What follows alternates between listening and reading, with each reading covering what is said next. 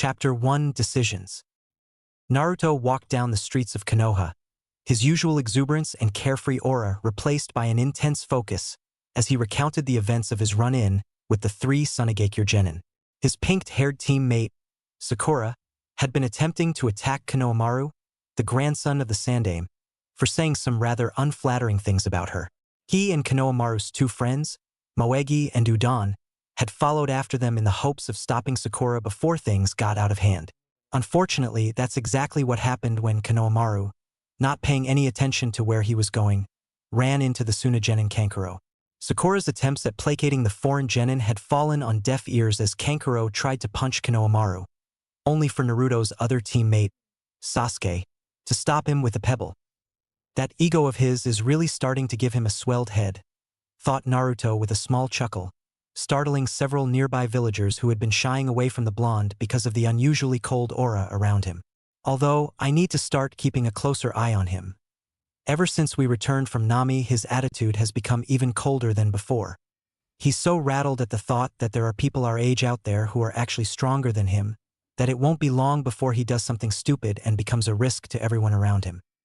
Putting the topic of his unstable teammate aside, Naruto's thoughts turned to what the blonde Suna Kunoichi had told them. Despite his enthusiastic outburst that he should enter the exams, he knew that the only way to enter was as a team, and they would only be permitted if their sensei nominated them to participate.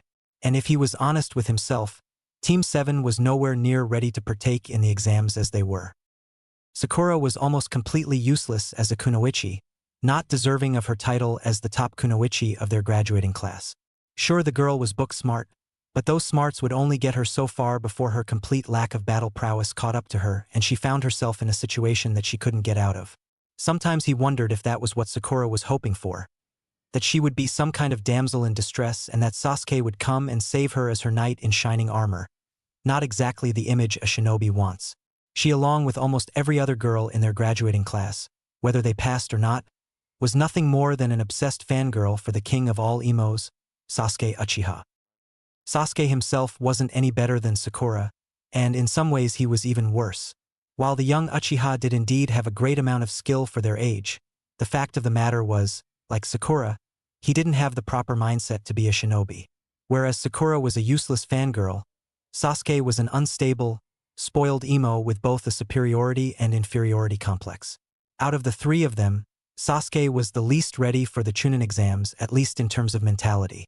With the number of skilled ninja that were bound to be there, their new friends from Suna included, Sasuke's ego would take a beating at the thought of so many other people being on his skill level, or possibly even higher skill levels.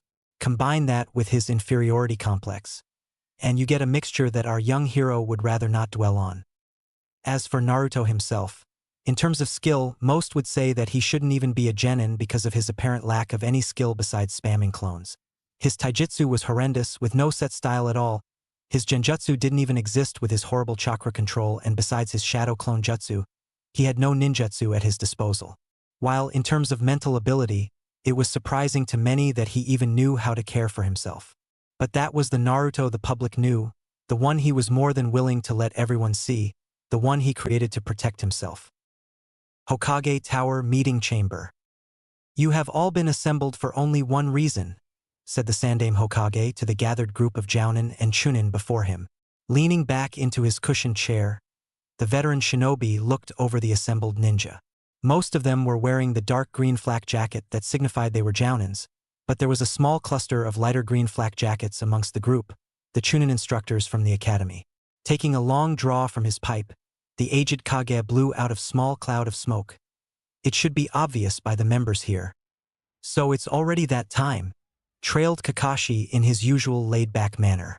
This was not the first time he had been present at one of these meetings, but it was the first time where he would be asked if any of his genin were ready to be nominated. Behind him, Genma Shiranui, a special Jounin and an elite bodyguard to the Hokage, was chewing on his trademark senbon. It's already been reported to the other countries.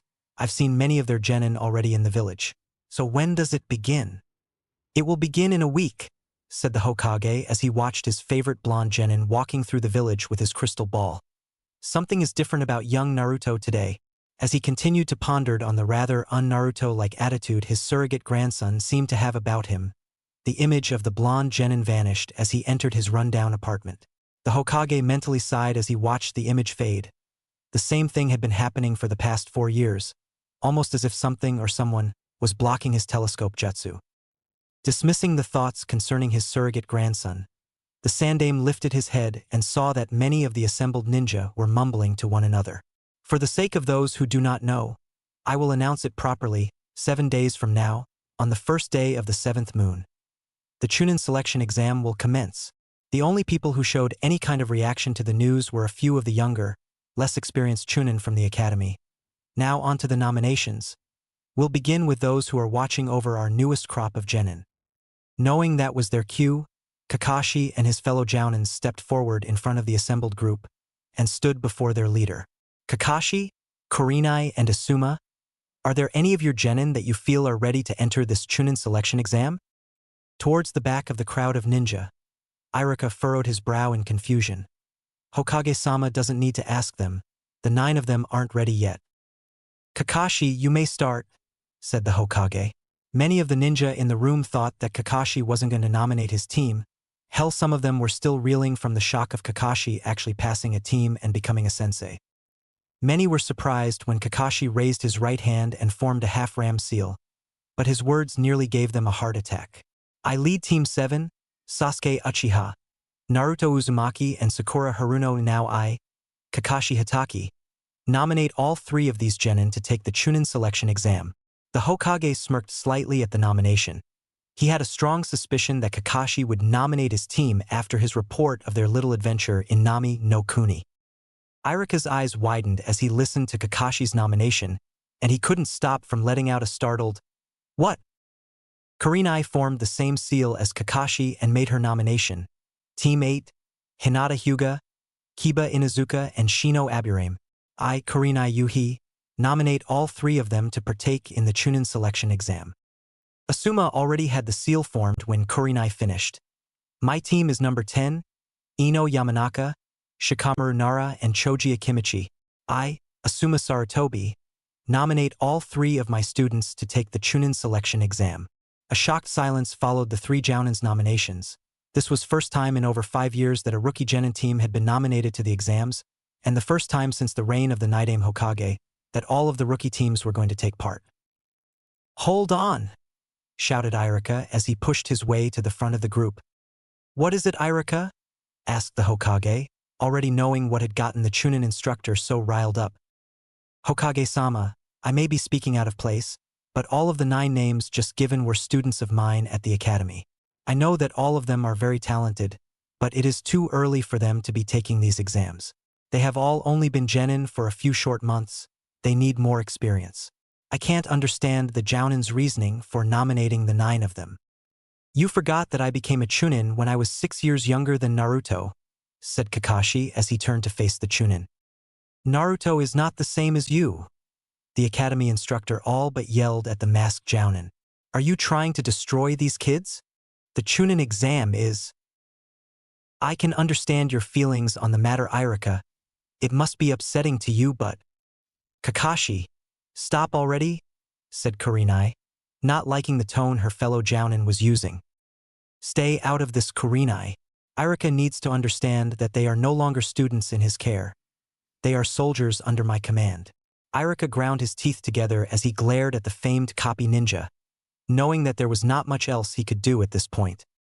Deciding to break the tension that had enveloped the room, the Hokage attempted to get the meeting back on track. Now that we have heard from the senseis of our rookie genin, are there any others who wish to nominate their genin for the exams? A few of the other jounin, most of them senseis for teams that had been genin for a couple of years, stepped forward to make nominations, but everyone's attention was drawn to a figure dressed in almost all green as he stepped forward and stood by Kakashi. I lead last year's Team 9, Niji Hyuga, Rock Lee, and Tenten. I, Might Guy, hereby nominate all of my youthful students to take part in the Chunin selection exams, said the spandex-wearing Jounin, ending with his signature nice guy pose, complete with sparkling teeth. Turning to his self-proclaimed eternal rival, the master taijutsu user's tone became more serious. Kakashi, my eternal rival, are you certain your youthful genin are ready for a challenge such as the Chunin exams? I myself held my team back for a year to hone their skills so that they would be better prepared for what these exams will bring. Kakashi looked up from reading his favorite orange book, ignoring the glares he was getting from the kunoichis present. Huh, you say something, guy? Ah, curse you, Kakashi. You and your hip attitude. Everyone's sweat dropped as they watched the antics of the two renowned jounin. Anyway, said Kakashi, putting his nose back into his favorite piece of porn, what I do with my team is none of your concern.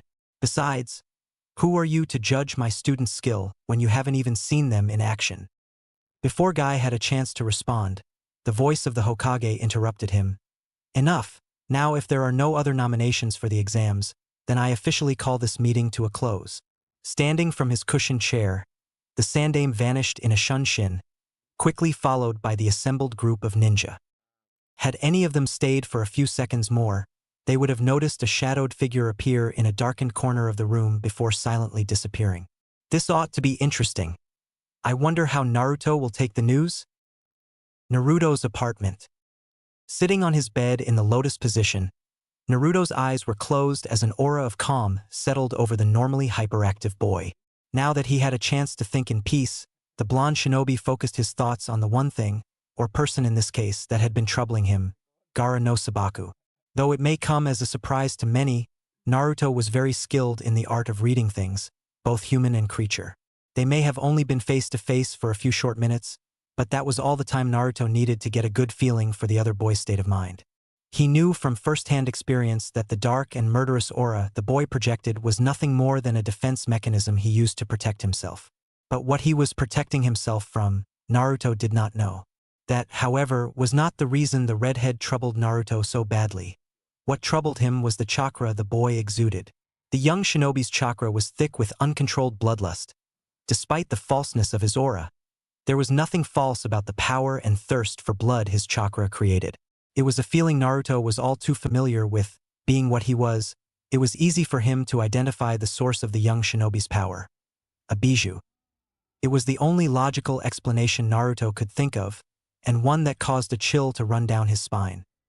He understood how the boy must have been treated for him to turn out the way he did, as there was a time when he had almost succumbed to the same fate. If it were not for the Sandaime Hokage and his true sensei, he had no doubt that he may have turned out just as Gaara had. His morbid thoughts were interrupted as he felt a very familiar presence appear on the far side of his room. Barely cracking one eye open, Naruto glanced at the newcomer before returning to his meditation. Is something wrong, sensei? It's rare for you to come to my humble abode. A deep, throaty chuckle escaped the man's lips as he answered, No, nothing's wrong. I just thought I'd drop by and let you know that Kakashi has nominated you and your team for the upcoming Chunin exams. So he really did decide to nominate us, huh? Heaving a resigned sigh, the blonde opened his eyes fully and looked over at his sensei. I suppose it was to be expected, though I had hoped he wouldn't. As a team, we are simply not ready for this. That may be, said the man as he stepped out of the shadows, revealing his rather tall frame and long spiky white hair. But perhaps these exams can serve as the catalyst to help your team reach its full potential. Maybe, mumbled Naruto. But the only way that could happen is if Sasuke can get past his insecurities, and if Sakura actually starts taking her career as a kunoichi seriously. And you and I both know that the possibility of either of those happening, let alone both, is slim to none. Despite the unlikeliness of it actually happening, Naruto couldn't help but hope that his sensei was right, and that the exams would help to bring them together, though he had a feeling that they could just as easily cause the rifts in Team 7 to only get larger. I know that, Naruto, said the white-haired man. In all honesty, the blonde genin's situation was far too reminiscent to his situation with his former teammates for his liking, and he would do anything to prevent his apprentice from going through that pain. Naruto, I've told you on more than one occasion that your team is almost exactly like mine used to be. I understand how frustrating it can be hoping that your teammates will get past their demons and truly learn to work with you. But I am telling you now, don't make the same mistake I did and foolishly hope that things will work themselves out. If you truly wish for your team to become what I know it can become, you will have to take matters into your own hands. And what do you propose I do, Jiraiya-sensei? Asked Naruto with a little heat. I've tried numerous times to approach them about helping them, and every single time they brush me off as an annoying, loud-mouthed idiot that doesn't understand anything about them. There's nothing else I can do without them getting past their insecurities first. Yes, there is, said Jiraiya after a long moment of thought. There is one thing you have yet to try, and though you may not like it, it has the best chance of success. Naruto narrowed his eyes in confusion, prompting his sensei to elaborate. If the two of them won't listen to Naruto Uzumaki, dead last of the academy, said Blonde's eyes widened slightly as he realized where Jiraiya was going. Then perhaps they will listen to Naruto Namikaze, son of the Yondaime Hokage and apprentice to Jiraiya of the Sannin. Are you serious, sensei? Said Naruto in a near whisper. Are you sure it's a good idea to tell them? What about my father's enemies? Won't they try and make a move against me when word about my heritage gets out? They most likely will, relented Jiraiya. But despite that mask you wear, we both know you have the skills to go head-to-head with most Chunins out there. Naruto absently nodded as he was still recovering from the shock of Jiraiya claiming it was time he took on his true name and mantle. While it may indeed help with the situation concerning his teammates, letting this information come to light had many more consequences and repercussions as well. How would the villagers react? Would the revelation make even a few of them look past their hatred of him and recognize him for what he really was? Or would they deny it vehemently and hate him that much more for trying to take his father's, their hero's, name? His inner musings were stopped by a firm hand being placed on his shoulder. Looking up into the eyes of his godfather, Naruto saw that the man had a knowing smile playing across his features. I know this is a big decision for you to make, Naruto, and you're worried about the repercussions that will undoubtedly come from it. But remember, just because you're revealing this information to your team doesn't mean that you have to tell the rest of the village about it. Let this serve as the first true test to see if your team truly deserves your trust and friendship. Reveal a little of your skills to get their attention, and then tell them what you need to tell them and swear them to secrecy concerning it. We can deal with the rest of the village in due time, said Jiraiya with a reassuring squeeze to his student's shoulder. Knowing the blonde needed some time to think, Jiraiya released his shoulder and moved towards the shadows he appeared from. I'll be staying in the village for the duration of the exams and a little while afterward. If you need to talk, you know how to find me. With that parting statement, the Toad Sage walked into the shadows and vanished in a silent shunshin. Naruto closed his eyes, regaining his meditation as he mulled over what his godfather had said. The idea had merit that he would willingly admit, but would it truly work? Could revealing who he truly was and what he was truly capable of really help to bring them together? Even if Jiraiya believed it would, as a shinobi, he had to look at all of the possibilities that could come from his decisions. While these revelations could potentially work, they could also prove disastrous. Was he willing to risk pushing Sasuke, and by extension Sakura, away even further by showing them that he was stronger than he seemed? With a soft chuckle, Naruto delved deeper into his meditation, his mind clearing as he reached his decision, one that would drastically change not only his life, but the lives of everyone he knew. Training Ground 7 the next morning. Sasuke Uchiha was annoyed. First, his attempt at learning another fire technique this morning ended in failure, and now he had the unfortunate luck of running into Sakura on his way to a team meeting, and the pink-haired girl wouldn't shut up or stop asking him for dates. Thankfully, they weren't far from the training ground so he could start practicing his newest jutsu again, and Sakura would go sit on the sidelines watching him like she always did, giving him at least some peace and quiet for a few hours. That plan was put on hold as they entered the training grounds to a very unusual sight. Naruto was there, though that wasn't very unusual. The blonde shinobi was always the first one to arrive, his apartment being relatively close by.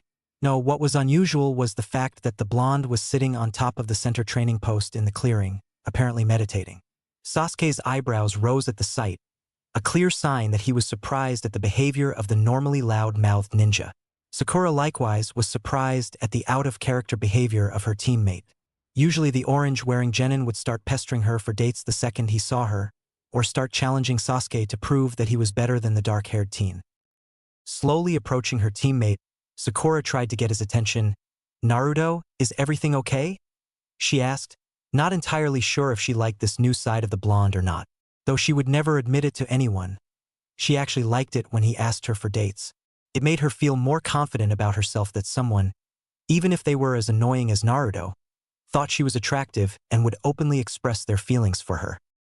The blonde didn't answer for a few minutes, and that caught even Sasuke's full attention. That Naruto would seemingly ignore Sakura of all people for any amount of time was not a good sign. Thankfully, to both his teammates' hidden relief, Naruto eventually answered, though his voice wasn't the loud, grating at times, noise they had come to expect from the blonde. Get what training you can in before Kakashi gets here, because once he does, we all have much to discuss. The tone of finality in the blonde's voice caught the other two genin completely off guard. But then what he said finally sank in. What the hell could Naruto want to talk about that could be important enough to cause this sudden change in the blonde's personality? Wary of what was to come, the two remaining genin of Team 7 decided to heed their teammates' advice for once. Sasuke moved a couple of yards away and began to practice with his jutsu again, while Sakura, surprisingly, went to a tree nearby and began to use her chakra to walk up and down the trunk like they had seen Kakashi do when he first showed them the exercise. An hour later, Naruto's voice broke the silence that had enveloped the three genin. Get out here, Kakashi. Now is not the time for your dramatics. Sasuke and Sakura, who had stopped training a few minutes ago, looked at the still meditating blonde in confusion before a rustle of leaves alerted them to the arrival of their sensei. Eyes widening in surprise, the two turned to see Kakashi a few yards away from them, for once not reading his signature smut book. Kakashi himself had his one visible eyebrow raised in surprise that he had been noticed, let alone by Naruto of all people. Though he wasn't truly trying to conceal his presence, for a genin to notice a hidden jounin was no small feat. Deciding to deal with the change in his blonde student later, Kakashi prepared to tell the three genin about the Chunin exams, only to stop short as Naruto spoke up. Before you begin, Kakashi, there is something that all of us need to discuss. Not giving his sensei or teammates a chance to ask the question they all wanted to ask, Naruto pulled a pre-made seal tag out of his hip pouch. Throwing the piece of paper at the ground a few yards away, Naruto formed the seal of the tiger and whispered, "Guardian of Silence. Fuin." Immediately, the seal tag began to glow a soft blue before a dome of chakra spread across the field, invisible to all who did not possess a dojutsu. Opening his eyes, Naruto jumped down from his place on the training post, an unusually serious expression on his normally cheerful face. For the first time since arriving, everyone got a good look at the blonde Jinchuriki, and only now did they realize the change in his attire. Gone was the hideous orange jumpsuit he was known for, and in its place was clothing befitting a true shinobi. Black cargo pants tucked into mesh armor around his shins with black shinobi sandals covering his feet. A deep blood red, sleeveless shirt with a black Uzumaki swirl on the back over a short-sleeved, skin-tight, mesh armor shirt covered his torso, and black bandages wrapped around his forearms. He had a shuriken holster attached to both of his thighs and two hip pouches on the back of his pants. He had changed his headband's cloth from blue to black with longer ends that reached his shoulders, and oddly enough, he also had two medium-sized black scrolls with red edges attached to his lower back, just above his hip pouches. Snapping out of his momentary funk, Kakashi spoke up, "Well, Naruto, I must admit that you certainly live up to your title as the #1 unpredictable ninja. I like the new look, it suits you, but I have to ask, since when have you been able to perform Fuinjutsu? It's one of the most obscure arts known in the ninja world, not something one learns from a scroll or text on their own." Naruto smirked at the suspicious undertone in his sensei's voice. He knew that his little display would garner suspicion from the jounin. In fact, he was counting on it. "You're right, Kakashi," he said with his smirk widening as he watched his supposed sensei's hand twitch at the lack of sensei to his name. "It's not something one usually learns on their own, and I am no exception to that rule. My real sensei, the one who has trained me since I was 8 years old, taught me the art." "Real sensei? And who exactly would that be, Naruto?" asked Kakashi, losing all pretense of hiding his suspicions and letting his right hand slip into his hip pouch. "My godfather," said the blonde, his smirk almost splitting his face as he watched the three remaining members of Team 7's eyes widen in complete surprise. "Godfather?" questioned Sakura, the statement finally managing to knock her and Sasuke out of their stupors. "I thought you were a clanless orphan?" she asked before she remembered his reaction to people making assumptions about his life in Nami, and she covered her mouth, knowing how he was likely to react to the question. The pink-haired girl immediately tried to apologize. "Oh my god, Naruto, I'm so sorry." A dry, mirthless chuckle escaped the blonde, a sound that caused even Sasuke to shudder slightly. "Don't worry about it, Sakura. It means a lot to me that you care enough to even attempt to apologize for something like that." Sakura attempted to smile at the blonde's admission, but it slipped when she realized that he hadn't said her name with the usual chan suffix. "But to answer your question, I am an orphan, but that doesn't mean that I don't have people out there who care about me. As for being clanless, well, that's one of the things I am going to tell you." Kakashi's mind quickly made the connection in the blonde's words. "You know who your parents are?" he said in a soft voice, knowing exactly who Naruto's parents were. Finally, the silver-haired Jounin had a chance to quit living a lie. He finally had a chance to be the sensei he always wanted to be, not the one the council and elders forced him to be. He would be the first to admit that he was a lousy sensei not only to Naruto but also to Sasuke and Sakura as well. The council had blackmailed him into focusing solely on Sasuke's, and to a lesser extent, Sakura's training, but to completely ignore Naruto so as to keep him weak. It tore him up inside that he was effectively being told to leave Naruto to the vultures without any formal training to defend himself. Though it only added to his shame, he had done the absolute bare minimum in regards to training Sasuke and Sakura, and lying to the council about their progress. But now, he had a chance to truly train his team the way he wanted to train them. Even if the council tried to deny the boy his heritage with the backing of the Hokage and the boy's mysterious godfather, he could tell the council to, quite literally, piss off and quit interfering with his team. Sasuke's thoughts were a blur as he had come to a similar conclusion as Kakashi.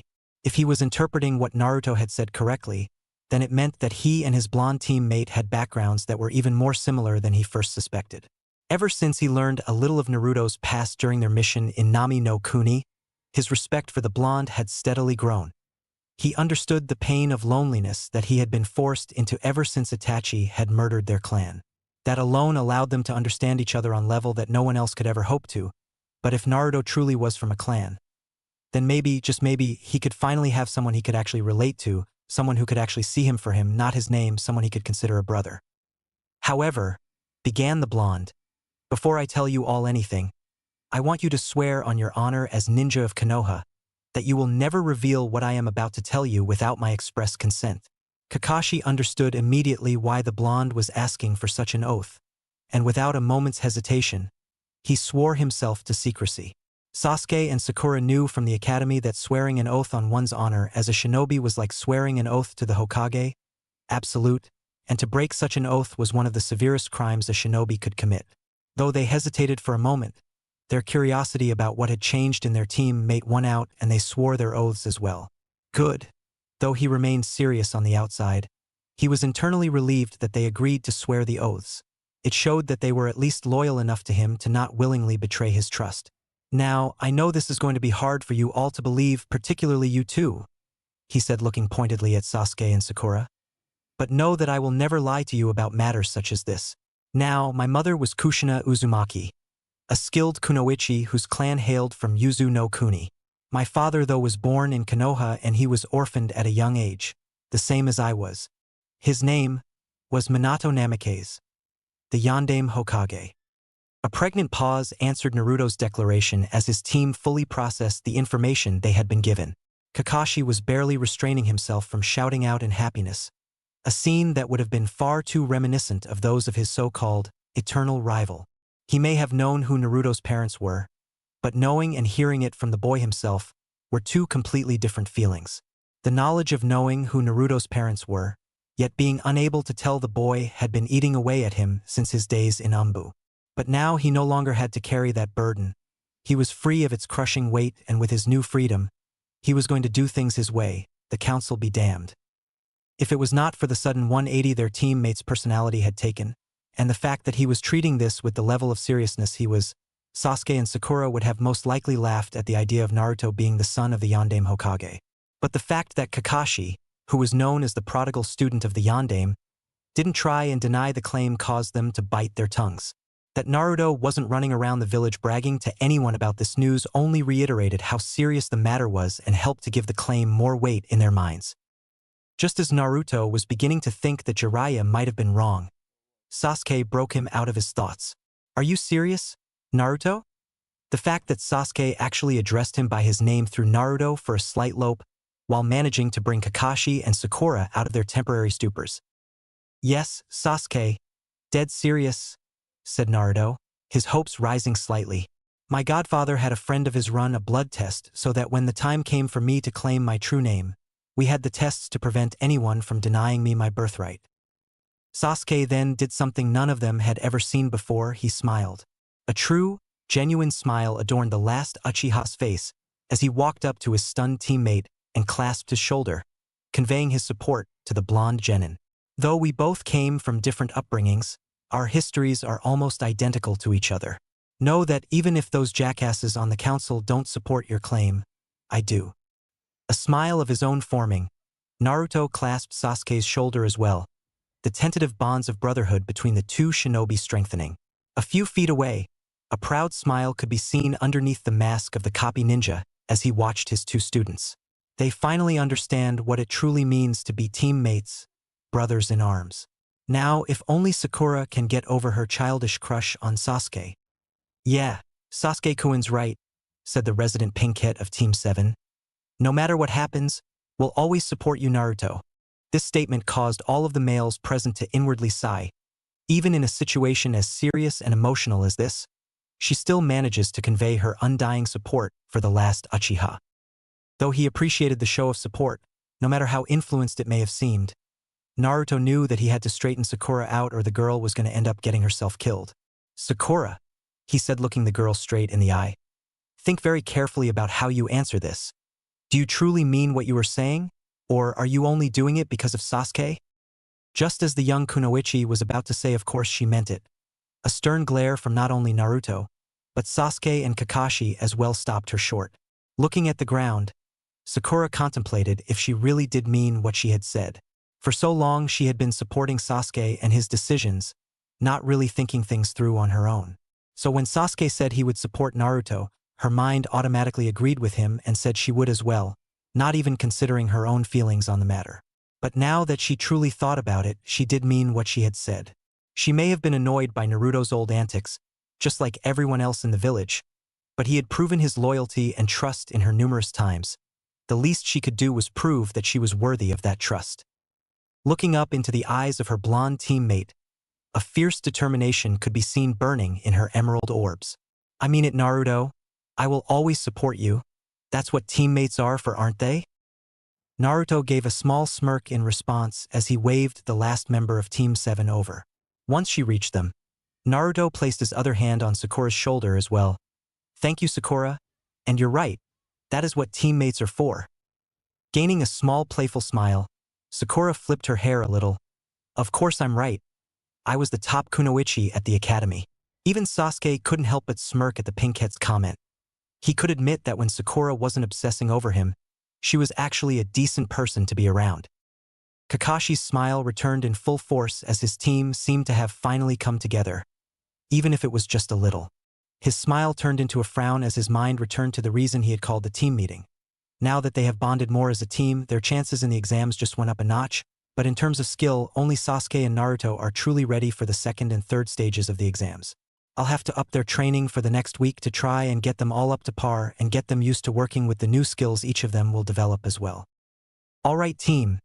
The three genin turned towards Kakashi, each of them immediately becoming serious when they saw their sensei's expression.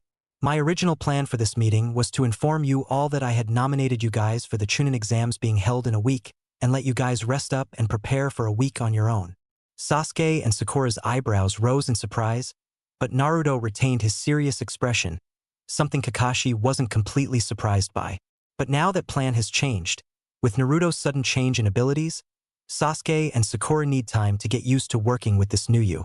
Also, Sasuke, I will be helping you hone your ability with your Sharingan, and Sakura, I'll have you working on upping your chakra reserves, improve your taijutsu, and maybe get you started on learning the basics of medical ninjutsu. For now though, we'll start with another chakra control exercise, water walking. I already know this exercise, Kakashi-sensei, Naruto said, feeling that Kakashi had earned his proper title with what he had planned for them. If you want, I can work with Sasuke and Sakura to get them up to speed on it while you go and get some scrolls of medical ninjutsu for Sakura and whatever other supplies you'll need to help train us. I had a feeling you would already know the exercise, Naruto, the cycloptic Jounin said. All right, you get those two started while I fetch some supplies. I'll be back in a flash.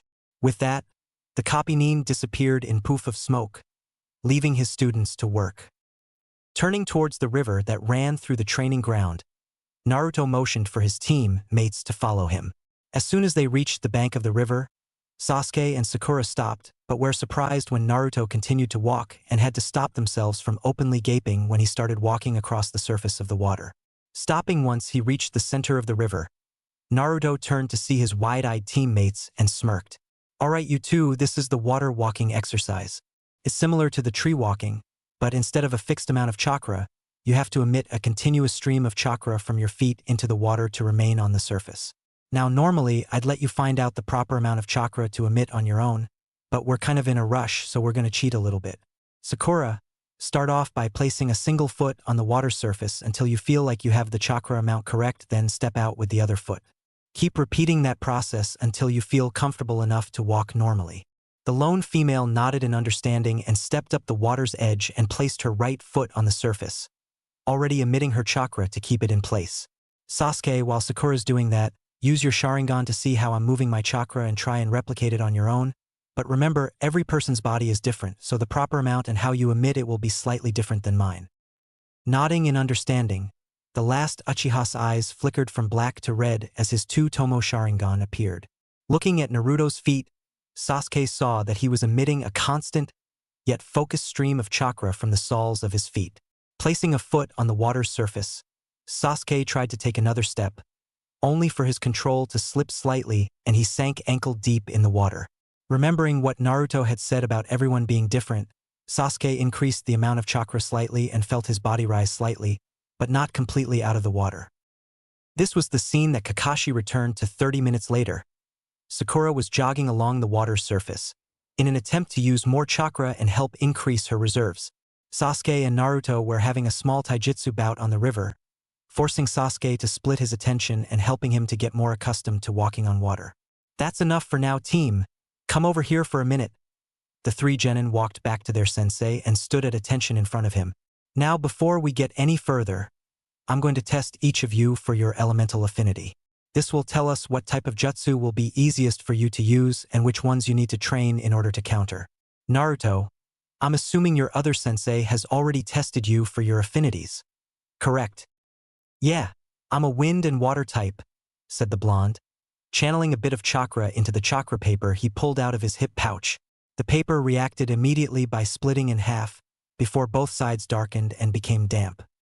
Two affinities right from the start, impressive, and one offensive and one defensive element as well, a good combination. Now Sasuke, Sakura, channel your chakra into these slips of paper. How it reacts will tell us your natural affinity. Sasuke's paper instantly began to crumple when his chakra came into contact with it, while Sakura's hardened and began to crumble into dirt. Well, this is certainly interesting. Between the three of you, you have access to every single element. Sasuke, it appears your natural affinity is lightning, the same as mine, and Sakura, your affinity is earth, one of the strongest defensive elements out there. We'll begin working on the practical application of manipulating your elements tomorrow. Until then, Sasuke, Sakura, you can head home, but make sure you read these scrolls on the theory of lightning and earth manipulation. Naruto, I'm going to need to get a handle on your true level of skill, so I can plan out methods on how you all can work together and capitalize on each other's strengths and cover your weaknesses. Sasuke and Sakura took the scrolls Kakashi gave them, but instead of leaving, they walked over to the training posts and sat down, intent on seeing what their teammate was truly capable of. Seeing that his two students weren't planning on moving anytime soon, Kakashi turned to his blonde pupil and was forced duck under a powerful roundhouse that would have left his ears ringing.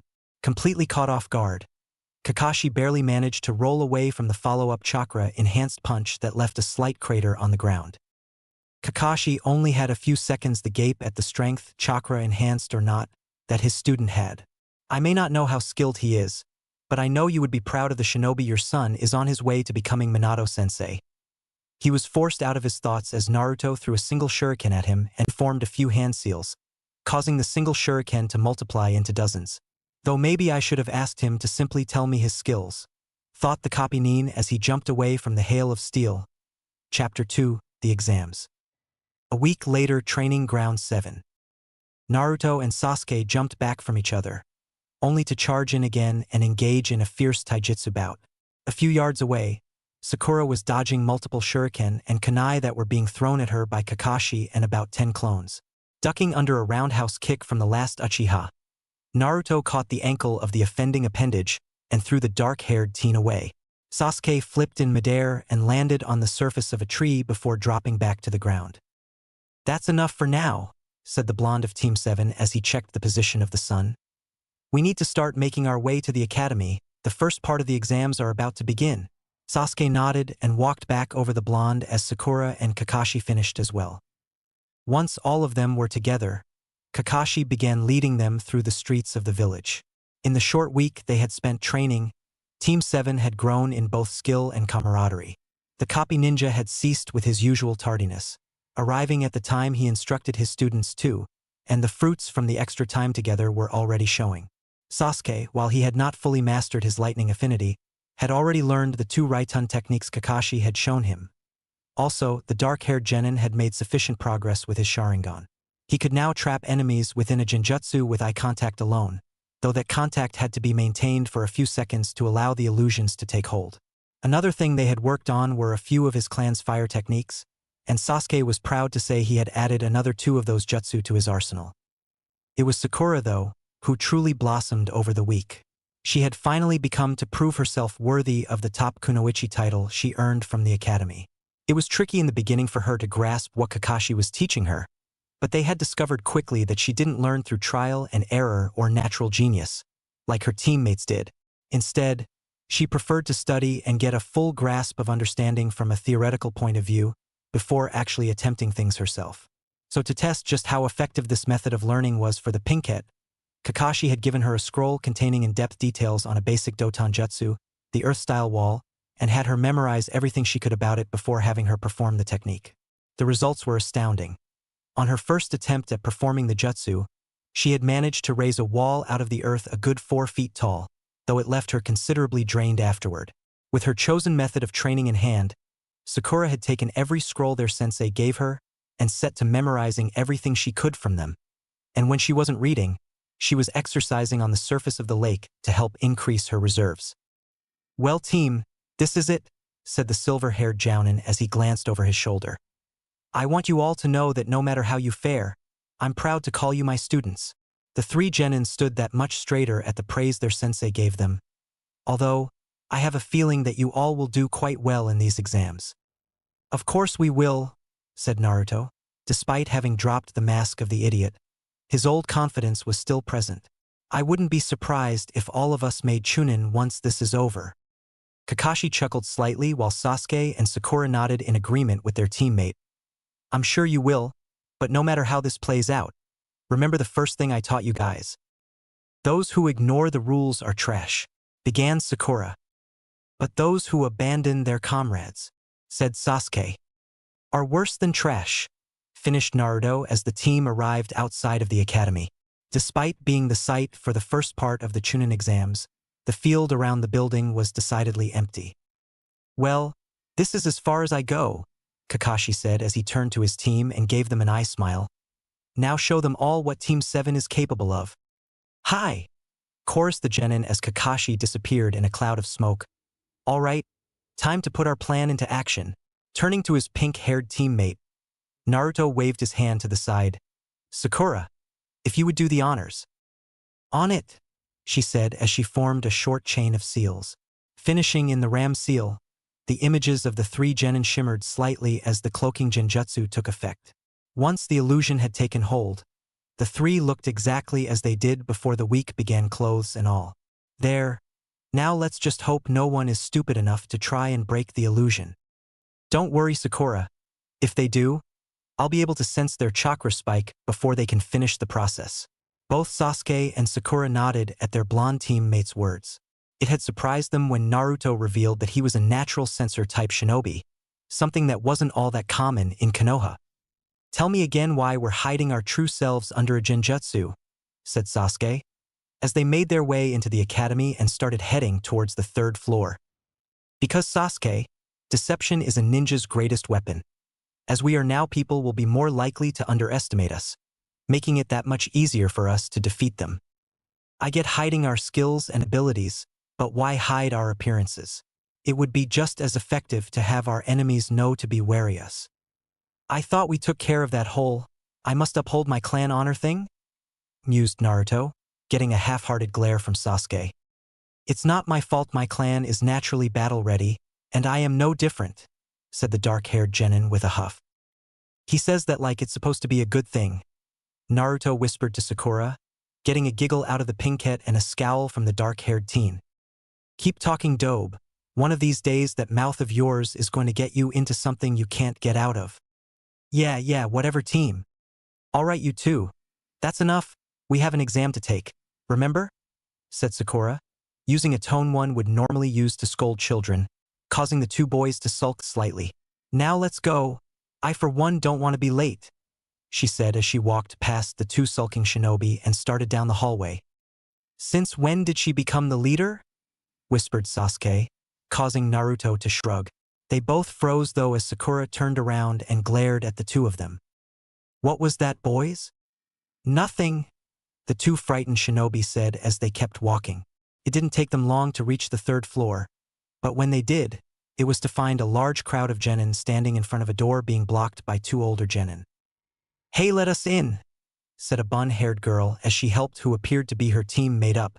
Naruto raised an eyebrow and met his teammate's gaze, both of them giving a slight nod. Without so much as a look back, the three members of Team 7 moved to the other side of the hallway and continued on towards their real destination. As the three rookie genin walked off, a white-eyed genin watched with a frown on his face. So that is Team 7, thought the boy upon seeing the Uchiha fan on Sasuke's shirt. For a team that's being trained by the famous copy ninja Kakashi, they don't appear to be all that strong. It wouldn't matter anyway. Fate has already determined the outcome of these exams. Turning back to his own team, he gestured for them to take another route towards the exam room. It didn't take long for the disguised Team 7 to reach the actual exam room, but once they did, they were blasted with killing intent from the hundreds of genin already in the room. Naruto and Sasuke didn't show any signs of being affected by the mass amounts of killing intent. Naruto because part of his training with Jiraiya was to increase his tolerance to the feeling, and Sasuke because of his pride, though he shivered slightly on the inside. Sakura, however, began to shake a little bit, not having much experience fighting off the feeling. A reassuring glance from her blonde team mate eased her nerves and helped her to get a hold of herself again. The team was just about to move to an unoccupied corner when a very loud squeal sounded behind them. Before any of them had a chance to blink, a blonde blur collided with Sasuke's back, nearly knocking him to the ground. Oh, Sasuke-kun, I've been waiting for you to show up, gushed Ino as she rubbed her cheek against Sasuke's, much to the Uchiha's dismay. I was beginning to think your sensei didn't let you enter, though that would probably be because of forehead and the dobe over there. Sakura bristled at the insult to her skills as a kunoichi, but surprisingly, she wasn't that bothered about Ino rubbing up against Sasuke, though that irked her in a different way than it had before. Wow, I guess those sessions with Anko had more of an impact than I first thought. Ino pig, I would get off Sasuke if I were you. I don't think he's enjoying having your fat ass weighing him down. Ino's face went red at the jab to her figure, but then her mind fully processed what Sakura had said, or to be more precise, what she hadn't. She didn't say Sasuke's name with the Kuin suffix. What the hell happened to her? Has she given up on trying to get Sasuke-kun to love her? Not liking being out of the loop, Ino voiced her thoughts to her former friend and rival. What's with you, Sakura? Why did you say Sasuke instead of Sasuke-kun? Have you given up on trying to win him over? Though she was happy that she had one less competitor for the heart of her crush, she was a little upset that she had lost the rivalry with her one-time friend. Sakura also felt the loss of the rivalry, but knew she had to try and help her former friend focus on her career as a kunoichi, lest she end up dead before she turned 14. Yes, Ino, I have given up on Sasuke, and so should you. Ino's eyes widened slightly at the bold statement, but Sakura continued undeterred. We're not little girls anymore, Ino. We're kunoichi and we need to start acting like it. I'm not saying we can't like someone and try and pursue them, but obsessing over that person to the point where we allow ourselves to become weak is not what we should be doing. If we like someone, then we should hone our skills so that we can live long enough to act on our feelings. I don't know about you, but that's what I'm going to do. I am going to become strong enough so that I can protect the ones I care about and so that I can live a long and prosperous life. Both girls were so intent on the other that neither noticed Sasuke perform a substitution with Naruto. Naruto shot a glare at the Uchiha but sighed and let it go. If he had to deal with fangirls as much as Sasuke did, he probably would have done the same. So instead he turned his attention towards his fellow blonde as a look of complete and utter shock took over her features before it slowly morphed into one of far-off thought. Sakura finally noticed that Ino was holding on to Naruto instead of Sasuke and had to fight to keep her laughter under control. She lost that battle the moment she saw her fellow kunoichi unconsciously snuggle deeper into her blonde teammate's back, causing the pinkette to giggle behind her hand. Ino was stunned into silence as she listened to Sakura talk. She had heard a similar speech from her father and mother on many occasions, but there was something about hearing it from her childhood friend that had a larger impact on the blonde kunoichi. Her mind began to wonder as she mulled over her friend's words. She had always thought of herself as a strong and proud kunoichi, but as she thought things over, she began to question her belief in herself. Unconsciously snuggling closer to the body she was holding onto, the blonde kunoichi noticed something that was different from before. That's weird. Sasuke-kun always had a good body, but this body feels so much more defined and warm.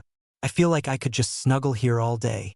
Sighing in content, she closed her eyes and snuggled even closer into the back of the person. Naruto's mouth twitched into a small smile as he saw how content Ino was, but he figured he would spare her the endless teasing she was likely to receive should she be found snuggling into him. Ino, I'm glad you're so comfortable, but do you mind getting off? There is still the matter of the Chunin exams to deal with. He trailed off as the platinum blonde's eyes shot open at the sound of his voice.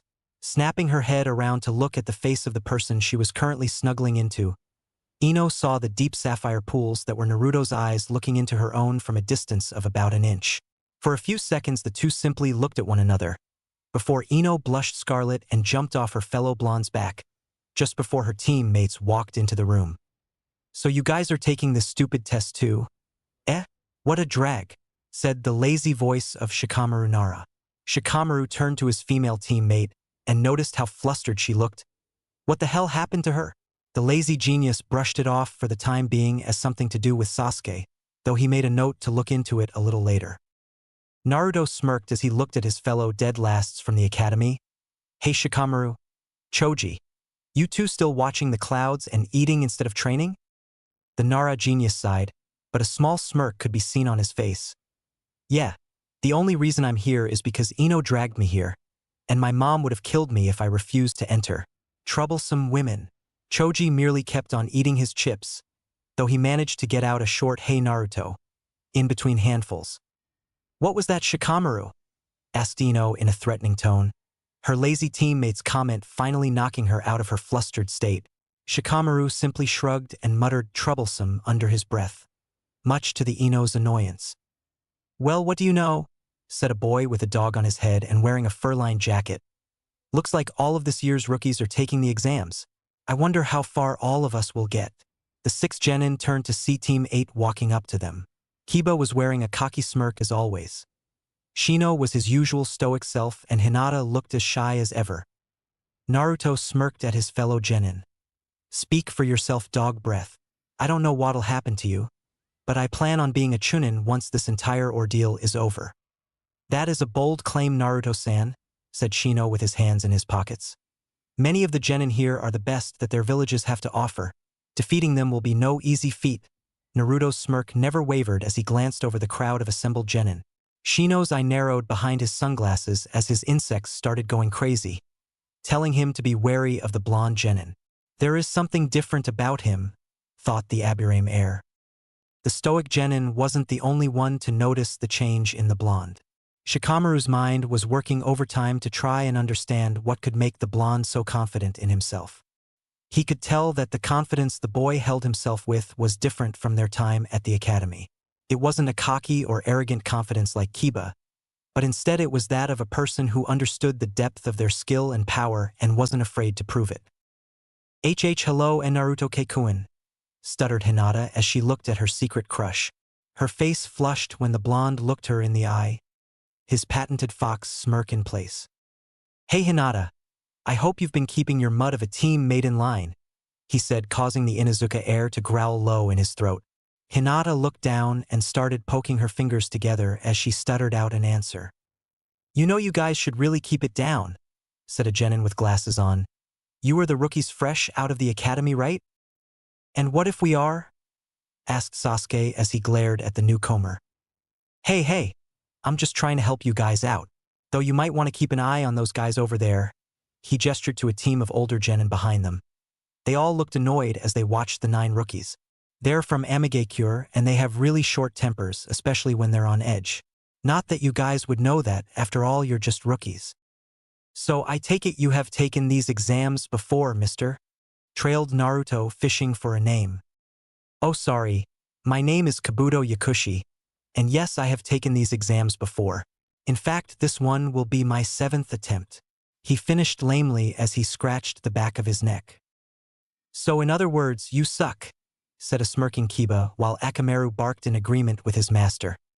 Or it means that these exams are harder than we first anticipated, Kiba, said Naruto, surprising his fellow rookies, with the exception of his team. Our sensei always tells us to look underneath the underneath, so do not make the foolish assumption that the way you see things is the way it actually is. Doing that will be your downfall. Although, something doesn't feel right about this guy. His chakra reserves are almost on par with Kakashi-sensei's, and the way he's suppressing it requires a high level of control. Whoever he is, he's no ordinary genin. Anyway, said Kabuto, bringing the attention back to him, since you guys are rookies, I'll share some of the information I have with you. Reaching into his hip pouch, the older genin brought out a deck of orange cards, all with a green border. These are ninja info cards. They contain all of the information I have gathered on the exams, including information about specific participants. Even you guys are in here. What about a boy named Gaara no Sabaku of Sunagakure? Do you have any information on him? Asked Sasuke, though it sounded more like a demand than a question. Naruto had told his team of his suspicions about Gaara, except for the fact that he was a Jinchuriki, but Sasuke wanted to see if this boy had information that they didn't. Of course, is there anyone else you would like some information on? Asked the silver-haired teen as he drew a random card out of the deck. All of the members of Team 7. The Rookie 9 whirled around to see a boy with pupilless white eyes just like Hinata standing with 2 other genin. The girl was wearing a pink Chinese-style shirt and dark green pants with her hair up in 2 buns. The other boy was wearing a full-body green spandex suit with orange leg warmers and his red headband around his waist like a belt. The members of Team 8 and Team 10 each wondered why the boy would want information on Team 7, while the aforementioned team narrowed their eyes at the boy. Before any of them had a chance to voice their curiosity, Kabuto had already drawn the 3 extra cards and placed them next to the card that held Gaara's information. Well then, let's begin with Gaara no Sabaku. The 12 assembled genin turned towards the kneeling genin and watched as he spun the card with his finger before a small poof of smoke covered the card. The smoke cleared to reveal a picture of a red-haired teen with lifeless sea-foam green eyes and the kanji for love tattooed on his forehead. Let's see, his mission history is a little vague, but it seems that he has completed 8 C-rank missions and, whoa, a B-ranked mission as a genin, very impressive. His teammates are his older siblings, surprisingly, Temari and Kankuro. I don't know who his sensei is, but it says that he was personally chosen by the Kazekage to lead his children's squad. It's just a rumor, but it's said that he has returned from every mission he has ever been on completely unscathed. All of the genin who had heard the information on the young redhead immediately stiffened. This boy had taken on a B-ranked mission and returned from it without even a single scratch. Just how strong is this guy? Was the general thought process of the genin, with the exception of our favorite blonde hero. Completely unscathed, huh? I have a feeling his bijou had a hand in that, thought the blonde before his eyes refocused on Kabuto. A ninja's mission record is classified information that only the Kage and the higher-ups of a village's military are privy to. How the hell did this guy get that kind of information on someone who isn't even from our village? And if he has that kind of information on a foreigner? His thoughts trailed off as Kabuto revealed the information on the next card. Next up, Sakura Haruno of Konohagakure, said the bespectacled shinobi. Mission history is pretty average for a genin. She and her team have completed 20 D-rank missions, and only 2 C-ranks, nothing special there. Her teammates are Sasuke Uchiha, the last loyal Uchiha in Konoha, and Naruto Uzumaki, the dead last from the academy.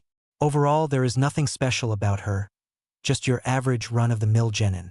Although I do have a note stating that she has begun to study the art of medical ninjutsu, that's something one doesn't always see in a genin. Sakura's eyes narrowed at the silver-haired genin. How the hell does he know I've been studying to become a medic nin? Kakashi-sensei only recently added that information to my kunoichi file, and I haven't told anyone else. Something is definitely not right here. Looking at her teammates, she saw that they too had their eyes narrowed in suspicion as Kabuto prepared the next card of information. Now for her teammate, Sasuke Uchiha. Niji's ears perked up as Kabuto began reading off the information. Mission records are the same as his team, so let's look at his skills. He is proficient in the use of his clan's personal taijutsu style. His skills in genjutsu could use some work, but his proficiency with katan techniques is well above average, as to be expected of an Uchiha. While this is interesting, it seems that he also has a... The older genin was cut off as a spike of killing intent came from the last Uchiha. Using the distraction his teammate provided, Naruto swiped Kabuto's entire deck of cards, as well as the ones he had set on the floor. Slipping the deck into his hip pouch, Naruto planned on sending the cards to the Hokage as evidence against the elder genin, but only after making a complete set of copies for himself and his team. Sasuke and Sakura had seen what Naruto had done and smirked themselves. The information on those cards could prove to be invaluable during the exams, and they didn't plan on letting them go to waste. A spike of chakra from the front of the room caught Naruto's attention as he turned just in time to see a large cloud of smoke appear. "All right, you bitches and bastards, shut up and pay attention," shouted a deep voice from inside the cloud of smoke. Many of the participants jumped in surprise at the sound of the voice, but a small handful retained their composure. The smoke cleared away to reveal a burly man wearing a large black trench coat with a group of Chunin behind him. "My name is Ibiki Marino, the first proctor of the Chunin selection exams, and as such I would like to welcome all of you to hell." Naruto smirked as he watched almost every single genin shiver in fear of the scarred jounin. "So Ibiki the mind sadist is our proctor, huh? This exam just got a whole lot more challenging."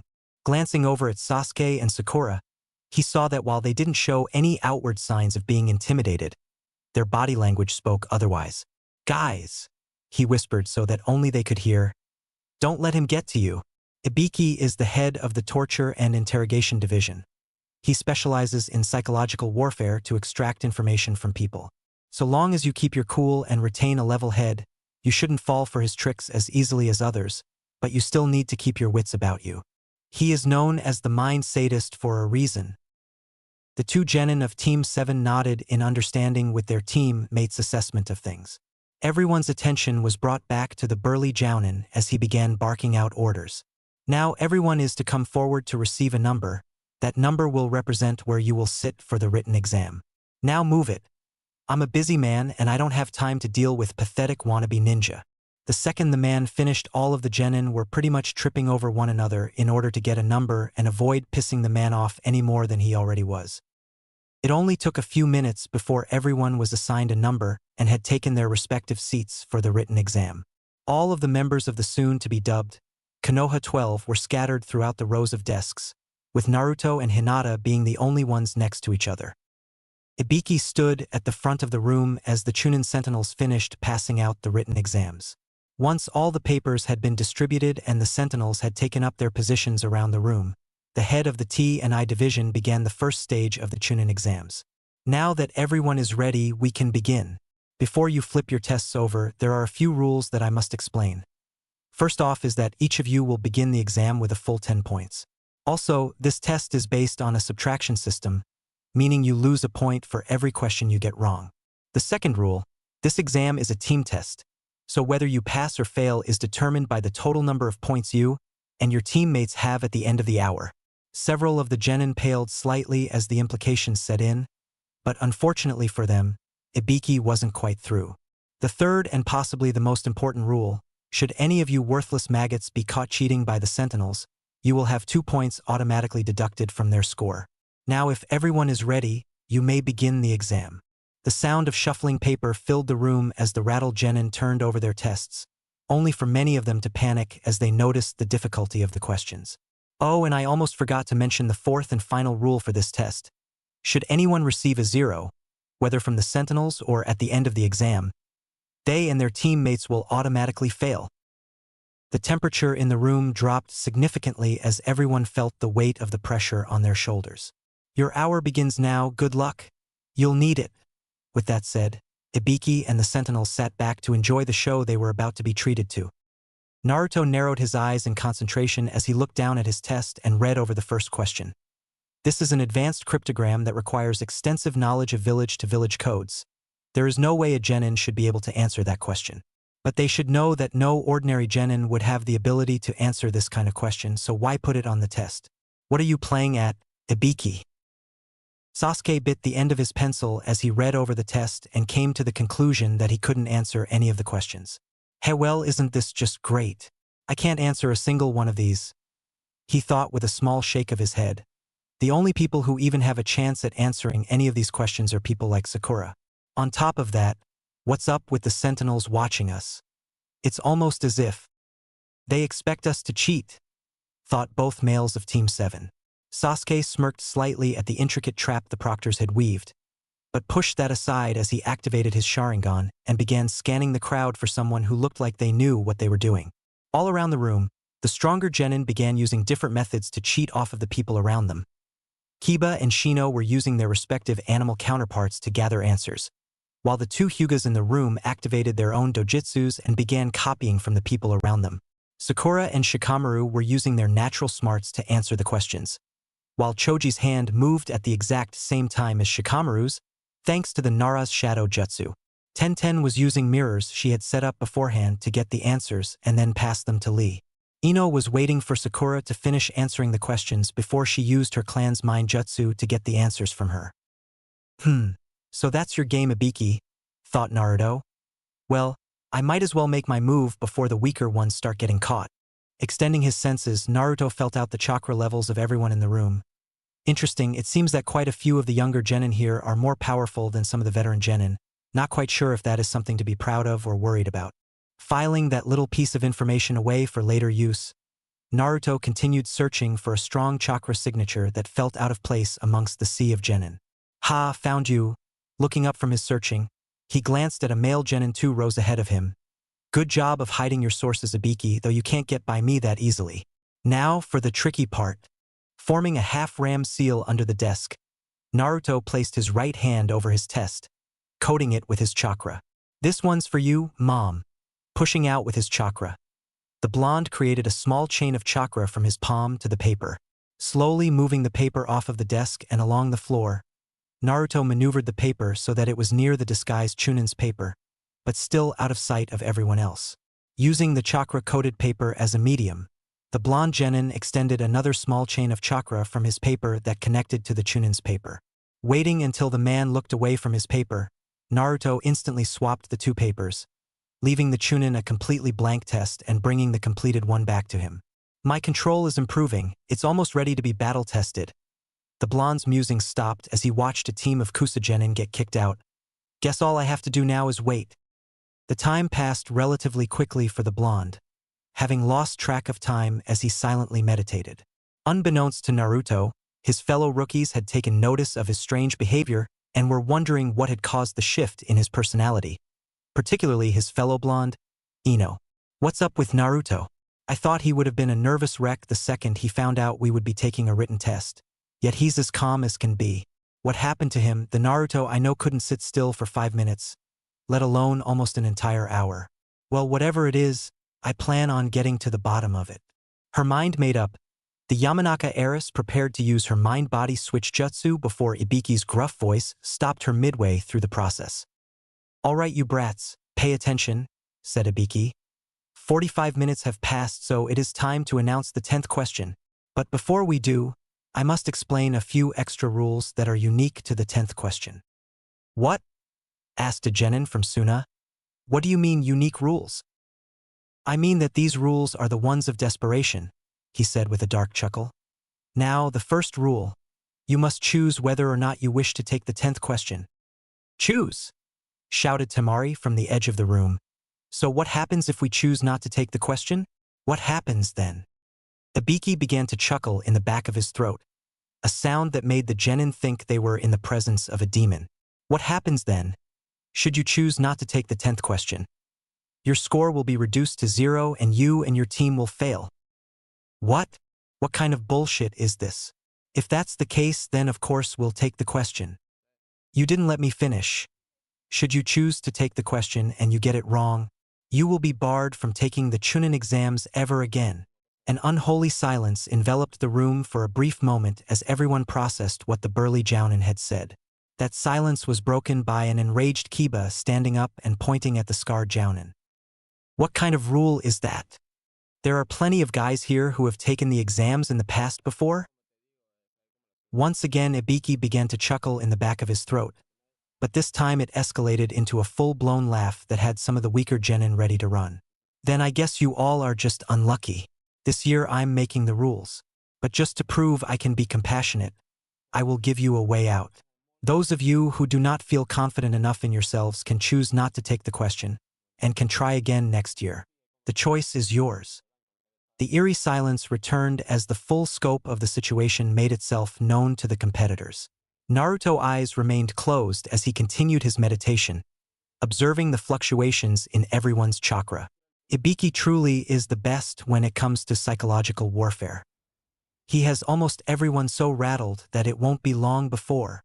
The censor's thoughts trailed off as the person next to him abruptly stood up. I can't do it. I give up. All right then, number 50, fail. Number 130 and 111, you fail as well. Almost as if a wall had crumbled, multiple others began dropping out left and right. Throughout it all, Naruto remained silent, observing all the remaining chakra signatures, waiting for someone else to quit as well. His eyes snapped open when he felt the chakra on his right fluctuate. Poor Hinata. She was always a fragile girl, so this kind of mind attack is even harder on her. She's trying to remain brave for her teammates, but the pressure is starting to affect her. Looks like she needs a little boost to make it through this. Calling on the traces of his old personality still in his system, Naruto drew a kunai from his pouch and launched it at the Jounin, slicing the collar of his jacket. The remaining genin and sentinels looked on in shock as the rookie genin stood off against the seasoned Jounin. Something you wish to say? Asked Ibiki, covering his surprise at the sudden action. Yeah, don't underestimate me. I am a shinobi, and a shinobi never backs down from a challenge. You can try and scare me off all you want, but as long as I still draw breath, I will never give up. This one is different than the others? Are you sure? This decision will affect the rest of your life. Naruto merely smirked and crossed his arms. Those who stray from the path of justice have no courage, but under the wind of a strong leader, cowardice cannot survive. Those were the words of the Yondaime Hokage. My dream is to become the Hokage. If I don't have faith in myself to pass this test, then how can I ask the people to have faith in me to protect and lead them? I will stand by my word, for that is my ninja way. Ibiki watched as the fear and worry left the faces of those still present, replaced by a strong conviction to succeed. This kid is interesting. He seems to have replaced everyone's worries with a strong determination. 78 left, more than I expected. But drawing this out would be pointless. After that little speech, all of them seemed to have grown a backbone.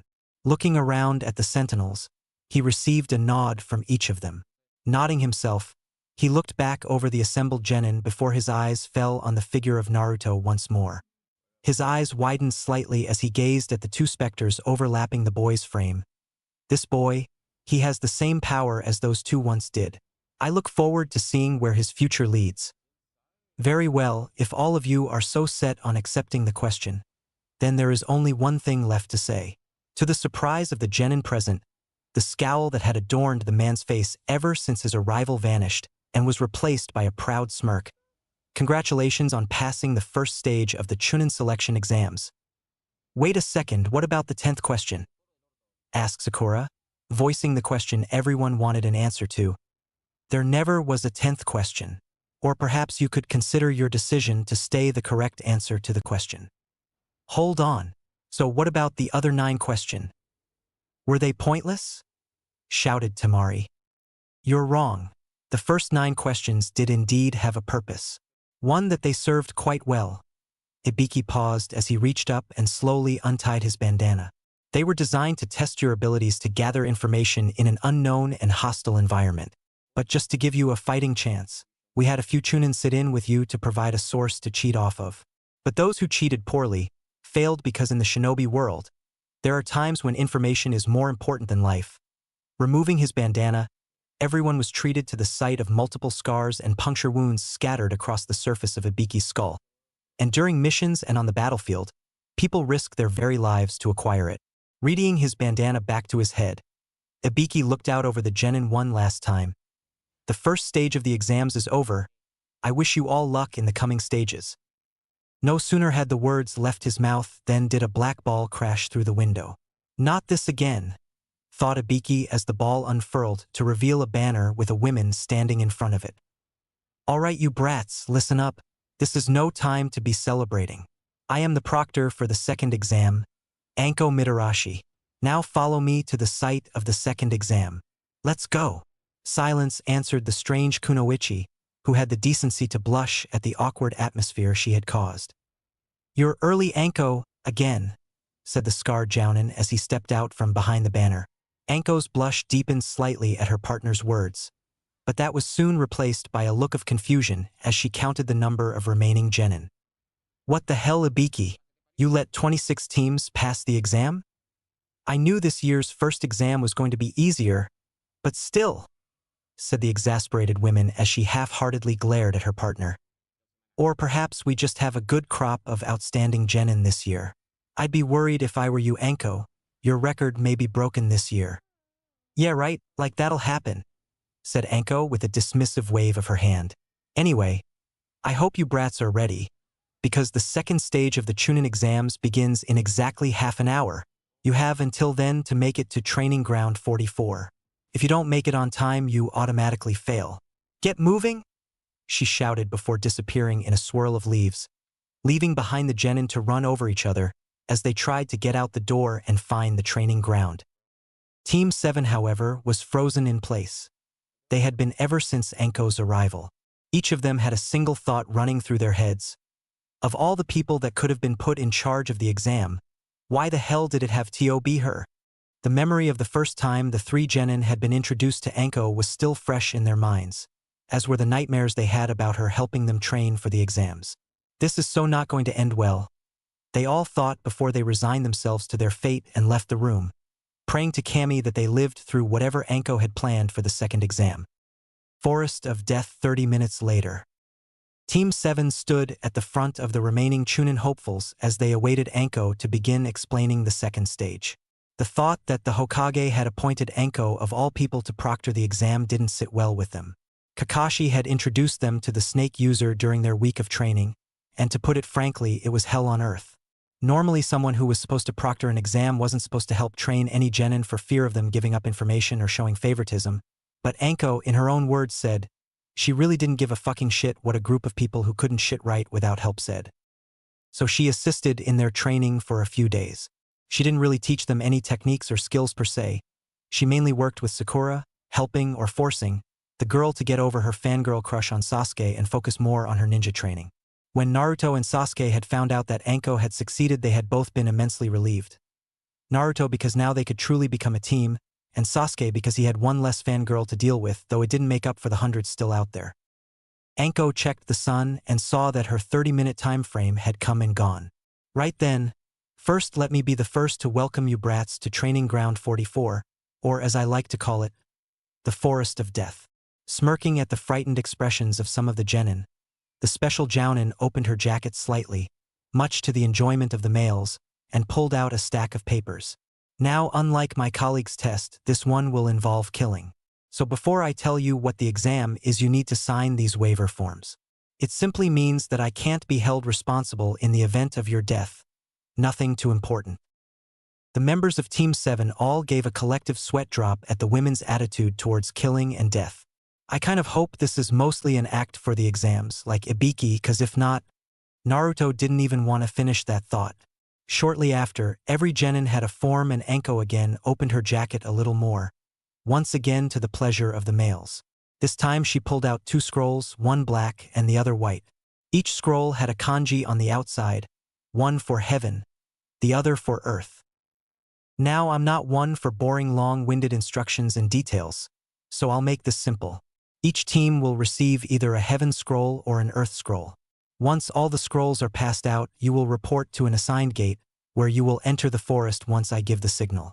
Once inside, you all will compete in an all-out scroll battle. Your objective is to reach the tower in the center of the forest within 5 days' time, with both scrolls in your possession. Now the only real rule is that you can't look at the scrolls. Other than that, anything goes. Killing, maiming, torturing, all of that is fair game. The only stipulation against a team passing is that you must have a complete team in order to pass. So one of you dies, you automatically fail. Putting the 2 scrolls back into her jacket, the snake mistress gave a disturbingly cheery smile to the crowd of genin. So, any questions? What happens if we look at the scrolls? Asked a Konoha genin. Anko began chuckling slightly, unnerving many of the genin present. If you open the scrolls, well, let's just say it won't be pretty and leave it that, shall we?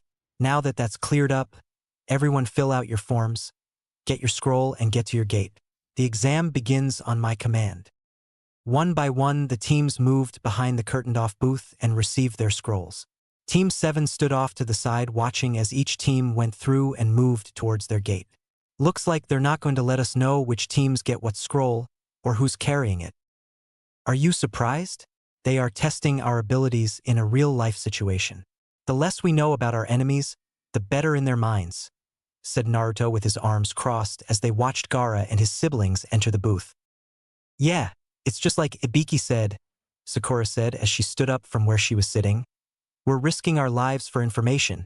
Everyone here is our enemy now, whether they are from Konoha or not. Yeah, said Sasuke with his hands in his pockets. Judging by the setup of things, it's safe to assume the 3rd stage will be held in the center tower. It wouldn't make sense to have us go all the way out there only to turn and go somewhere else for the next stage. Sasuke's right, said Naruto. And if the exams follow through with tradition, the 3rd stage will be individual matches between the competitors. Which is why, as soon as we are within the forest and out of sight of everyone, we will drop our little act and reveal our true selves. Finally, said Sasuke with a smirk, this genjutsu act of ours was beginning to get a little uncomfortable. It'll be good to test our skills in the field instead of in a spar. Naruto and Sakura nodded in agreement with their dark-haired teammate, before all 3 of them moved toward the booth to receive their scroll. Handing over their forms, they received a heaven scroll, which Naruto placed in his hip pouch. A few minutes later found the team standing outside of Gate 12, eagerly awaiting the call to start. On the other side of the forest, Team 10 was waiting for the exam to begin as well, though in their own unique way. Choji was desperately counting how many bags of chips he had with him, and begging the proctor to postpone the exam so that he could go get more. Shikamaru was mumbling about troublesome things, but mentally he was determining which teams they should target and how they may stack up against them. Ino's eyes had a far-off look to them as her thoughts drifted back to her fellow blonde. Ever since she had inadvertently ended up on his back, she couldn't get what she had felt out of her head. All of the guys from the academy had been in relatively good shape, with a few exceptions, but Naruto wasn't relatively good. If what she had felt was real, he was fucking ripped. But that wasn't what had gotten to her. No, what she couldn't get out of her head was how warm he was, and how right it felt to have her arms wrapped around him. What the hell is wrong with me? Why can't I get Naruto out of my head? It's not like I like the guy. I love Sasuke. But every time she tried to convince herself of that, what Sakura said before the first exam crept into her thoughts. Was forehead right? Have I allowed my skills to suffer because of a crush? The blonde kunoichi was brought out of her thoughts by Anko's voice coming over the speaker. All right, you brats. The 2nd stage of the Chunin exams begins now. The gates were flung open as the teams swept into the forest, looking for anyone who might have the scroll they needed. Ino and her team jumped from branch to branch as they moved deeper into the forest. So what's the plan, Shikamaru? Asked Choji. He may have been upset about how many chips he had with him, but he knew when it was time to get serious. Let's head for the tower, said the laid-back genius. We can set up an ambush for when the other teams are weak from the forest and take them out. It's troublesome, but it's our best bet at getting the scroll we need.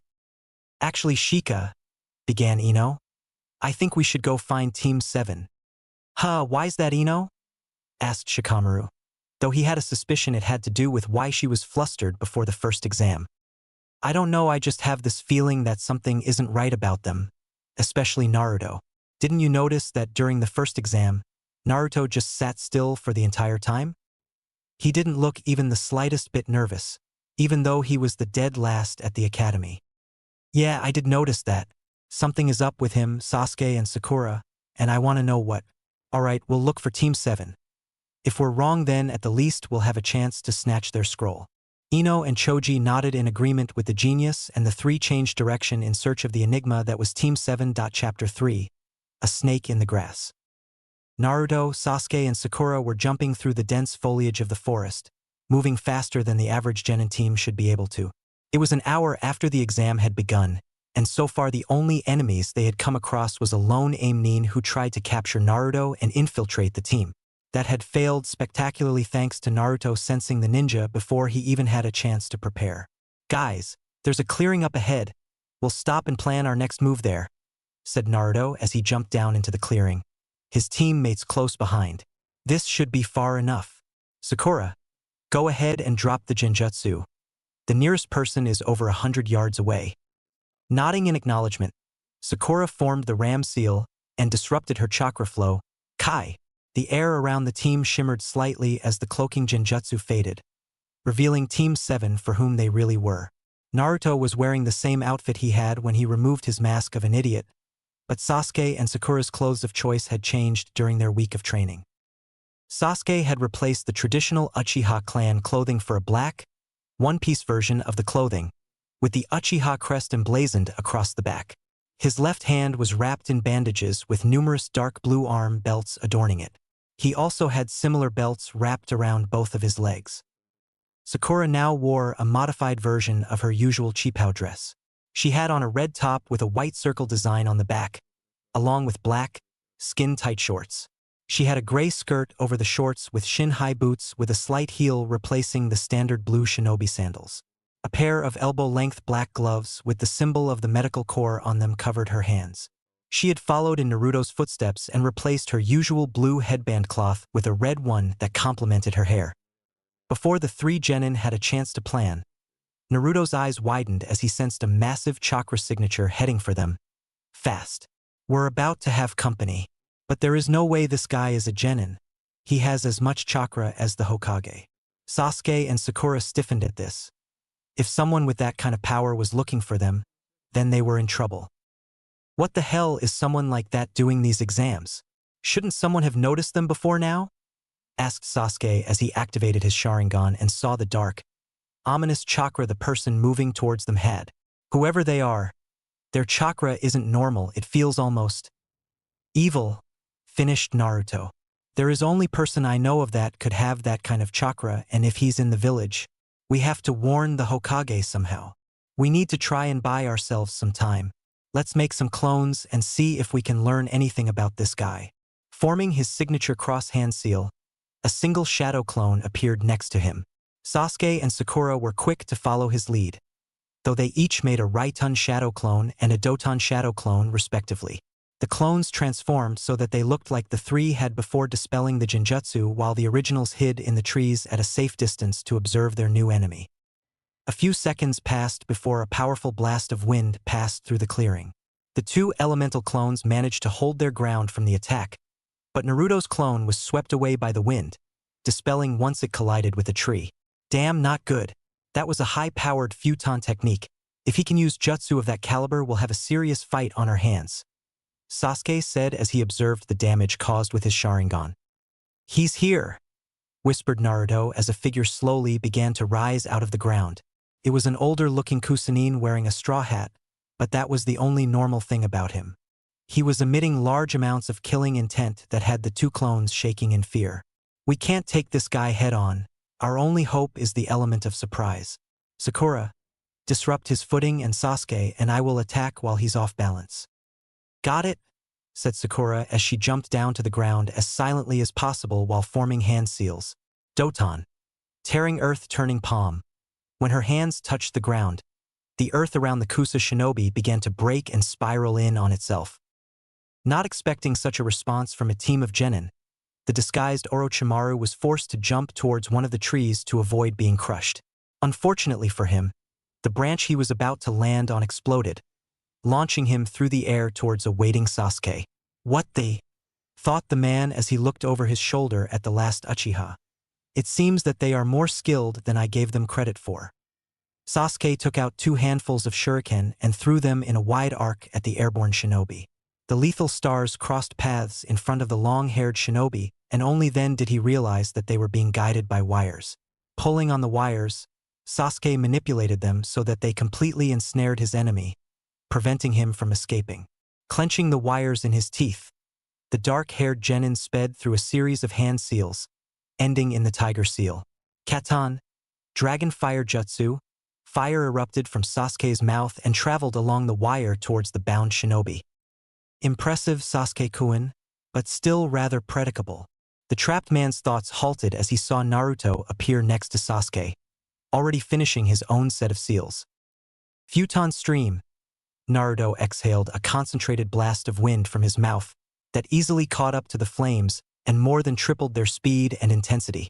The 2 boys waited in anticipation as the flames consumed their target. They knew that it wouldn't be that easy to defeat someone with so much power, and so were already preparing for the counter they knew was coming. A massive spike of chakra emanated from the flames, dispersing them and revealing the charred body of the Kusa ninja. The man began chuckling as his body seemed to just slither out of the wire binding him. In a blur of speed that even Sasuke's Sharingan couldn't follow, the man appeared across from the 2 boys on the branch. Whirling around to face their opponent, Naruto and Sasuke saw that part of the man's face seemed to have simply melted off, revealing pale white skin with a yellow snake-like eye.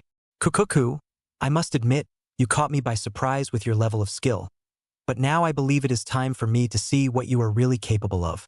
Come Sasuke-kun, Naruto-kun, entertain me, he said, his voice becoming an excited cackle at the end. The 2 boys shivered at the man's insane tone but knew they didn't have much of a choice. They each fell into their respective taijutsu stances and charged the man, Sasuke going for a low sweep while Naruto spun to deliver a roundhouse kick to the man's head. All the while, the partially revealed Orochimaru merely smirked, not bothering with defending himself. However, just before the 2 kicks were about to connect, his hands blurred and he let loose a strong wind that blew the 2 genin off of the branch they were standing on. Smirking to himself, Orochimaru walked towards where the 2 had fallen, only to receive a chakra-enhanced punch to the face from Sakura. This strength, it's almost comparable to Tsunade's when she first began developing her super strength, thought the rogue Sannin as he got up from where he had landed, only to see that the genin had regrouped. That girl, she has more potential than Tsunade did at her age, but even more worrisome is their teamwork. If this is what they are capable of now, then given the proper training, these 3 could easily surpass we of the Sannin. Kukuku. I knew Sasuke-kun would entertain me, but I never imagined all 3 of them would provide me with such a challenge. Well, I must say that was quite unexpected. But now it is time for me to take what I came for. The 3 genin's eyes widened as the man blurred towards them, kicking Sakura away before she had a chance to react. Sasuke attempted to strike the man with a kick to the head, but he blocked it with ease. Grabbing a hold of the leg, Orochimaru threw the last Uchiha into another tree and watched as he collapsed on one of the branches. Naruto jumped away from the man and weaved hand seals as fast as he could. Orochimaru wasn't about to let him have the chance to attack and extended his tongue to wrap around the boy's ankle. Naruto cursed as he was swung into a thick branch, only to be pulled back towards the man who had a kunai poised to kill him. Orochimaru smirked as he plunged the kunai into Naruto's heart, to the screams of his teammates. I had hoped he might be able to escape. He was proving to be quite interesting. Oh well, now to do what I came here for. Letting the lifeless body fall to the ground below, the pale man turned to where he had left Sasuke. The boy was attempting to stand so that he could avenge his fallen comrade, but Orochimaru had other plans. Forming the seal for his Juinjutsu, his neck elongated to impossible lengths and moved to bite Sasuke at the base of his neck. Suetun water-splitting wave. A pressurized stream of water cut through one of the trees and moved to sever the elongated neck of the Sannin. Living up to his reputation, Orochimaru managed to replace himself with a log at the last second, The log didn't stand a chance as the water sliced clean through it. Naruto appeared in front of Sasuke, to the relief of his teammates and mild shock of Orochimaru. Looking over where he thought he had dropped Naruto's body, Orochimaru found nothing but a puddle of water. So you managed to replace yourself with a water clone, despite being thrown around like a rag doll, and with no available water source nearby. I must admit, Naruto-kun, I am impressed. Naruto frowned as he stared at the Sannin. Thanks. It's not every day one receives a compliment from one of the Sannin, Orochimaru. Sasuke and Sakura, who had moved back to her teammates, looked at Naruto in shock before turning their eyes to the chuckling person across from them. You are well informed, Naruto-kun, said the man as he reached up and pulled off the rest of his face, revealing the pale visage of the snake Sannin. I am indeed Orochimaru, one of the legendary 3 ninja. Why are you here? What do you have to gain by attacking us? Kukuku, what I want is quite simple, said the rogue ninja. Team 7's eyes all widened when the Orochimaru in front of them turned into a pile of mud. Naruto spun around when he heard Sasuke scream in pain, just in time to see Orochimaru's neck retract after biting into Sasuke's neck. Sasuke collapsed in pain as Sakura tried what she could to heal the wound on his neck and ease the pain. There, now Sasuke will seek me out for power.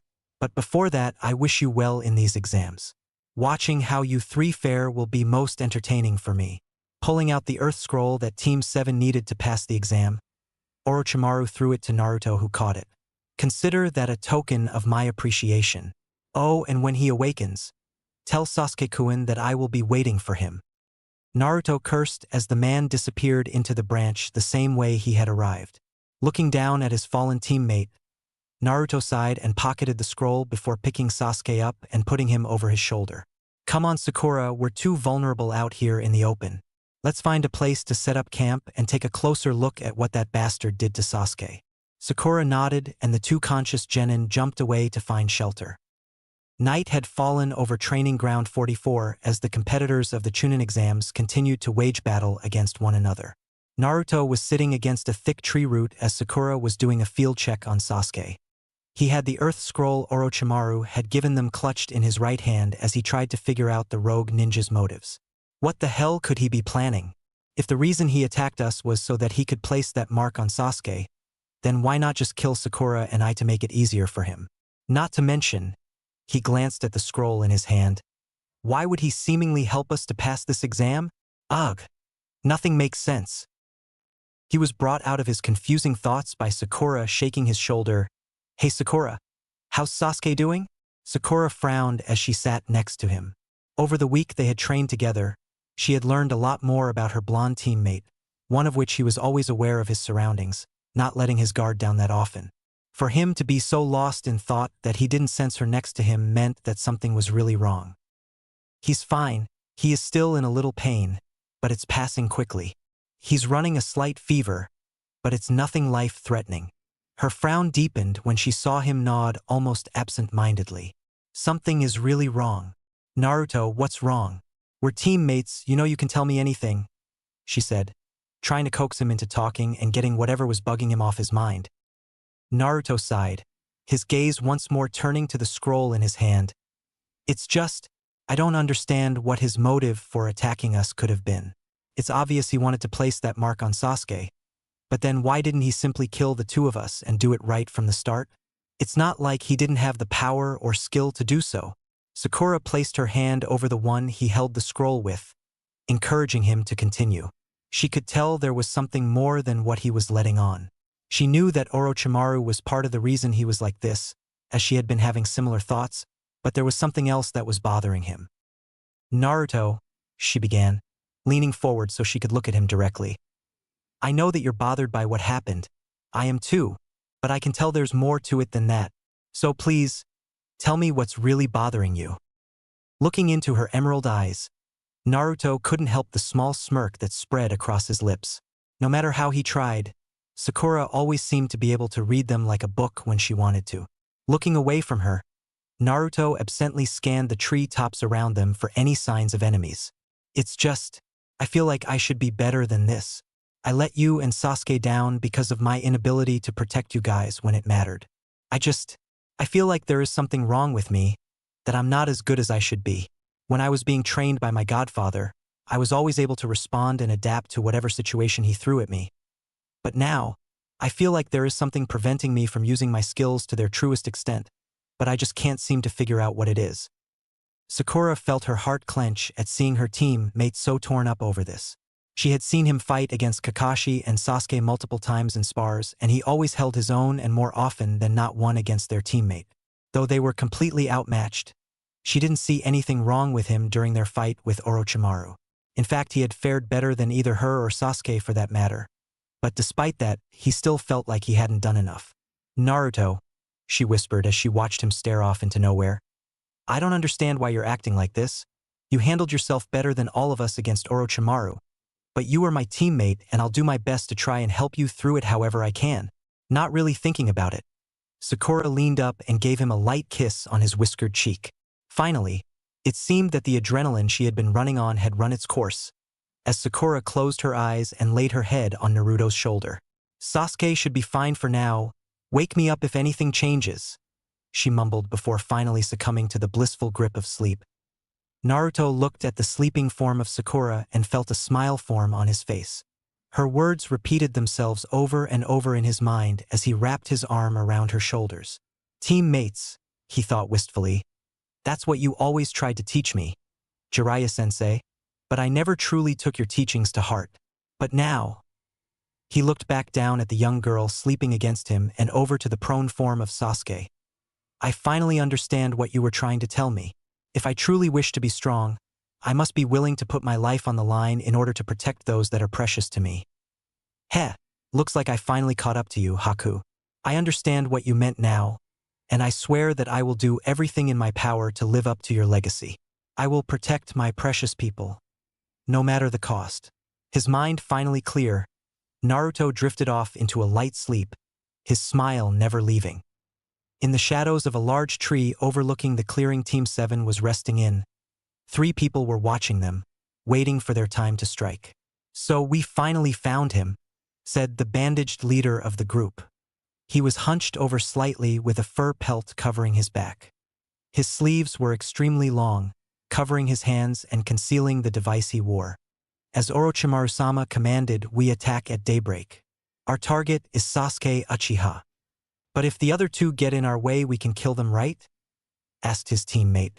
He wore a beige shirt that had the kanji for death printed on the front 3 times. He also had a snake pattern scarf around his neck, a trait he shared with both of his teammates. "Of course," replied the bandaged genin as they retreated into the shadows to await the rising of the sun. "With Team Guy, the sun will be rising soon," said Niji Hyuga as he sat with his team at the base of a large tree. "Most of the teams will be resting now, so we'll attack as planned. We'll split up and scout the area. Even if we don't find another team, we meet back here in exactly 30 minutes, understand?" he asked, throwing a kunai into the ground in between the 3 genin. "Got it," said Tenten with a smile. "Roger," said Lee with an over-the-top salute. "All right then, go." The 3 genin leapt away into the foliage around them, searching for potential targets. Sunrise, second day of exam.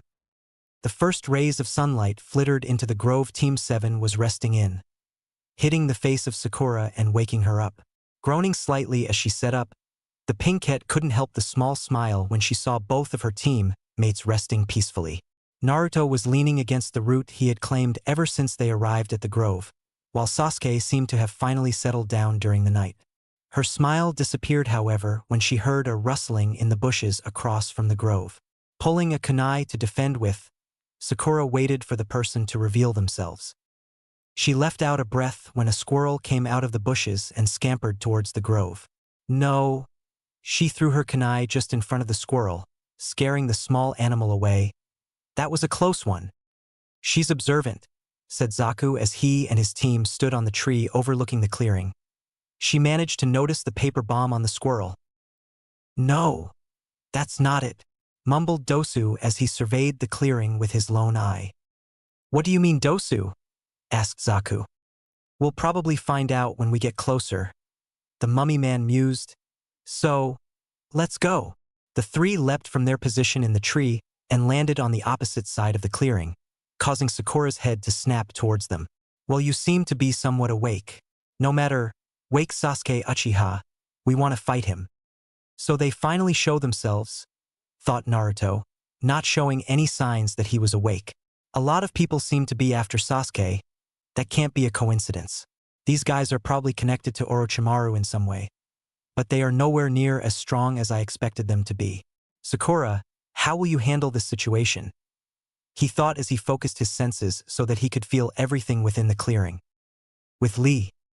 Lee leapt across the branches at high speed, his eyes darting around for the slightest sign of any other teams. He stopped on a branch when he saw a small flurry of leaves falling to the ground. If I can catch all 20 of these leaves before they reach the ground, I will one day find love. But should I fail, I will forever remain single. A strange fire appeared in the green-clad Genin's eyes as he launched himself towards the ground, his hands a blur as he grabbed the leaves out of the air. As he was reaching for the last leaf, he noticed a squirrel squirming on the ground trying to get the lit paper bomb off its back. Faster than many could see, Lee picked up the squirrel and crumpled the bomb in his fist, extinguishing it. Phew, made it in time, he sighed as he sat up and threw the useless bomb away. Who would do something so horrible as to put something like this on an innocent creature like you? As if it could understand him, the squirrel turned towards the direction it had come and began squeaking loudly. So they are that way. Show me the way, my little friend. They should pay for doing something so unyouthful. With Team 7 and Odo Team. Sakura was thinking along the same lines as Naruto and decided to try and get some answers from them. I know Orochimaru is behind this, so tell me, what is his reason for being in our village? The three Odo Genin's face registered shock at the question, but it was quickly replaced by ones of confusion. I wonder what Orochimaru-sama is thinking, mumbled Dosu aloud as his single eye narrowed in suspicion. It doesn't matter, but seeing as you know so much, we can't let you go alive. You two hang back, I'll kill this girl, and then I'll kill her two pathetic teammates. Wait, Zaku, said Dosu as he walked forward to where Sakura's kunai was sticking out of the ground. You aren't very good at this, are you? Recently overturned stones, different colors of dirt and grass where it doesn't normally grow. Booby traps are only effective if they go unnoticed. Too bad you won't be alive long enough to use that knowledge. Dosu and his teammates jumped high above the clearing, planning on coming at Sakura from above to finish her off. Sakura smirked as she cut a wire next to her and a giant log swung down towards the airborne Genin. Another trap above?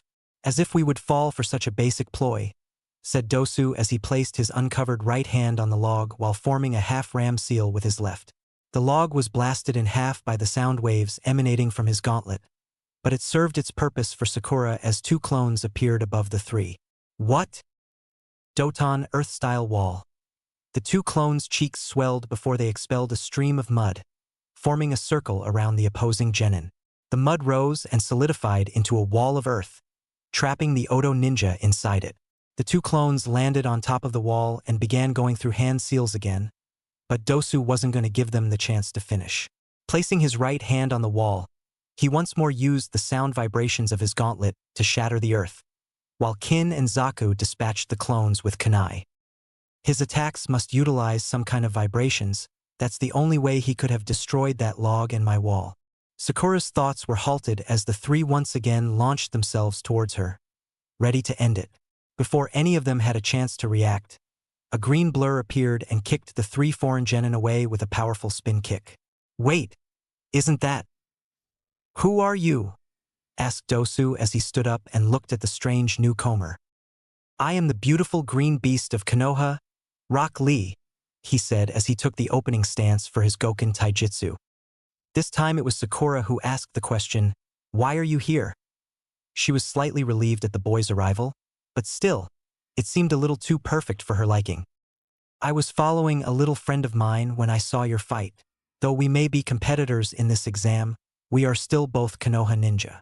I will not allow one of my comrades to fight alone, especially not one as beautiful as you, Lee said with a small blush as he looked back at Sakura. Thanks for the compliment, but I believe we have more pressing matters to deal with, said Sakura as she drew another kunai and got into a stance in front of her teammates. Yash, then let us end this. said Lee as he turned back to the Oto Genin, a fierce determination in his eyes. He seems to be quite advanced in taijutsu. It will be interesting to see how he deals with my attack, thought Dosu as he uncovered his right arm and ran towards the two Konoha Genin. Sakura reacted instantly and threw her kunai, which Dosu jumped over. Rearing his arm back, the bandaged Otonin prepared his attack. But before he could, Lee punched his arm straight into the ground and pulled up a massive tree root with his bare hands. That's some impressive strength he has there, thought Naruto, still keeping up his facade of being asleep. I definitely look forward to testing my skills against his in the future. However, he and Sakura are still at a disadvantage. It seems these Oto guys use sound-based techniques. Not something that is easily defended against. I just might have to intervene if things get out of hand. Especially if those three don't try and help. Unknown to everyone but Naruto, Team 10 had arrived just as the Oto team began their attack, and to say they were surprised would be an understatement. Since when has Sakura of all people been so good? Questioned Shikamaru as he and Choji watched the fight with wide eyes. Ino didn't hear her teammate's question as she was currently lost in thought. Memories of her past with Sakura surfacing, as well as what Sakura had said to her before the first exam. Is this what she meant by wanting to protect those she cares for? Sakura, have I truly fallen so far behind you? Gai-sensei, please forgive me, but I must use that technique, thought Lee as he unraveled the bandages around his arms. Sakura-san has not fully recovered from her sleep. I will have to handle the brunt of the fighting. I don't know what you're planning, but it won't work, said Dosu as he raised his gauntlet to strike once again. Lee crouched down as the Otonin moved to strike him, but before he had a chance, Lee vanished in an intense burst of speed. He vanished? Lee appeared beneath the bandaged Genin and sent him flying with a powerful upward thrust kick. Dosu could do nothing as his limp body flew higher into the air. But sadly, the green-clad Genin wasn't finished with him. Appearing underneath the Genin, the bandages of Lee's arms wrapped around him, preventing Dosu from countering. Grabbing a hold of his now trapped opponent, the two began to spin at high speed as they fell to the ground head first. Take this, front lotus. Not good. Dosu can't defend himself like that, said Zaku as he flashed through hand seals. Burying both of his hands underground, the spiky-haired Genin released a wave of pressurized air that softened the earth where the two would land. Lee jumped away from his victim just before he impacted with the ground, watching as Dosu crashed into the now softened dirt. His eyes, along with Sakura's and Team 10's, widened when Dosu shakily stood up from the attack. Looks like I made it in time, smirked Zaku as he pulled his hands out of the ground. What a terrifying technique, said Dosu as he shook his head. To cause this amount of damage to my body even though I landed on this soft dirt. But it seems that it also took its toll on you as well. So now it's my turn. Damn, my body hasn't fully recovered yet, thought Lee as he forced both of his arms up to block the incoming strike. It wasn't necessary, however, as a wall of earth rose up, absorbing the impact of the blow as well as the vibrations. What? Who did? Sorry for taking so long, Lee-san, but I'm finally back to full strength, said Sakura as she stood up from her crouched position. I can tell that technique has a drawback to its use, so now it's your turn to rest while I'll fight. Bold words for a weak little girl, said Zaku with a cruel smirk. It won't take us long to finish you off, but I think we'll torture you a little bit. Now, Kin. Sakura's eyes widened as Kin appeared behind her and grabbed onto her hair, holding her in place. Your hair has so much more luster than mine. You may have a few impressive techniques, but you're still a pathetic excuse for a kunoichi. The Oto kunoichi tightened her grip on Sakura's hair, forcing her to her knees. Zaku, kill this bitch's teammates in front of her.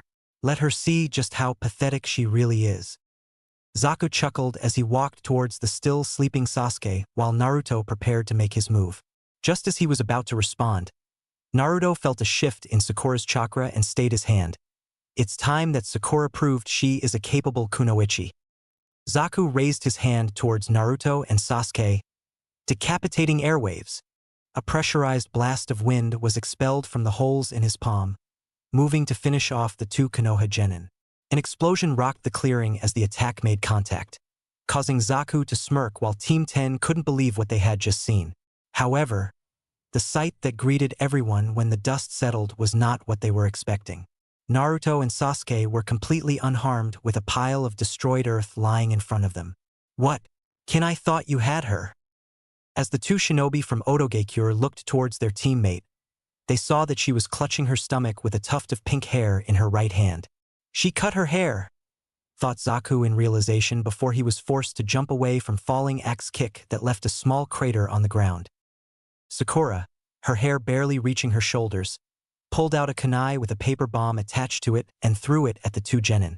"Stupid girl, why can't you just learn to stay down?" shouted Zaku as he blasted the kunai away, just before the bomb exploded. Sakura jumped back so she was standing in front of the still recovering Lee and her resting teammates. Her eyes widened though as multiple senbon pierced her leg and shoulder joints, forcing her to fall to the ground in pain. "That was for that punch, you worthless swine," said Kin, her breathing still labored as she jumped over to her teammates. "Zaku, finish all of them off in one fell swoop. It's time we stopped playing around." "Fine by me," he said as he raised his arms to strike again, but was forced to stop as a hail of kunai came out of the bushes. "What now?" Team 10 appeared in front of the downed Team 7 and Lee, frowns adorning their faces. "Give me a break. These guys keep popping up like cockroaches." "Ino," said Sakura as she looked up from trying to heal her injuries. "Hey Sakura, you didn't think I would let you have all the fun, did you?" said the blonde Kunoichi as she looked down at her one-time friend. "I understand what you meant now, Sakura, and now I'm going to protect someone I care about." "Protect them? How do you plan to protect those weaklings when you can't even protect yourselves?" Decapitating airwaves. Once again, a blast of pressurized air headed towards the assembled Konoha ninja. Choji now. Multi-sized jutsu. Choji's body expanded till he resembled a large ball with limbs. Retracting his limbs into his body, the Akimichi air began to roll towards the oncoming attack at speeds that betrayed his size. Human bullet tank. The two attacks met head-on, but due to his rotation, Choji was able to push through it. Air pressure is useless so long as he has that momentum. "Zaka, move!" shouted Dosu as he moved to attack with his melody arm again. His body froze however as Shikamaru made his move. "Shadow imitation jutsu. Complete," said the Nara air. "You're not going anywhere, pal." Growling, "Kin, kill them," said Zaku as he continued to dodge the rolling form of Choji. Kin nodded and prepared multiple senbon before she felt herself losing control of her body. "Kin, what the hell is wrong with you? Kin's not in right now, and unless you surrender your scroll and leave, she dies," said Ino from inside Kin, pulling out a kunai and putting it to her throat for emphasis. Neither of the two Odo shinobi said anything, but Zaku smirked as he jumped away from Choji and aimed at Kin's body. "He isn't." Decapitating airwaves. All of the Konoha shinobi could only look on in horrid realization as the Ino-possessed Kin was blasted into a tree. "Ino, get out of there!" shouted Shikamaru when he noticed the blood dripping from the mouth of Ino's real body. Seeing that their usual strategy wasn't going to work, Ino exited Kin's body and returned to her own. What kind of people would willingly sacrifice their own teammate? "You don't get it, do you?" said Dosu. "Our objective in this forest is not to pass some pathetic test. It's to kill Sasuke Uchiha." As he finished, Shikamaru's shadow retracted and he found himself able to move again. "Ah, so it seems 5 minutes is the limit to your technique. Now then, to end this little game of ours. Zaku, do it!"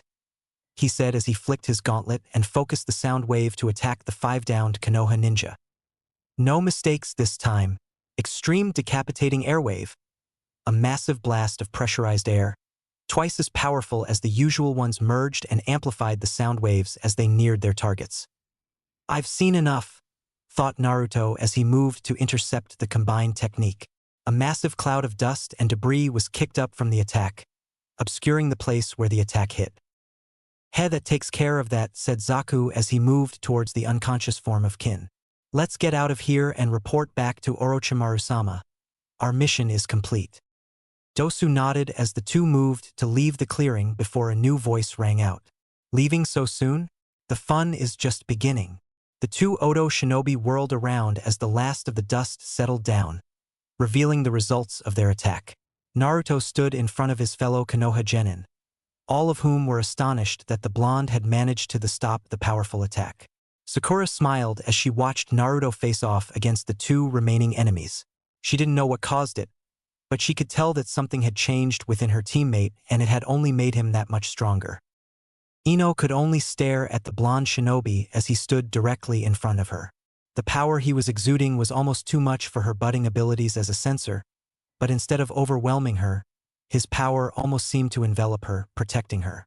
Her body involuntarily shivered at the feeling his power gave off, and she felt her own chakra being drawn to his, almost as if the two were connected. What is this feeling? Is this Naruto? But when did he get so powerful? Impossible, muttered Dosu as he looked at the blonde with fear in his eyes. To be able to stop an attack of that magnitude, we must retreat. We are no match for him. Zaku, we're leaving now. I don't think so, said Naruto before he blurred forward and kicked Zaku in the stomach, causing him to double over. You threatened my teammates and my comrades. That is something I will never forgive. Grabbing the spiky-haired boy by the scarf, the blonde shinobi threw him into the air before flashing through hand seals. Suetun, water bullet jutsu. Needing chakra in his stomach, Naruto expelled a powerful torrent of water from his mouth towards the airborne Zaku. Still dazed from the kick, Zaku could do nothing to defend himself and received the full force of the attack. The torrent forced him even higher into the air and he collided painfully against the trunk of a tree. Naruto ended his technique and turned to see Dosu attempting to attack from his blind spot. Grabbing the edge of the top scroll on his back, Naruto jumped away from Oto Genin and unrolled it slightly, causing a cloud of smoke to appear. Dosu tried to see through the smoke, but it proved to be futile. His eyes flickered to Zaku, who had just landed on his left arm with a loud snap. His small moment of inattention would cost him, however, as Naruto appeared in front of him, a katana in hand. Dosu's eyes widened as he tried to get away, but Naruto was faster. His blade met its mark and sliced Dosu's right arm off at the elbow, removing his melody arm. Dosu gasped in pain as he jumped over to Zaku's twitching form. This is different. He is much more powerful than the others. Wait, he said when he saw Naruto moving to finish him. He pulled out his team's earth scroll and placed it on the ground, slowly backing away from the blonde. Take it and let us leave. We are in no shape to continue fighting you. Naruto glared at the mummified man, but nodded in acceptance. Dosu sighed as he used his stump of an arm to hold up Zaku while throwing Kin over his shoulder with the other. Not wanting to give the blonde genin a chance to change his mind, Dosu immediately jumped away. Sighing, Naruto resealed his katana back into his scroll before picking up the scroll Dosu had left.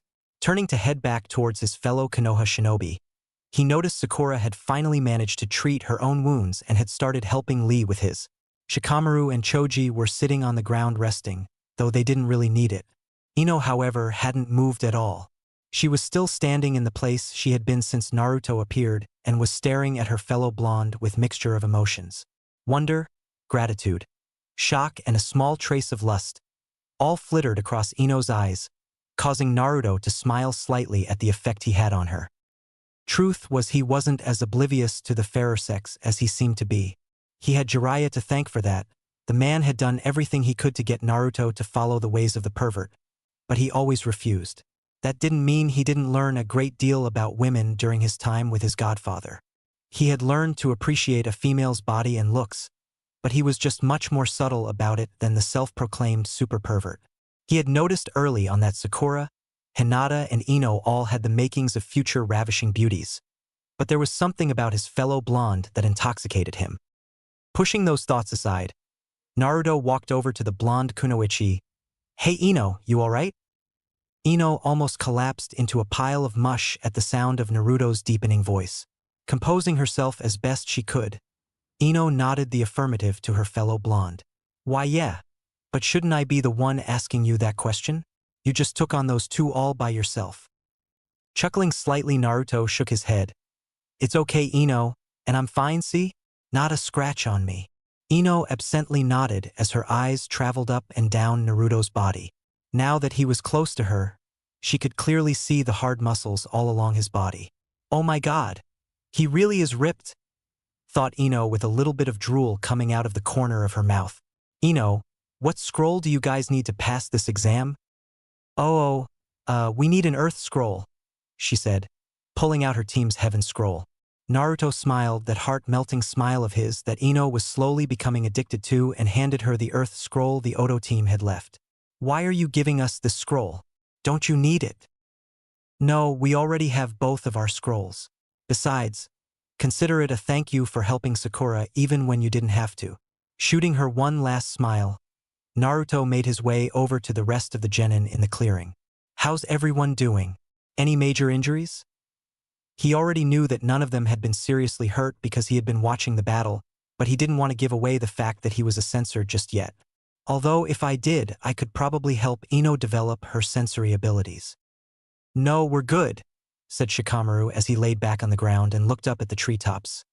It may have been troublesome, but at least we held those guys off long enough for you to wake up from your nap. So he did notice, thought Naruto. Well, you guys have my thanks, and you don't have to worry about getting another scroll from a different team. They left us an Earth scroll and I gave it to Ino. You guys are all set. Gee, thanks Naruto, said Choji in between bites of chips. Where the hell did he get that? Thought Naruto with a sweat drop. Whatever. Turning his attention to the green-clad genin Sakura was still healing. Another smile appeared on Naruto's face. Lee, right? He asked, getting a nod from the boy. Well, Lee, you have my thanks for assisting Sakura. Now I believe your team is here for you. Looking up to one of the multiple branches above the clearing, Naruto locked eyes with Niji Hyuga. Everyone followed his gaze and was surprised at the appearance of the two genin. How did he sense our presence from this distance? Thought Niji in mild surprise, though his face remained set in a frown. Lee, it is time to go. We have business to attend to. Lee stood up from where Sakura had been treating him and flashed the pinkette a gracious smile. Thank you for healing me, Sakura-san. Turning to Naruto, Lee struck what everyone would later learn was his signature nice guy pose. Naruto, my youthful friend, it was an honor to meet you. I hope that one day we may be allowed to test our skills against one another. But for now, this is goodbye. Until next we meet, my eternal rival. Naruto chuckled nervously at that, having heard stories from Kakashi about his own eternal rival. Why yeah, eternal rivals, and I also look forward to the day we may face one another. It would be an honor to test myself against someone such as you. Lee gained a fire in his eyes as he shouted about the flames of youth, before Tenten finally managed to drag him out of the clearing. Well, that was disturbing. You can say that again, said a familiar voice from inside the grove. Everyone turned to see Sasuke walking towards them, looking back to normal, if a little tired.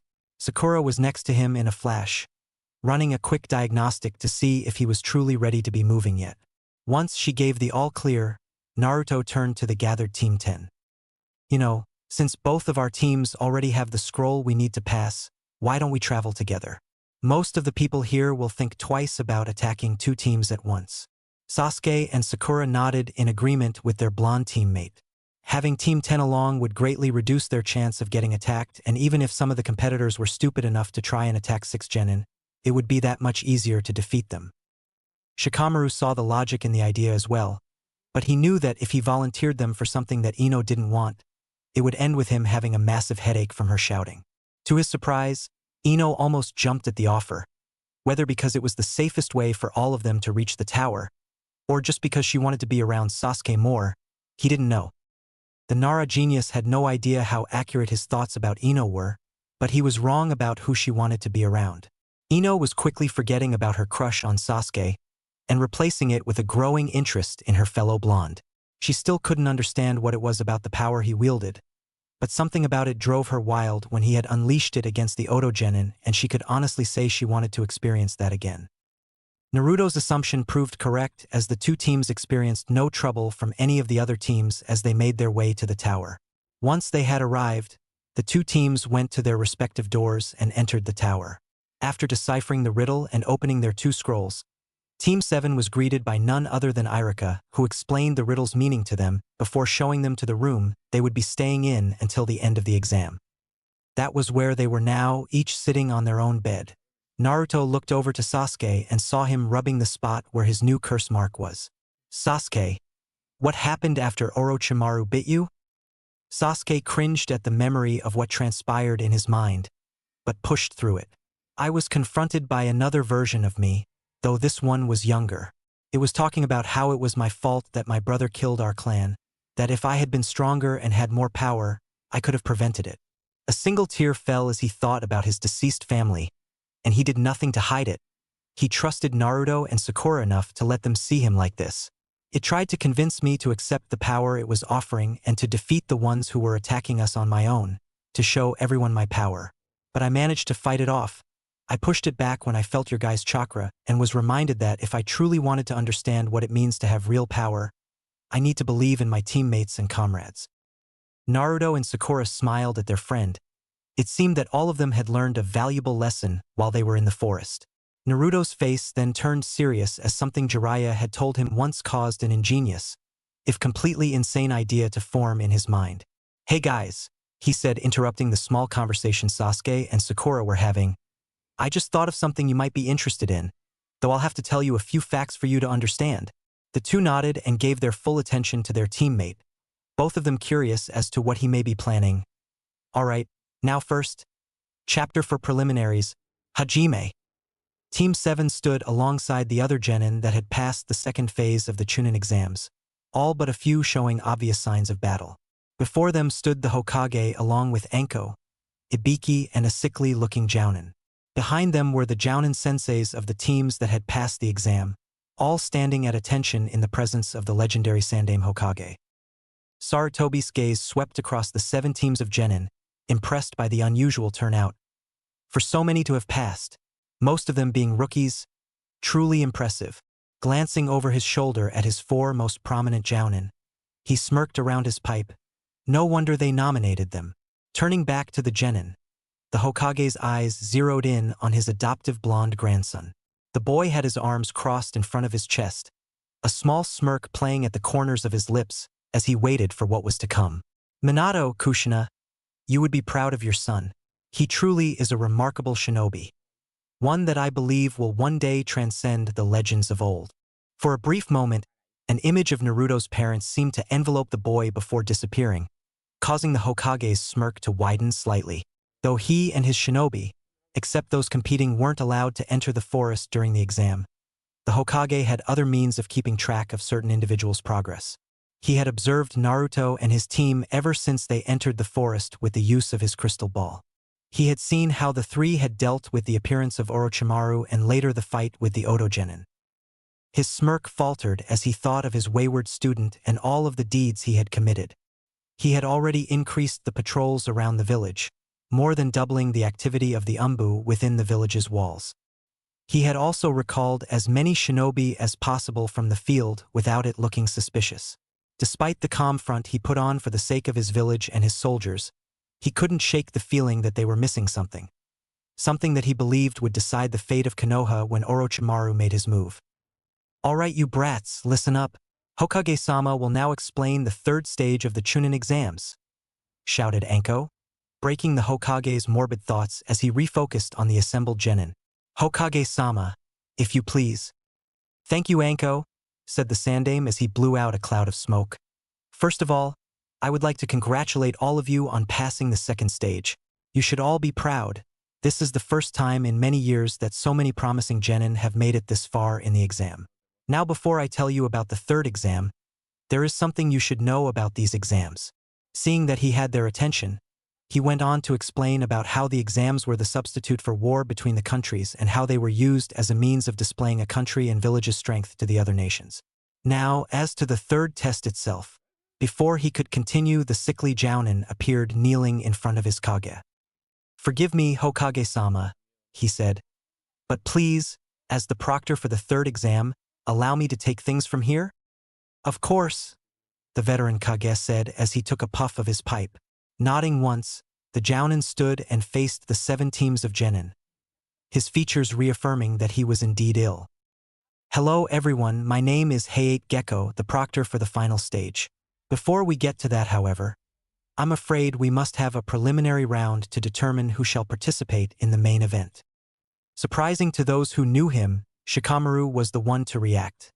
"Preliminary? What the hell do we need a preliminary for? Hayate coughed a few times into his hand before answering. Because so many of you have made it this far, we must hold a preliminary in accordance with the rules of the exams. As Hokage-sama pointed out, many influential individuals will be present for the final rounds and we cannot afford to waste their time. So to reduce the number of contestants and to ensure only the best are allowed to move on, we will hold a preliminary round right here and now. However, if there are any of you who don't feel up to the challenge, you may withdraw from the competition now. Only one genin raised their hand and Naruto's eyes narrowed when he saw that it belonged to Kabuto. I'm out. I don't have enough chakra left to compete. Hayate made a note on a file he pulled out of his flak jacket before dismissing Kabuto. Naruto and his team knew something wasn't right as they watched the silver-haired genin exit the arena. Out of chakra my ass, thought Naruto. It doesn't even seem like he used any chakra at all while he was in the forest. I have a bad feeling about all of this. I have to speak with Hokage-Jiji as soon as possible. Anko, began Hayate, bringing everyone's attention back to the matter at hand. The snake mistress nodded and spoke into the headset she was wearing, causing a panel on the wall to rise, revealing a hidden monitor underneath. This board will display the participants for every match. I know it's sudden, but we will choose the first 2 fighters now. Those 2 shall remain here while the rest of you make your way to the observation platforms with your respective jounins. Now, let's begin the selection. Naruto and the other participating genin watched as the board cycled through random names before finally stopping on the first 2 combatants. Will Shino Aburame and Misumi Tsurugi step forward, please? The ever-stoic Aburame stepped around his 2 teammates and moved to stand across from one of Kabuto's teammates. Misumi was dressed exactly like the other members of his team, a purple full bodysuit with a tan obi around his waist. He also had a purple mask that hung around his face, obscuring everything but his glass-covered eyes from view. If the rest of you could please relocate to the observation platforms, we can begin, Hayate said as everyone started making their way towards the 2 platforms that overlooked the arena. Once everyone was clear, Hayate looked between the 2 boys before coughing a few times. Now then, this will be an all-out fight. Anything and everything goes, understand? The 2 genin nodded. Good. The match is over when one of you is either knocked out, forfeits or dies. I may step in during the match and declare a winner to avoid any unnecessary killing. Are both fighters ready? Again the 2 genin merely nodded, already sizing each other up and preparing the best way to attack. Very well. The first match. Hajime, said Hayate as he swung his arm down before jumping away to avoid getting caught in the crossfire. I will give you 1 chance to surrender. You cannot hope to defeat me once I unleash my technique, said Misumi, shifting into a loose taijutsu stance. Shino's only response was to pull his left hand out of his pocket and let it hang at his side. Misumi glared at the Aburame heir before launching himself at the stoic genin. Cocky little bastard, do you honestly think a rookie like you can defeat me? The purple-clad genin swung his left arm in an attempt to hit Shino with the side of his fist, but it was blocked by Shino's arm coming up and blocking with his forearm. Before Shino could counter, Misumi's arm and body suddenly began to wrap around his person, holding him in place. I told you, now give up before I'm forced to break your neck. The bespectacled shinobi grunted as he tightened his rubber-like arm around Shino's neck. Assuming one's superiority to another and declaring victory before the true fight has even begun. A truly foolish belief, said Shino, not showing any signs that the threat had affected him. Misumi growled in frustration before jerking his right arm slightly, causing a loud snapping sound to reverberate throughout the arena. Most of the rookie genin's eyes widened as they watched Shino's head fall limp. Hinata appeared to be on the verge of tears, while Kiba had a look of disbelief on his face. Ino, Shikamaru and Choji were shocked that one of their fellow rookies had just been killed by another Konoha genin. Sakura looked slightly worried, but when Naruto, Sasuke, and even Kakashi didn't show any reaction, she knew that things weren't as they seemed and the tide of battle was about to shift. Fool, mumbled Misumi as he began to unravel himself from the dead body. He had just loosened his grip on the neck when Shino's body suddenly dissolved into countless insects. What the? He began, but he stopped short as he felt his chakra rapidly leaving his body as the insects swarmed around him. The last thing the older genin saw before he slipped into unconsciousness was Shino appearing across from him, completely unharmed. Heiei sighed as he watched the swarm of bugs leave Misumi's body and return to Shino. Even though he is young, he fights with the cunning and ruthlessness of a seasoned shinobi. To be expected of the Aburame heir. Winner of the first match, Shino Aburame, he said as the medics came and carted the unconscious Misumi away. We will now begin the selection for the second match. As the screen cycled through names again, Shino silently rejoined his team. Good job, Shino. You handled yourself well in that fight. Not many of your fellow rookies could have handled that situation as well as you did. Thank you, Kurenai-sensei, he said in his usual monotone. But I'm afraid you are mistaken. Kurenai raised an eyebrow in surprise while Kiba and Hinata looked at their teammate, silently asking him to explain. There are 2 genin among this year's rookies that could have easily defeated my opponent without much effort. They are by far the most skilled from our class, and I doubt I would be able to defeat them should I face them in combat. Well, come on, Shino, spit it out. Who are these 2? Asked Kiba, arrogantly thinking that he was one of the 2, with Sasuke most likely being the other. The 3 other teams on the balcony with them had silently been listening in, but now they all turned their full attention to the bug user, except Team 7, who continued to watch the screen shuffling through the names. They are Sasuke Uchiha, he said, confirming what many of the others had suspected. But only those who had witnessed it in the forest believed the second name, and Naruto Uzumaki. What? You honestly expect me to believe that Naruto, the dead last, is that strong? I can understand Sasuke, but Naruto? Yelled Kiba in surprise. He may have been Naruto's friend when they were younger, but his pride wouldn't allow him to believe that Naruto could possibly be that strong. Hinata didn't say anything. She just glanced at Naruto and felt a blush spread across her cheeks as she took in his new appearance. She had always known he was good-looking, something that no other girl had ever taken the time to see, but his new outfit combined with the aura he had about him nearly caused the young girl to faint. Everyone's attention was drawn back to the matter at hand as the board beeped, signaling the selection had been made. Will Sasuke Uchiha and Kankuro no Sabaku please come down? Said Heiei before coughing into his hand. Sasuke smirked as he prepared to jump down to the arena before a hand on his shoulder stopped him. Turning to the owner of the hand, Sasuke saw Naruto with a serious expression on his face. What's up, Naruto? Naruto glanced over at the Suna team and saw Kankuro leisurely walking towards the stairs to the arena. Do not underestimate him, Sasuke. If I'm right about the type of technique he uses, you can't afford to let your guard down. Sasuke and Sakura had learned quickly that Naruto was far more observant than he let on. In the week they had spent together before the exams, Naruto had scarcely been wrong in his observations. So if he believed that Sasuke's opponent was not to be underestimated, then it probably was so. Sasuke nodded as a look of determination appeared in his eyes. Don't worry, I won't let that happen. After all, a small smirk spread across his lips as he met Naruto's gaze. You owe me a rematch from our last spar, and I plan on having it in the finals. A smirk of his own formed as Naruto took his hand off of Sasuke's shoulder and held it up in front of his face. Sasuke brought his own hand up and clasped it with Naruto's. Couldn't have said it better myself, Sasuke team. Lowering their hands, the 2 shinobi shared one last smirk before Sasuke jumped down into the arena and faced an irate-looking Kankuro. About time you got down here. I was beginning to think you'd forfeit, said Kankuro, trying to get a rise out the last Uchiha. Sasuke's smirk never wavered as he stared down his opponent. As if, an Uchiha never backs down from a fight. Knowing that if the banter kept up, one of the boys would eventually lose it and attack the other. Heiei stepped forward and raised his arm. Are both fighters ready? He asked, though he and everyone else already knew the answer. Receiving 2 nods, Heiei swung his arm down and jumped away. The second match, Hajime. Sasuke didn't waste a second. Before Heiei was even clear, he pulled out a kunai and threw it at the black-clad genin. Not expecting such a preemptive attack from the Konoha genin, Kankuro barely managed to dodge the kunai as it sailed past his head. Caught off guard and unbalanced, the Suna genin couldn't defend against the follow-up and received a strong punch to the face because of it.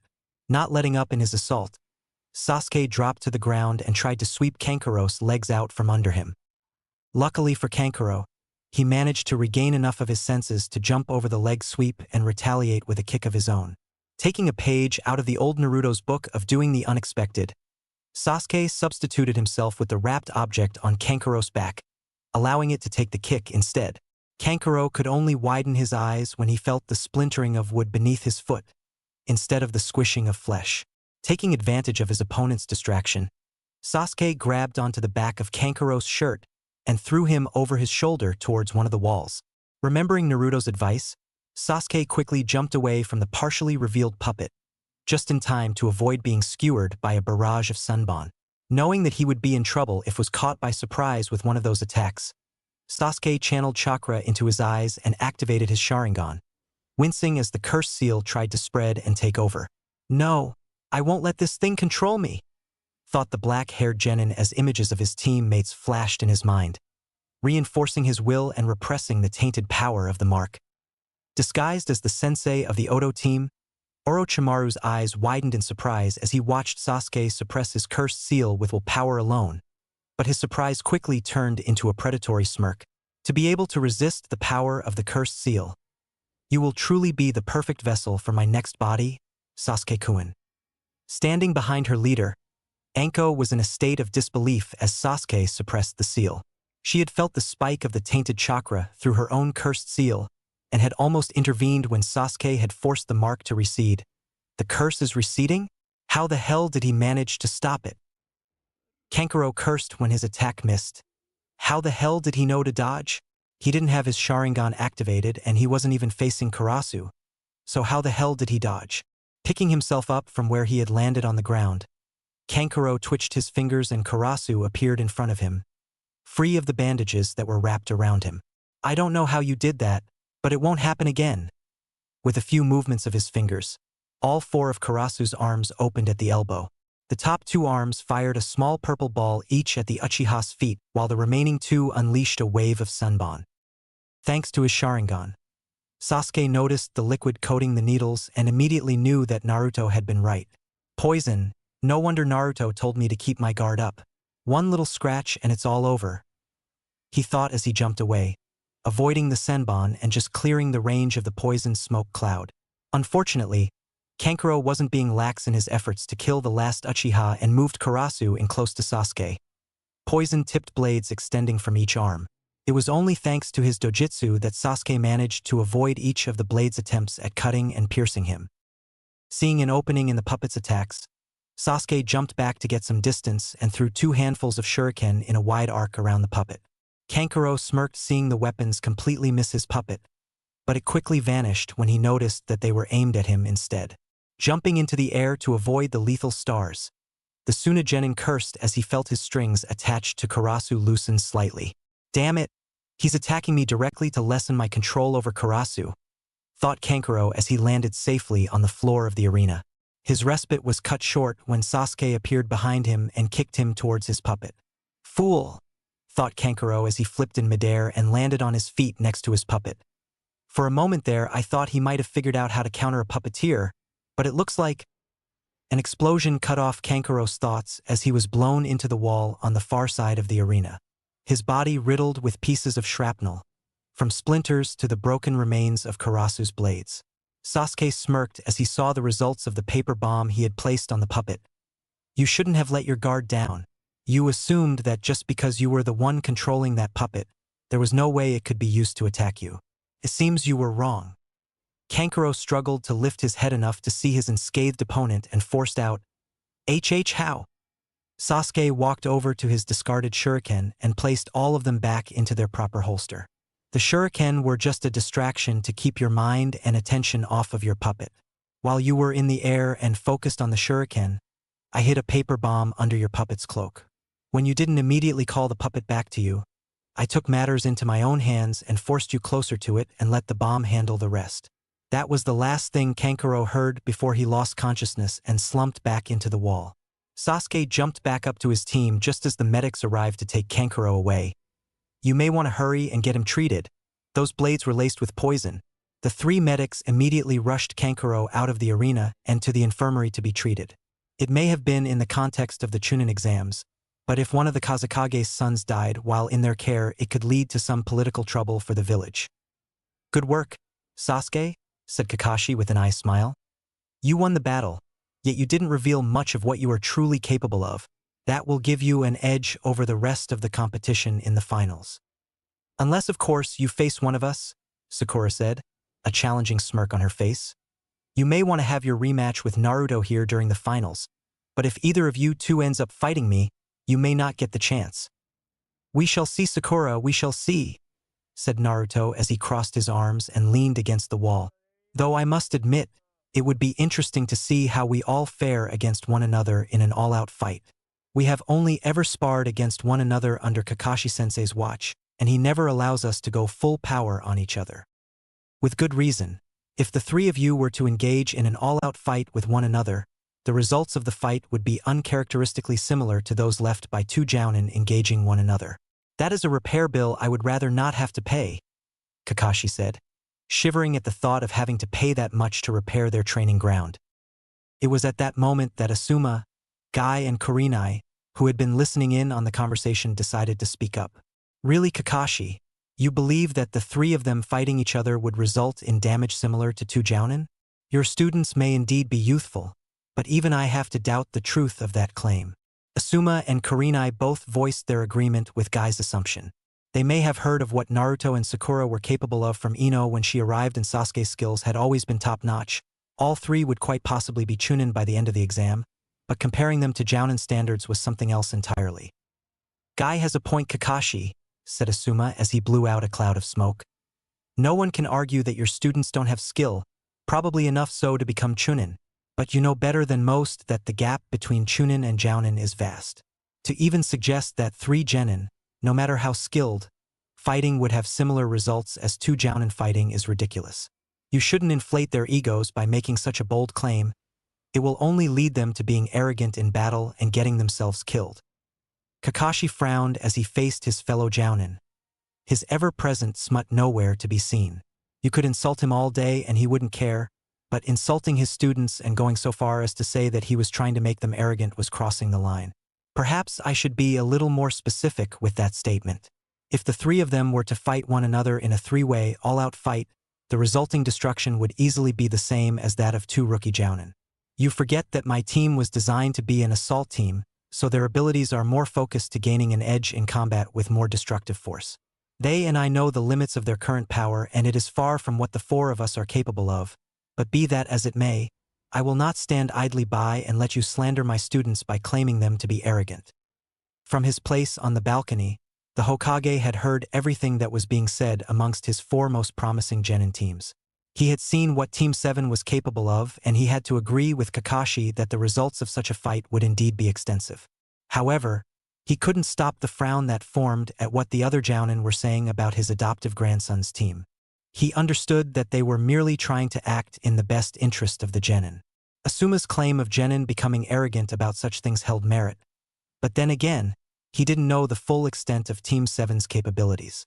Kakashi's response was as he had expected, but his eyes widened when he recognized the tone in Kakashi's voice. He had only heard that tone once before when two newly promoted Chunin insulted Naruto within earshot of the copy ninja. The two fools had spent 2 months in the hospital and had been forced to retire early from Konoha's ranks as the injuries Kakashi had inflicted on the two were too severe for them to continue as ninja. Just as he was about to interfere, lest the four jounin end up in a war with one another, Naruto's voice cut through the tension in the air. Kakashi-sensei.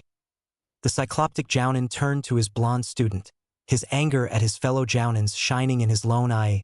Ignore them. Everyone within hearing range registered shock at the blonde's statement, though the undertone in his voice almost made it seem like an order. My fellow genin will have to forgive me for this, but I feel this must be said. Your senseis have the audacity to question mine and my teammates' skills, even though they do not know or understand the true extent what we are capable of. Kakashi is the only jounin in this room who knows what we can do, and as our sensei it is his right to make such a claim if he believes it to be true. Turning his head to look at the three jounin in question, he fixed each of them with a glare that almost made them flinch.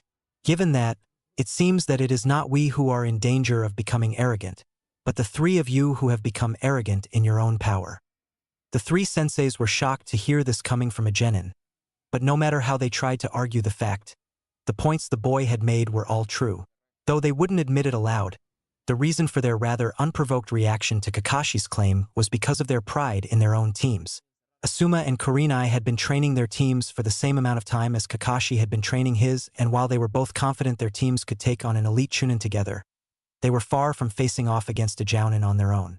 Guy had trained his team for over a year, and while he himself may have believed his students could do much the same as Kakashi's, he was not one to voice it for fear of them becoming arrogant, or more so in the case of Niji, should they hear it.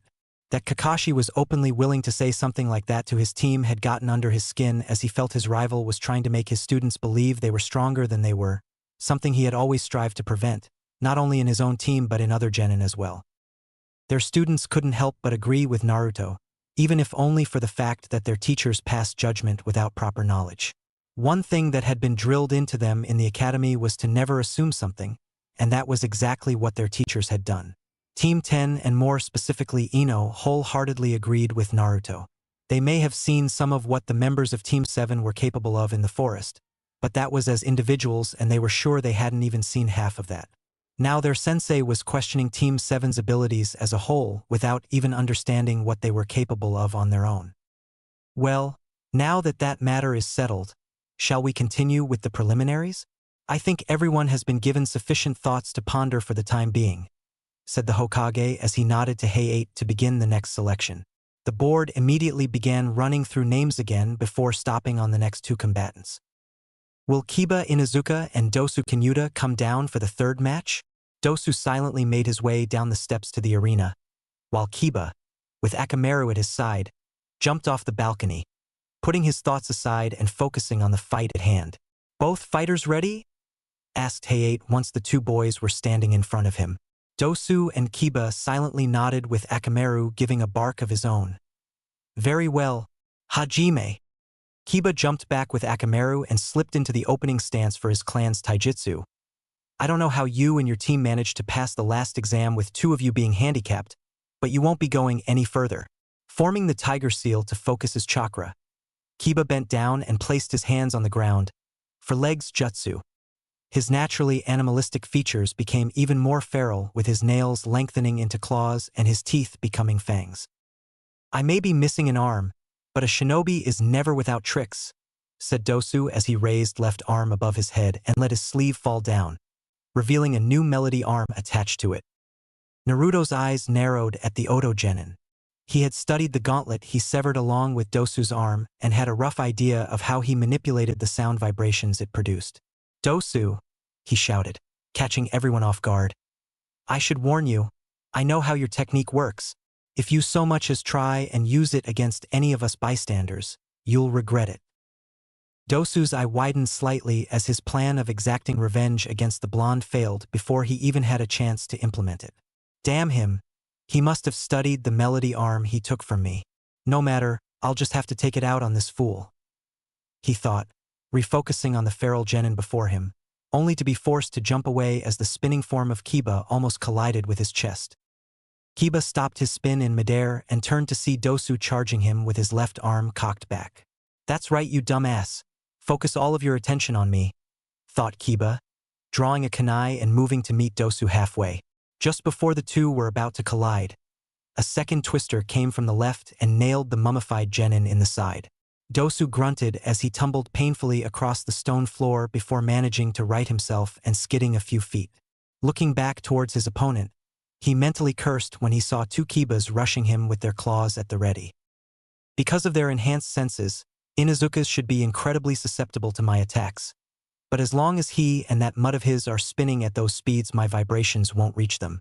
I'll have to strike the moment they end their rotation to have any chance of winning, thought the Oto Genin. Once Kiba and the transformed Akamaru were only a few feet away, they both jumped and began to spin again, preparing to unleash their most powerful technique.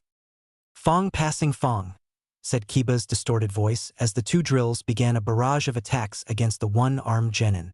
Dosu, to his credit, managed to avoid quite a few of the Inuzuka duo's attempts at striking him, though he did receive a few injuries in the process. Kiba and Akamaru broke off their attack and both landed on opposite sides of their opponent.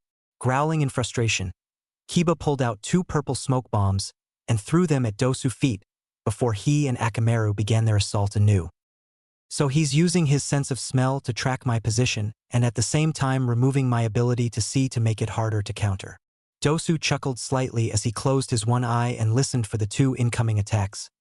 Unfortunately, he's not the only one who has other means of finding someone.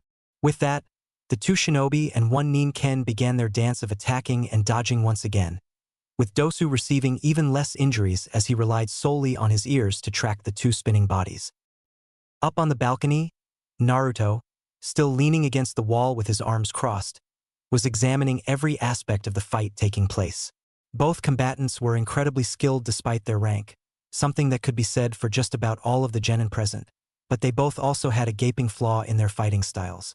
Kiba relied solely on his clan's techniques and taijutsu to fight, as well as relying heavily on Akamaru's assistance to overwhelm their opponents.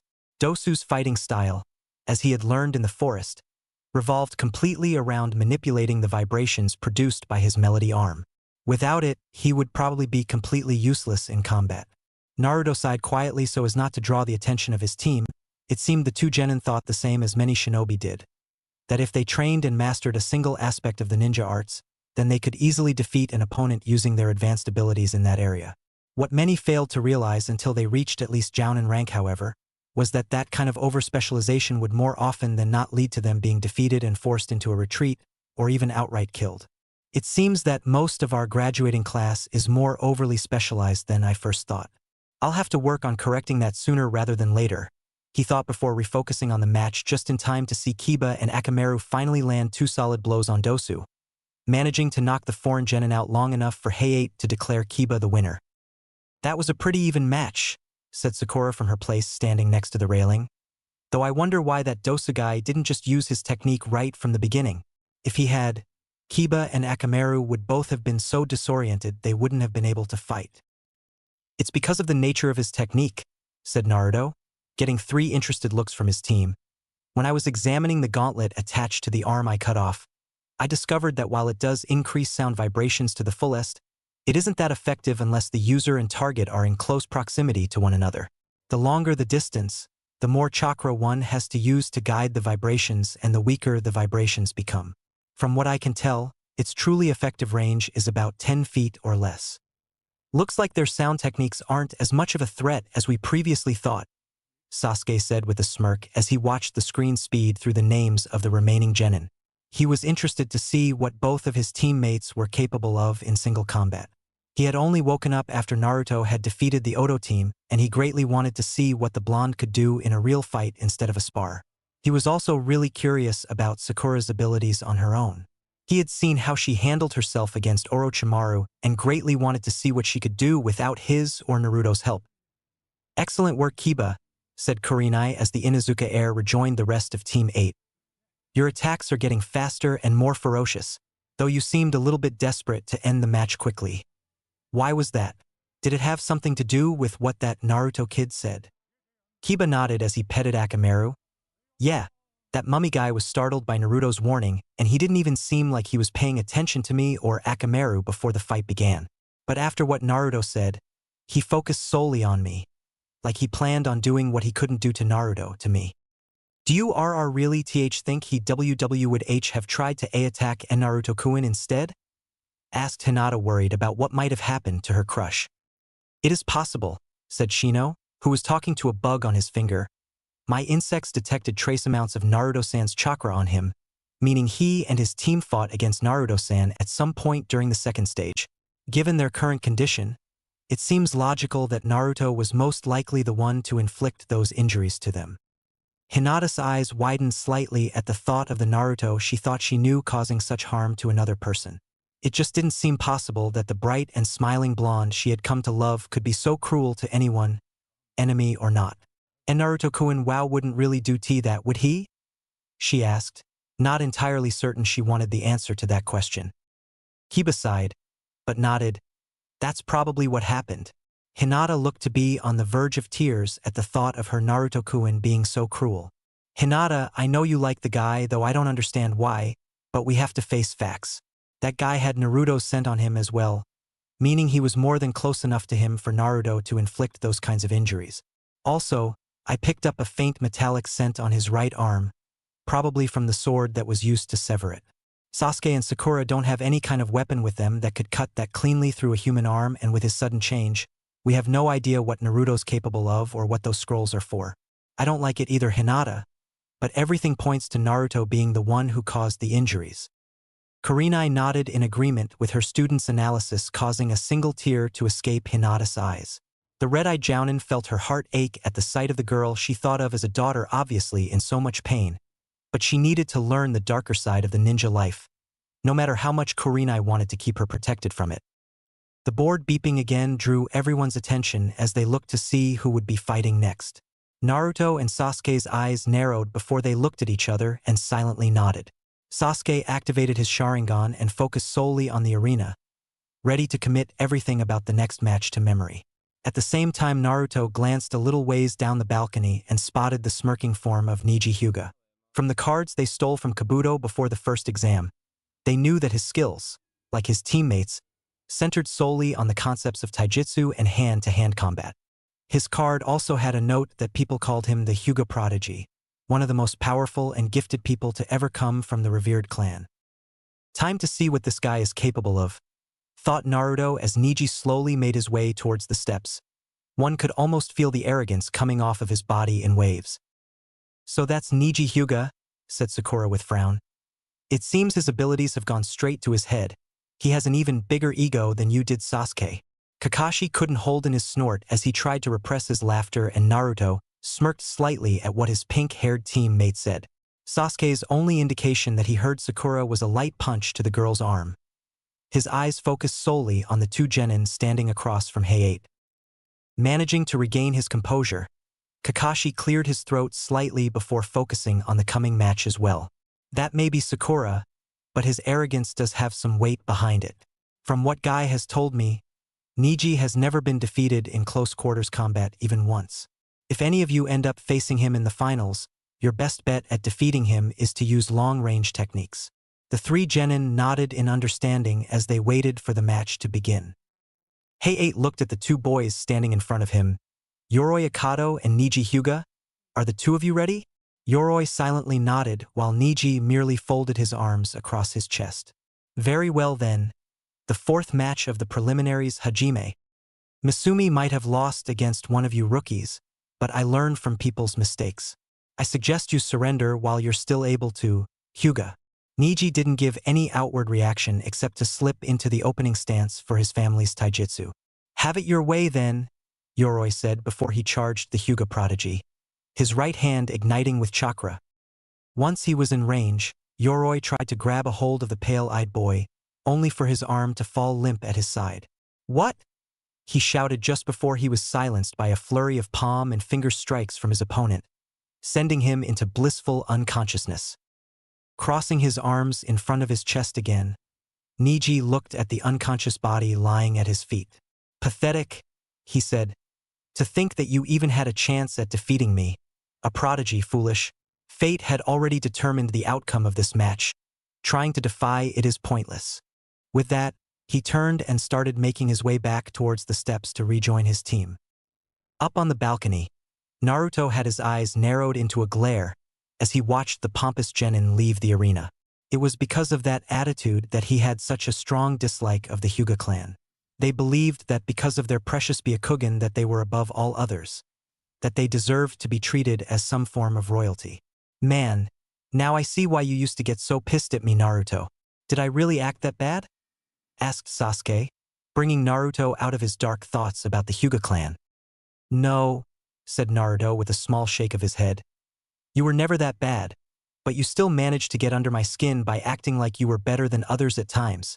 Sasuke nodded in understanding and made a silent promise to himself and his team that he would never travel down that road again. Anyway, did you manage to get anything out of that fight? Unfortunately, no, said the dark-haired genin as his features slowly morphed into a scowl. All I managed to see was that Yoroi-guy's chakra didn't move normally.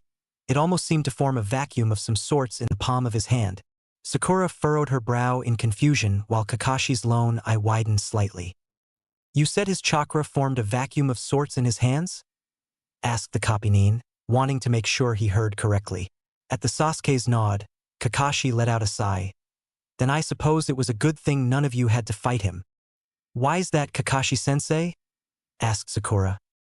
Because that boy has a leeching ability. The three genin each raised an eyebrow in confusion, prompting Kakashi to explain further. It is a rare ability that allows someone to siphon off another person's chakra, and should they become advanced enough with the ability, manipulate that stolen chakra and add it to their own reserves. Sasuke and Sakura's eyes widened at the prospect of such an ability, while Naruto glanced at the unconscious genin being carted away by the medics, a frown marring his face. Now I'm certain of it, their entire team must be some kind of enemy plant. First, that Kabuto guy has classified information on the participants, and now both of his teammates possess two unique abilities? That can't be a coincidence, thought the blonde as he glanced over at the balcony along the other wall. The only people left on the balcony were the Suna team, minus Kankuro, and the Odo team they had fought in the Forest of Death. As his eyes passed over the Odo team's sensei, his sensory abilities registered the thick, evil chakra he felt from Orochimaru in the forest.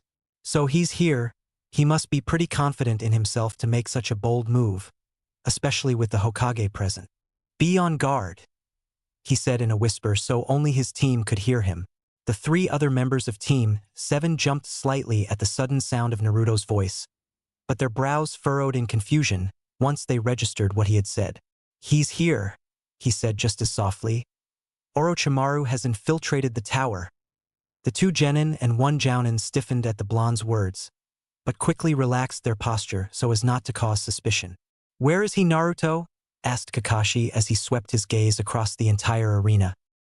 He's disguised himself as the Odo team's sensei, and he's suppressing his chakra to normal jounin levels so as not to give himself away. But that still doesn't explain why the Hokage hasn't sensed his presence and done something about it.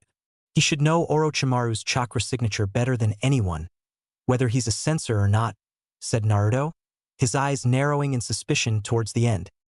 Kakashi flicked his gaze towards the disguised Sannin for a brief moment, before returning to his blonde pupil. Unfortunately, Naruto, he is very much aware of Orochimaru's presence, he said, causing his three students' eyes to widen. Then why hasn't he done something? Isn't martial law supposed to be implemented at the very sight of that man? Asked Sakura in a whispered shout. Sasuke nodded his agreement with the pink-haired Kunoichi, while Naruto glanced towards the Hokage. At first glance, he appeared to be his normal serene, kind-hearted self, no sense of worry or tension in his body. But that was to those who didn't know the man, and even though he hadn't spent much time in the man's presence since he began his training with Jiraiya, he knew all of the veteran Kage's tells for when he was hiding something thanks to his godfather. The fact that he stopped smoking his pipe after the first match for no apparent reason, as the man always had spare tobacco with him, was his first hint that something was off with the Sandaime. There were a few other subtle things that no one would have given a second thought about, but the one thing that confirmed Kakashi's statement was the subtle way the old man was flexing his chakra. It was something no one would be able to notice unless they were a natural sensor or had extensive experience in the art. The way his chakra moved, almost as if he was stretching it, loosening it up in case he was required to use it at a moment's notice. Kakashi-sensei's right, he said, interrupting his teammates' quiet argument with their sensei. Sasuke and Sakura turned to him, their shock and disbelief of the situation clearly visible. I don't know why he hasn't done anything about it, but he must have his reasons. For now, let's just focus all of our energy on these preliminaries and make sure we all make it to the finals.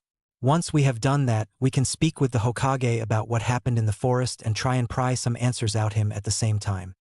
Though the idea of just ignoring Orochimaru being in the same room as them wasn't exactly appealing, the two genin of Team 7 slowly nodded their consent and refocused on the next match that was about to begin. They had been so caught up in their own conversation that they hadn't even heard Hey 8 announce the participants. Sakura's eyes widened slightly as she immediately put the thoughts of Orochimaru out of her mind for the time being, focusing solely on the match about to take place. It's Ino's turn? I hope she can pull out a win here. I would like to face her in the finals if I had the chance. Naruto chuckled as he too focused on his fellow blonde that was about to go into battle. I hope she wins too. She has more potential than even she knows. Chapter 5: Flowers Waiting to Blossom. On the arena floor, Ino stood across from Kin, the Odo Kunoichi she had possessed in the Forest of Death. It seemed she wasn't the only one who remembered that encounter, and the results the situation had brought about, if the blood-chilling glare the dark-haired girl was leveling on her was any indication. Somehow managing to shake off the glare and accompanying killing intent, the Yamanaka heiress looked over her shoulder and spotted the reassuring smiles her teammates and sensei were giving her. A little ways down from her team, her own blue eyes met the deep sapphire pools that Naruto called eyes, and she felt a powerful sense of determination and will to never give up fill her. Though her clan specialized in the mind arts and reading people in general, she couldn't determine what caused the unusual feelings that overcame her. All she could come up with was that she didn't want to let Naruto down while he watched. She wanted to prove, not only to him, but to herself that she wasn't weak, that she was capable of fighting for herself and those precious to her. The sound of Hayate clearing his throat brought her attention back to the match she was about to fight. Now then, the fifth match, Ino Yamanaka versus Kintsuchi. Are both competitors ready? A nod from both girls saw the sickly proctor lowering his hand and jumping back to a safe distance. Hajime! I've been hoping for this chance, said Kin. I can finally repay you for that cheap shot of yours in the forest. Not waiting to give Ino a chance to respond, the Oto Kunoichi quickly drew two senbon and threw them towards her blonde opponent. Cursing under her breath, Ino barely managed to duck out of the way as the two needles passed over her head and embedded themselves into the wall behind her. As she was reaching for her shuriken pouch to launch a counter, a slight jingling noise behind her caught her attention. A quick glance over her shoulder revealed the source to be two bells tied to the needles Kin had thrown. Bells? She can't seriously be using that old trick, thought Ino in confusion before turning back to her opponent and throwing a handful of shuriken as a counter. She cursed again when Kin effortlessly sidestepped the throwing stars and threw another pair of needles at her. Drawing a kunai in response, Ino deflected the two needles, causing them to clatter to the floor at her feet. Before she could make another move, more jingling came from behind her. What the?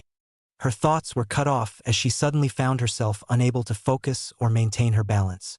Falling to her knees, she looked up at her opponent, only to find that she was seeing multiple, blurred images of the Oto Kunoichi. What is this? Genjutsu? On the balcony, Naruto frowned as he sensed the fluctuations in Ino's chakra. Damn, not good. Sakura turned to look at her blonde teammate. What is it, Naruto? That Kin girl uses some form of sound-based genjutsu. It appears to be similar in part to the effect of the melody arm, but it causes one to fall into an illusion instead of causing direct damage to its victim. So long as Ino stays under its effect, she's a goner, finished Naruto grimly as he continued to watch his fellow blonde struggle against the effects of the genjutsu. Sakura gasped at Naruto's analysis of the situation, a move mimicked by Ino's teammates when Asuma nodded in agreement with what Naruto had said. While the three of them tried shouting support to help Ino fight her way out of the genjutsu, Naruto closed his eyes in concentration as he tried to think of a way to help his fellow blonde. He knew that if anyone attempted to break the genjutsu for Ino, the girl would immediately be disqualified and Kin would move on to the finals. Not a position they wanted to be in, as it essentially opened the door for Orochimaru to infiltrate the village even more than he already had. No, he had to come up with something that could reach Ino and encourage her to fight on, without actually interfering with the match itself. An answer came to him in the form of a dark, ominous voice speaking inside his mind. You could always flare your chakra so that little girls' pitiful sensor abilities can pick up on it.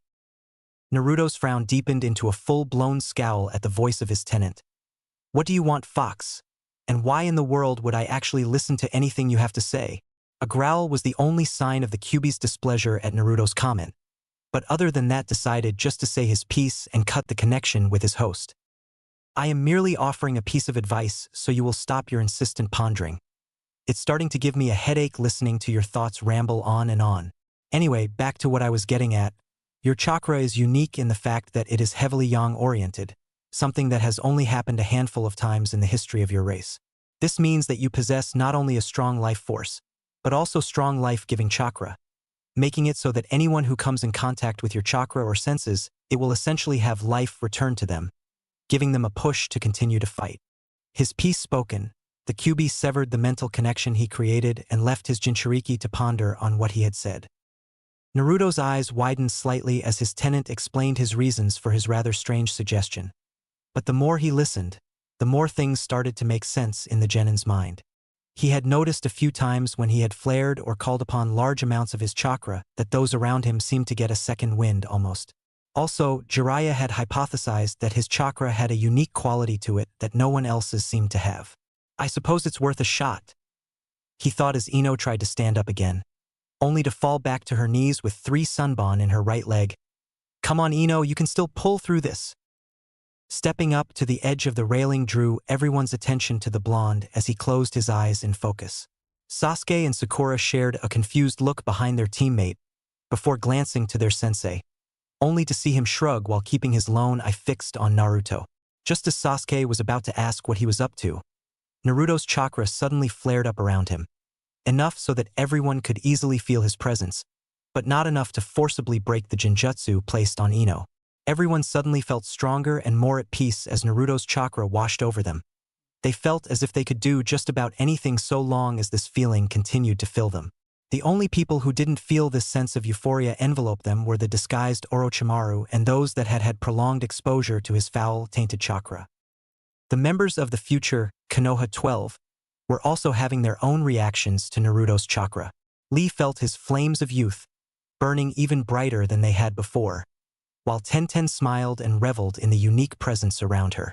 Out of the 3 of them, Naruto's chakra had the largest effect on Neji as he felt a lot of his aggression and anger leaving him. Memories of his life before his father had died flooded his mind, and he shed a single tear as the memories continued to play over in his mind's eye. Shino's insects were at first going crazy at the exposure to such large amounts of chakra, but just as quickly as they started, they settled down and began to move about Shino's body as carefree as their wild brethren do every day. Hinata felt herself becoming more confident the longer she remained in the presence of Naruto's chakra. Kiba's animal instincts were screaming at him to follow Naruto wherever he may lead, because he was a true alpha, one that commanded respect by his very presence alone. A little ways down from Team 8, Shikamaru and Choji couldn't help but relax despite their worry for Ino. The feeling around them made them believe that everything would work out in the end, and it would all be for the better. Sasuke and Sakura, having been exposed to Naruto's chakra longer than the others, weren't affected as greatly as the others were, but they still felt the sense of power and will to never give up fill them. Across the arena, even the mentally unstable Gaara felt the sense of peace wash over him as the voice of his mother became fainter and didn't cause him as much pain. What is this feeling? The red-headed Jinchuriki wondered as he slowly became more comfortable with the foreign feelings and began to relish the sense of completeness it brought to him. On the arena floor, Ino's growing sensory skills were almost being overwhelmed by the chakra Naruto was releasing. Just like when they were in the Forest of Death, the young heiress felt her chakra reaching out towards Naruto's, and this time, she let it. At first nothing seemed to have happened, but suddenly her world exploded as she felt her energy returning to her and her chakra levels skyrocketing. Take this power. It's incredible. Where did it come from? Thought Ino, unaware that another person could now hear her thoughts. That would be me, Ino, said a voice in her mind that sounded exactly like Naruto's. That's because it is me, Ino. Before you start asking questions and trying to figure out what's going on, I suggest you finish your match so we can have a proper conversation about this. But to sate your curiosity for now, I think this link is kind of like your clan's telepathy technique, or at least something similar to it. Now finish your match and we'll continue this discussion once you've won. With that, Naruto's voice left her mind and Ino was dragged back to the present. She noticed immediately that the effects of Kin's genjutsu were weakened and the numerous copies of the girl were all on one knee panting slightly. Still confused about what she had just discovered, the blonde Kunoichi decided to end the match quickly and try and get some answers, forming the ram sign and stopping the flow of her newly replenished chakra. Ino spiked her chakra to a level that surprised even her Kai. Finally free of the illusion and seeing that her opponent was quickly recovering, Ino picked up the kunai she had dropped and cut the wire connected to the 2 bells. Pushing her advantage, the heiress moved in close to her opponent and pinned the girl down with the kunai poised to slit her throat. It was at that point that Hayate got over the incredible feeling being produced by Naruto's chakra and noticed the situation the 2 girls were in. Winner, Ino Yamanaka. His voice seemed to bring everyone out of their individual reverie, with quite a few of them shooting glances at Naruto while Ino quickly made her way back to the balcony and made a beeline for her fellow blonde. Knowing the coming conversation was going to be pretty personal, Naruto moved away from his team and met Ino at the edge of the platform, out of earshot of everyone else. "Okay, Naruto, spill," said Ino, managing to keep her voice at a whispered shout. "How the hell were you able to talk to me telepathically? And what's with your chakra? Why did I feel my own increase when I felt your chakra around me?" Naruto had to fight hard not to chuckle as Ino said all of this at speeds that should be impossible to speak, and all seemingly in one breath. "In order," he said with a small smirk. "I'm not quite sure how that happened, though maybe Hokage or your dad will know something about it. My chakra is apparently unique because it is highly yang-oriented, and to be honest I don't know a whole lot about what that implies, another thing to take up with my sensei and the Hokage I suppose. As to your last question, I can say with certainty that I have no idea why your chakra may have increased when exposed to mine. All I planned to accomplish with that stunt was to help give you a second wind and convince you to keep fighting. So what you're saying is that you can't give me any clear-cut answers, right?" Deadpanned Ino, causing Naruto to chuckle sheepishly and rub the back of his neck. "I never noticed before, but he looks really cute when he does that," thought the blonde kunoichi before Naruto's voice brought her out of her thoughts. "Yeah, that's pretty much what I'm saying," he began.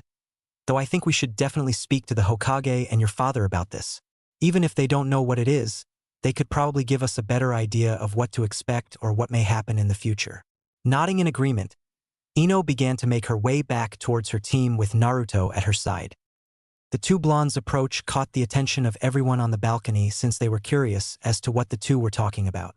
As the two drew closer to their teams, all of the senseis and the Hokage had to stifle gasps at the resemblance of the two together to another couple they had known. Though they were slightly younger, and they were both blondes, the two genin looked almost exactly like Naruto's parents had. Naruto's spiky blonde hair, sharp facial structure and broad shoulders was such a perfect match for Minato. It was almost unsettling. With the exception of her hair color, Ino could have passed as Kushina's sister when she was younger. Her long, cascading hair, slim athletic body and natural beauty were a fair match for Kushina. Walking together, it was almost like looking into the past for those who had known the two legendary ninja. "What was that all about?" asked Sakura once Naruto had rejoined his team. Taking up his position on the wall again, Naruto glanced down to where Ino was also being questioned by her team before answering. "Something happened during the match that affected both Ino and I. To be honest, we're not really sure what it was, so we plan on speaking to the Hokage and maybe Ino's father to see if they can shed some light on the matter. Until then, we need to focus our attention on making sure the three of us make it to the final round." Though they wanted to know more, the other members of Team 7 agreed with the blonde and let the subject drop for now. Sasuke, however, had one final comment on the matter. "You know, Naruto, if you want to be alone with Ino, all you got to do is ask. No need to go making up excuses like Kakashi-sensei." Naruto shot the dark-haired youth a mock scowl while Kakashi and Sakura snickered. They were pulled from their conversation by the sound of Hiate's voice. Sakura Haruno, the pink-haired kunoichi, looked down at the sickly Jounin, and only then did she notice the last member of the Odo team standing with him. "This is your final chance. Report for your match or you will be disqualified." Blushing slightly as everyone looked at her, the young medic Nin nodded and jumped down into the arena. "Now then," said Hayate before coughing a few times. "The sixth match, Sakura Haruno versus Zaku Abumi. Are you both ready?" With two affirmative nods, the proctor raised his arm before bringing it down. "Hajime." "This must be my lucky day," said Zaku as he raised his one good arm and aimed it at Sakura. "Your teammate broke my arm, so now I'm gonna break you." Decapitating airwaves. Faster than she could have ever hoped to move during the academy, the medic in training dodged to the right of the attack and moved in to engage her opponent with taijutsu. Her strategy seemed to work. With only one arm, Zaku's abilities in close-quarters combat were greatly diminished. Blocking a sloppy backhand with her right forearm, Sakura ducked inside her opponent's guard and delivered a powerful punch to his stomach. Gasping as the wind was knocked out of him, the foreign genin could do nothing as he was pushed back across the floor. Not letting up in her assault, Sakura drew a kunai and threw it at the recovering Zaku. Unfortunately, Zaku recovered faster than she anticipated and managed to deflect her kunai with one of his own. He wasn't, however, able to avoid the following explosion as the paper bomb wrapped around the kunai's handle detonated. The force of the blast sent Zaku crashing into the wall behind him, causing cracks to form from the point of impact, accompanied by the sound of several bones snapping. Hayate stepped forward after that, his hand raised towards Sakura. That's enough, as the proctor I deem Zaku Abumi unfit to continue. The winner of the match is Sakura Haruno. Before anyone had a chance to applaud Sakura's victory, cackling came from the downed form of Zaku. Everyone watched as the obviously injured genin pushed himself back into a standing position, allowing them to see the crazed look in his eyes. You think I care about winning some stupid fight? All I want is revenge. And I'll start by killing her. Extreme decapitating airwaves. Despite the damage done to his body, Zaku managed to lift both of his arms and force the last bit of his chakra into his jutsu. Sasuke! Shouted Naruto as he leapt from the deck, already forming seals for a defensive technique. Sasuke wasn't lax either. Before the blonde had finished saying his name, the last loyal Uchiha was already moving to incapacitate the far-gone genin. Naruto finished his seals just as he landed next to his female teammate who had her hands clasped in the snake seal. Doton Earth-style wall. Suetun, water encampment wall. Both Naruto and Sakura's cheeks swelled before spitting out a wide fence of water and stream of mud, respectively. The mud from Sakura's technique rose into a thick wall of earth that took the brunt of Zaku's most powerful attack. As the wall began to crack in places, the water coming from Naruto formed a second layer of defense that dispersed whatever the earth wall couldn't stop. While his teammates defended themselves and everyone behind them from the attack, Sasuke made short work of Zaku. Coming in front the right, he knocked the Oto genin back into the wall with a roundhouse kick. Catching him by the throat, Sasuke forced Zaku to look into his Sharingan eyes, trapping him in a Genjutsu.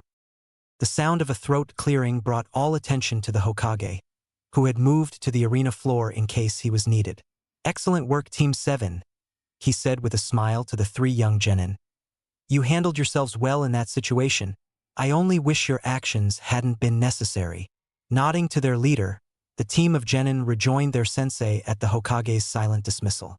The Sandame's smile disappeared as he turned his gaze upon the Oto team's sensei, who still had a smirk on his face.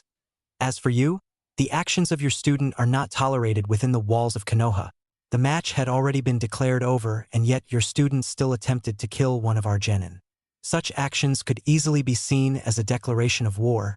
Be thankful I do not act upon them. The smirk on Orochimaru's disguised face didn't even falter as he met the Sandame's gaze before silently walking towards the arena entrance, completely ignoring Zaku's unconscious form. Take the boy and his teammates to Ibiki. The aging Hokage whispered to seemingly thin air. Find out everything you can. Unseen by anyone, a cloaked Umbu member followed after the team of medics that were carting Zaku out of the arena. I apologize for the display of force and aggression, Sarutobi said towards the three Suna ninja. But as I said, acts of war such as that cannot be tolerated. Of course, Hokage-sama, we take no offense from your actions. You were simply acting in the best interest of your village, said Baki, trying to keep the subtle shifts of lies out of his voice. Truth was he was greatly disturbed by the show of authority and power from the legendary shinobi. The killing intent the old man had released as he addressed the Oto Jounin was unsettling, even if they were not the intended target. While it wasn't enough for him to doubt the success of their plans, it made him wonder what exactly victory would cost Tsunagakure. If Konoha's Kage, a man well into his 60s, still had that much power and drive, then how truly powerful was the village he led? A familiar coughing brought attention back to Hayate. Now then, with that dealt with, we can proceed with the next bout. On the back wall, the names of the remaining participants began to cycle across the screen again. While everyone's attention was on the board, a small spike of chakra across the room alerted Naruto. Turning to the source of the spike, the blonde censor found himself looking at the Suna team he had met before the exams began.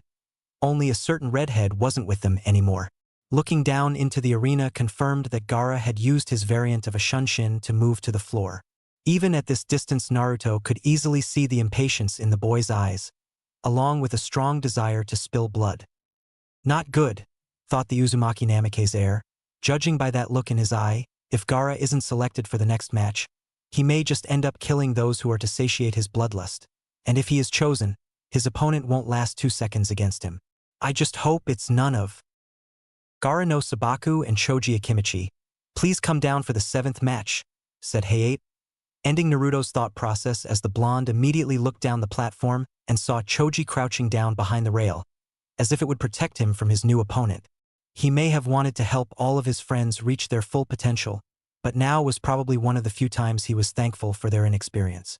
Choji had always been a kind-hearted person, if a little timid at times, so being paired off against the psychotic Tsunagenin was bound to have an effect on him. I can't fight him, he'll kill me, squeaked the Akimichi heir as he tried to hide his wide girth behind a rail post. Shikamaru was standing behind his childhood friend, and he couldn't agree more with that statement. Just by looking in his eyes, one could tell that Gaara was someone who didn't have much regard for human life. "Come on, Choji," said Asuma as he leant over the rail next to his rotund student. "If you quit without even trying, you'll never gain experience. Besides, if you win, I'll treat you to an all-you-can-eat buffet." Choji's ears perked up at the mention of a buffet, but before he could react the typical Akimichi way, someone else voiced their opinion on the matter. "That's cruel, Asuma, and you know it." The members of Team 10 turned to find Naruto standing with his arms crossed and a frown on his face. "You might as well be offering him his last meal in this lifetime. If he fights Gaara now, he will die, plain and simple." Ino and Shikamaru's eyes widened, realizing that their worry for Choji was soundly based. Asuma, however, narrowed his eyes at the blonde genin, refusing to believe his claim. "Now look who's passing judgment without proper knowledge," he said, his voice holding a low growl to it. Behind Naruto, the other Konoha ninja present looked slightly shocked by the bearded Jounin's words. The genin could easily see that Asuma was throwing Naruto's words from earlier back at him. But the Jounin and the Hokage saw something deeper. They saw a man with a wounded pride, who wasn't going to let anything else wound it any more than it already was.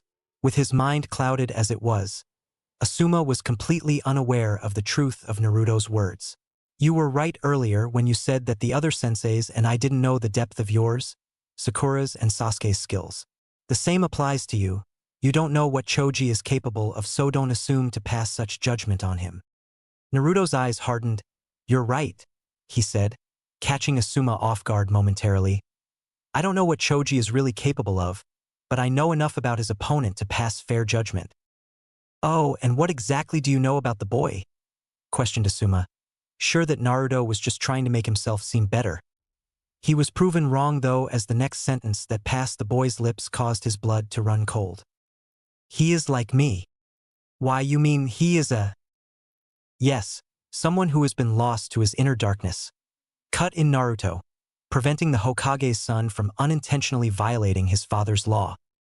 Ino spoke up before anything else could be said, asking the question all of the young genin were thinking. "What do you mean he's like you, Naruto?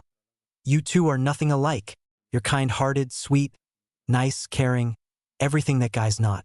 I've been taught to read people ever since I can remember, and the only thing I can see from that guy is that he is a mass-murdering psychopath. He's a demon in human form, Naruto. He's nothing like you." "Be quiet, I know." The sudden enraged cry from the normally calm blonde startled everyone, but none were more surprised or more hurt by the Jinchuriki's cry than Ino. Sure, Sasuke had snapped at her and his other fangirls more than once, but the sting she felt in her heart when it came from Naruto hurt her in ways she couldn't explain. Reining in his emotions like he had been taught, Naruto noticed that Ino had tears in the corner of her eyes. "I'm sorry, Ino," he said, trying to force the memories Ino had brought forth out of his mind. "But you're the one who's wrong. Gaara and I have more in common than you will ever know." Looking to the still crouching Choji, Naruto offered one last piece of advice before moving back towards his worried team. "You are my friend Choji. I do not want to watch you die any more than Shikamaru and Ino do. It's your decision, but remember, whatever you choose will affect others as well." As he was walking past Team 8, Kiba stopped him with a hand on his shoulder. "I don't know how you knew about that guy, but you did the right thing. If Choji had fought him, he would have been killed for sure." The only sign that Naruto had even heard the feral genin was the short nod he gave before continuing on towards his team. Slumping slightly against the wall, the blonde gave his teammates and sensei a weak smirk before closing his eyes and attempting to meditate. His attempts were halted as a cold voice that had an undertone of madness in it sounded from the arena floor. "Uzumaki?" Eyes snapping open, hardened sapphire locked with volatile seafoam green. You stopped me from proving my existence with his blood, so I will prove it with yours. Sand began to flow out of the gourd on the redhead's back and move across the ground towards the viewing platform. All of the Konoha Jounin tensed, ready to intervene if the need arose again. Across the room, Baki was silently cursing his students' impulsive actions, while Tamari kept switching between worry for her little brother and fear of the demon within him taking over. Naruto, however, surprised everyone by answering with a voice that was just as cold. Now is not the time, Gaara. We shall have our battle, that I can assure you, but it shall be during the finals. I can feel your desire to prove your existence, and what better way to do so than in front of hundreds of people, watching as you prove yourself, acknowledging who you are. The sand that had begun to climb the wall stopped. It wavered a few times, showing the debate that was waging in Gaara's mind. Finally, it slowly began to retreat back into the gourd Gaara was carrying, with the Tsunagenin sealing it with a cork once all the sand was inside. With one last stare down between the two Jinchuriki, Gaara disappeared in a sand shunshin and reappeared next to his sister. Letting out a slow sigh, Naruto looked to Hayate. I apologize for all the delays, Hayate-san, but I believe there are still 3 matches to be held. Right? Said the ill Jounin as he cast a glance to the Hokage. Receiving a nod, he addressed the assembled teams. Since Choji Akimichi withdrew from the match, Gaara no Sabaku is the winner. Now we will begin the selection for the 8th match. The names of the 6 remaining genin flashed across the display screen for a few seconds before finally settling on the next 2 competitors. Will Shikamaru Nara and Tenten please come down? An audible sigh resonated from the Nara air. Troublesome. My match would be the one to be moved up, wouldn't it? He asked before lazily making his way to the arena. Down on the floor, Tenten scowled at the apparent disinterest her so-called opponent had for their match. If it wasn't for the fact that the men of the Nara clan were known for their chronic laziness, she may have mistaken Shikamaru's lack of enthusiasm as a veiled sign that he didn't consider her as being worth the effort to fight. Go Shikamaru, show them who's boss, shouted Choji, all traces of his previous fear gone. Next to him, Ino was giving her own support to the 3rd member of Team 10. Hayate stepped forward between the 2 Konoha genin, silencing the spectators. The 8th match, are both fighters ready? A sharp nod from the bun-haired Kunoichi was followed by another sigh from Shikamaru, causing many of the Konohanin present to sweat drop slightly. Shaking his head, the sickly proctor raised his hand before swiping it down and jumping back to a safe distance. Hajime! I have no idea what kind of technique she uses, and she most likely knows about mine from Lee. But it's all I got, thought the pineapple-haired genin as he formed the sign of the rat and extended his shadow toward Tenten. Shadow imitation jutsu. His assumption was correct. It seemed as Tenten was already making a tactical retreat before his shadow had even covered half the distance between them. Shikamaru frowned in concentration as he began thinning out his shadow as much as possible to help increase its reach. It was all for naught though, because with one last jump backward, Tenten skidded to a halt in front of the arena statue, just out of the shadow's range. The almost needle-thin shadow wavered for a few moments, evidence of the Nara's attempt to extend it further, before returning back to its owner. So there is a limit to how far that shadow of his can reach, thought Tenten as she took note of the distance. 10 tiles, I should be fine so long as I maintain that distance. Nice technique you have there, but now that I know its limit, it's pretty much useless to you in this fight. Knowing that if she didn't do something to deter him, he was more than likely going to attempt to close the distance between them and ensnare her with his shadow, the budding weapons mistress reached into her hip pouch and produced a single yellow scroll with pink borders. Now it's my turn, and I never miss my mark. Not good, mumbled Shikamaru before Tenten jumped high into the air, the scroll unfurling and spiraling around her form. Her rotation soon picked up speed, blurring the scroll trailings into a pink and yellow twister. The next thing he knew was a literal hail of metal flying towards him as Tenten unleashed a barrage of weapons from her scroll. Cursing under his breath, the lazy genin rolled to his right to avoid the first wave of weapons, only to be forced to jump back lest he be impaled by the second wave. This continued for a few more moments, with Shikamaru barely managing to dodge Tenten's relentless assault. Finally, the assault ended and Shikamaru was given a small respite. Ceasing her spin, the weapons user gracefully landed on her feet across from her fellow genin. a small sea of weapons separating them, not allowing much room for either of the two to maneuver. "You're faster than you look," commented Tenten while reaching into her pouch again.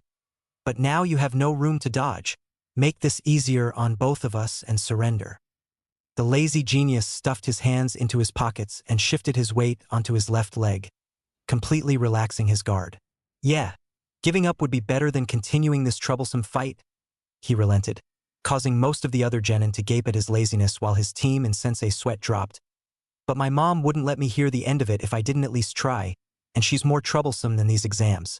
Dropping to a knee again, he brought his hands up into his family's signature hand seal. "So I'll just have to win." "And how exactly do you plan to do that? Your shadow can't reach me at this distance." The smirk that found its way onto Shikamaru's face caused Tenten's eyes to narrow. "What are you smirking about?" Her answer came in the form of a blinding flash of light that forced her to shield her eyes lest she go blind. After a few seconds that seemed to drag on, the light finally dimmed before ceasing altogether. Tenten opened her eyes, blinking away the spots in her vision caused by the light. When she could finally see clearly again, it was to find Shikamaru with that same smirk on his face. It was then that she noticed that she couldn't move her body. "Shadow imitation jutsu. Complete," said Shikamaru as he stood back up and lowered his arms, with Tenten copying his movement. How did you catch me? I was out of your shadow's reach." He tilted his head down to allow his captive to see the floor and understand just how he had managed to catch her. "You may have been out of my shadow's usual reach, but I can also use pre-existing shadows to help increase its range." Sure enough, the shadow that connected the two together had passed through the shadows cast by the many weapons that littered the floor. "But how? There is no way you should have been able to thread your shadow through the ones cast by weapons like that normally." "You're right, normally the shadows cast wouldn't be big or dark enough to use this way, but that's what the flash bombs were for. They temporarily enhanced all of the shadows, as well as slightly increasing the range of my own shadow. All that was left to do was weaving them together and attach it to yours." Reaching into the shuriken holster on his right leg, Shikamaru pulled out a few shuriken and held them at the ready to throw. Unfortunately for Tenten, she didn't have any kind of holster attached to her thighs. So even though she mimicked the Nara heir's movements, she was left unarmed and at his mercy. "I'm not the type to harm women needlessly, so just withdraw and don't force my hand." The bun-haired girl struggled against the shadow's hold for a moment, attempting to break free so she could counter. Her efforts were for naught, however, as the shadow's hold remained firm. Closing her eyes in defeat, she felt her head turn so that she was facing Hayate. "I forfeit." Her words were barely above a whisper, but still clear for all to hear. Hayate nodded and raised his right arm towards Shikamaru. Winner of the 8th match, Shikamaru Nara. Since neither competitor was seriously injured, the medical team didn't even bother making an appearance, allowing the two to return to their teams. Guy and Lee immediately set to work on trying to reassure Tenten about her loss and get her mind off of the fight. Shikamaru, on the other hand, was welcomed back by Ino and Choji's cheering, along with a few strong pats on the back from Asuma. Naruto smirked as he watched his fellow dead last stumble from the strong blows from his sensei. "I get his strategy, but how the hell did he manage to set off flash bombs effectively while they were still in his pouch?" Looking to his pink-haired teammate, he found her with a furrowed brow, looking intently down at the arena floor. Beside her, Sasuke was smirking in a way that just screams, "I know something you don't," which earned him an occasional glare from the kunoichi. Because they weren't in his pouch, Sasuke and Sakura looked over towards Naruto, one with a knowing smirk, the other a look of confusion. The entire time he was dodging Tenten's attacks, he was dropping a few flash bombs onto the floor. He knew that Tenten would be too focused on him to bother observing the results of her attack close enough to notice a difference. After that, all he had to do was trigger them with a burst of chakra. "Isn't that right, Shika?" he called down the walkway. Shikamaru gave him a lazy smirk, letting everyone know Naruto had been right in his analysis. "How the hell did you know he did that? There is no way you should have been able to see all that with Tenten flinging weapons everywhere." The blonde genin chuckled as Sakura continued to try and pry information from him. He knew that she hated it when others noticed things that she didn't, and she had a tendency to try and force information out of them. The sound of the screen beeping drew everyone's attention. The moment the members of the Rookie Nine saw who the two combatants were, all noise ceased, replaced by an almost otherworldly silence. Their attention shifted to the two who had been chosen, one wearing a look of resigned indifference and the other on the verge of a mental breakdown. For a moment, they all hoped that this was just someone's idea of a cruel joke. Sakura and Ino even tried to subtly dispel any genjutsu that have been affecting them. It was all for naught, however, as Hayate brought the reality of the situation crashing down on them. Naruto Uzumaki, Hinata Hyuga, please report for the 9th match. Chapter 6 Fighting Conclusion, Training Begins. Naruto Uzumaki, Hinata Hyuga, please report for the 9th match. Hinata felt her heart stop for a few moments, before slowly starting to crumble as reality began to set in. She had been selected to fight against the one person she admired more than all, the one person she could never bring herself to harm. But fate had decided to show its hand once again and strike another blow to her already fragile self-esteem. When the exams had first begun, she had been nervous and had to constantly rekindle the courage she had found to keep going. However, ever since the preliminaries had begun, that courage had slowly dwindled down. With every match that passed, she began to feel more and more pressure on her shoulders. Both Kiba and Shino had won their matches, and the skill displayed in the other matches had started to make her question whether or not she was up to the task of winning, or even holding her own. Now, though, the dwindling amounts of courage she had managed to keep up till now had just been ruthlessly extinguished. The mere thought of fighting the person she cared for the most was causing her more pain than she could have possibly imagined. Down the platform, Naruto had his eyes closed as he processed this surprising turn of events. He knew better than most that the moment the second exam ended, they were on their own. There were no teams in the final stage. They could be forced to fight anyone, whether they were from their home village or even their own teammates. But not once did he consider the possibility that he would end up fighting Hinata of all people. Though the matchup itself was surprising, it wasn't necessarily an unwelcome surprise either. He had been planning on helping all of his fellow genin improve themselves in one way or another, and this match provided him with the best chance he was liable to get to help the Hyuga heiress. His mind made up, the dual clan heir replicated his fellow Jinchuriki's actions from earlier and silently shunshin down to the floor. The sudden movement forced Hinata out of her thoughts. Pale lavender met sapphire blue, and almost as if she were in a trance, the Hyuga heiress began to make her way down to the floor. Kurenai looked on with a mixture of surprise and pride as her surrogate daughter moved to stand opposite of Naruto. She could only imagine the amount of pain Hinata was in, and still the young teen was determined to at least stand her ground against the one she cared about. She has come far, thought the red-eyed beauty with a small smile. Her smile quickly disappeared as Kiba slammed his fists onto the railing. Damn it! Why did she have to be paired off with Naruto of all people? Isn't there anything we can do to stop this? Akamaru whimpered from inside his master's jacket, voicing his own concerns for the kind-hearted Kunoichi. No, Kiba, there isn't. The feral genin opened his mouth to say something only for Kurenai to cut him off. Look, I know you're worried about Hinata. I am as well, but the rules of the Chunin exams are absolute. No one, not even the Hokage, can prevent this match from occurring, and even if there was a way to potentially stop the match, we would have no grounds to contest it. Naruto and Hinata are not related in any way to one another. They're not even teammates. If we tried to protest the match, we would simply be ignored. The only way for this match not to occur is for one of them to forfeit, and the likelihood of either of them doing such is slim. Naruto because, well, from what I know of him, it's just not in his nature to give up, and Hinata, no matter how much she may want to forfeit, won't allow herself to show weakness in front of Naruto. Her gaze shifted from the frustrated Inuzuka to the match that was soon to begin. All we can do now is hope she finds the strength to persevere through this. Do not fret, young Inuzuka, said the voice of the Sandaime. All of the Konoha shinobi on the platform turned to see their leader with a grandfatherly smile on his face. Hinata-chan is in good hands, that I can assure you. In fact, I can think of no better opponent for her than Naruto-kun. What do you mean there's no better opponent? Can't you see that having to fight Naruto is killing her on the inside? Kiba, It's quite all right, Kurenai, interrupted the aged Kage. He is merely doing what he feels he must to prevent his teammate from being harmed.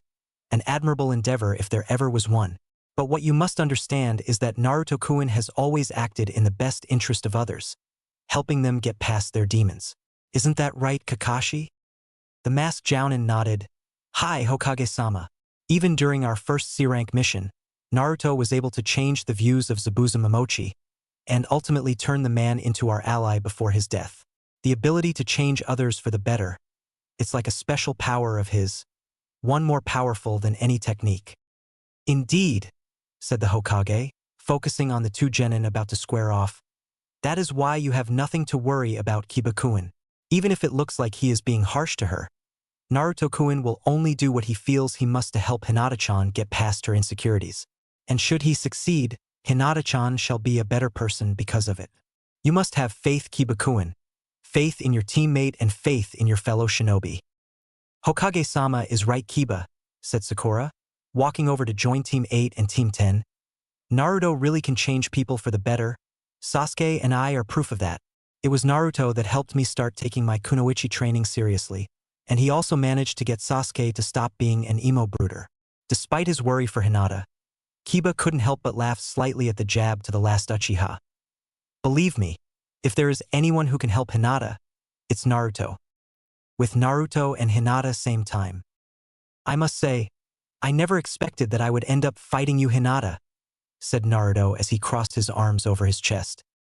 Hinata fidgeted slightly under his gaze. Neither did I, Naruto-kun. Looking between the two genin, Heiei raised his hand once again. Are both fighters ready? Naruto gave the briefest of nods, while Hinata fidgeted even more, though she managed a weak nod as well. Then the 9th match, Hajime. Before we begin, there is something I would like to say. The group of genin watching the fight perked up at that, wanting to see how the blonde planned to help Hinata. Why are you here, Hinata? What do you plan to accomplish? I wanted to prove that I was strong, she mumbled. Strong enough to stand on my own. To those that knew her, they were surprised when Hinata's stuttering lessened as she spoke. Naruto smirked, but on the inside he was preparing himself for what he had to do next. Then why haven't you attacked yet? The question caught the young heiress by surprise, if her wide eyes were any indication. Hayate-san has already begun the match. Instead of simply listening to me, you could have taken advantage with a preemptive strike. Why haven't you? A light dusting of pink spread across Hinata's cheeks, causing Naruto to mentally sigh. It seemed her infatuation with him went deeper than he first thought. I could never hurt you, and Naruto-kun, she said, her stutter returning full force.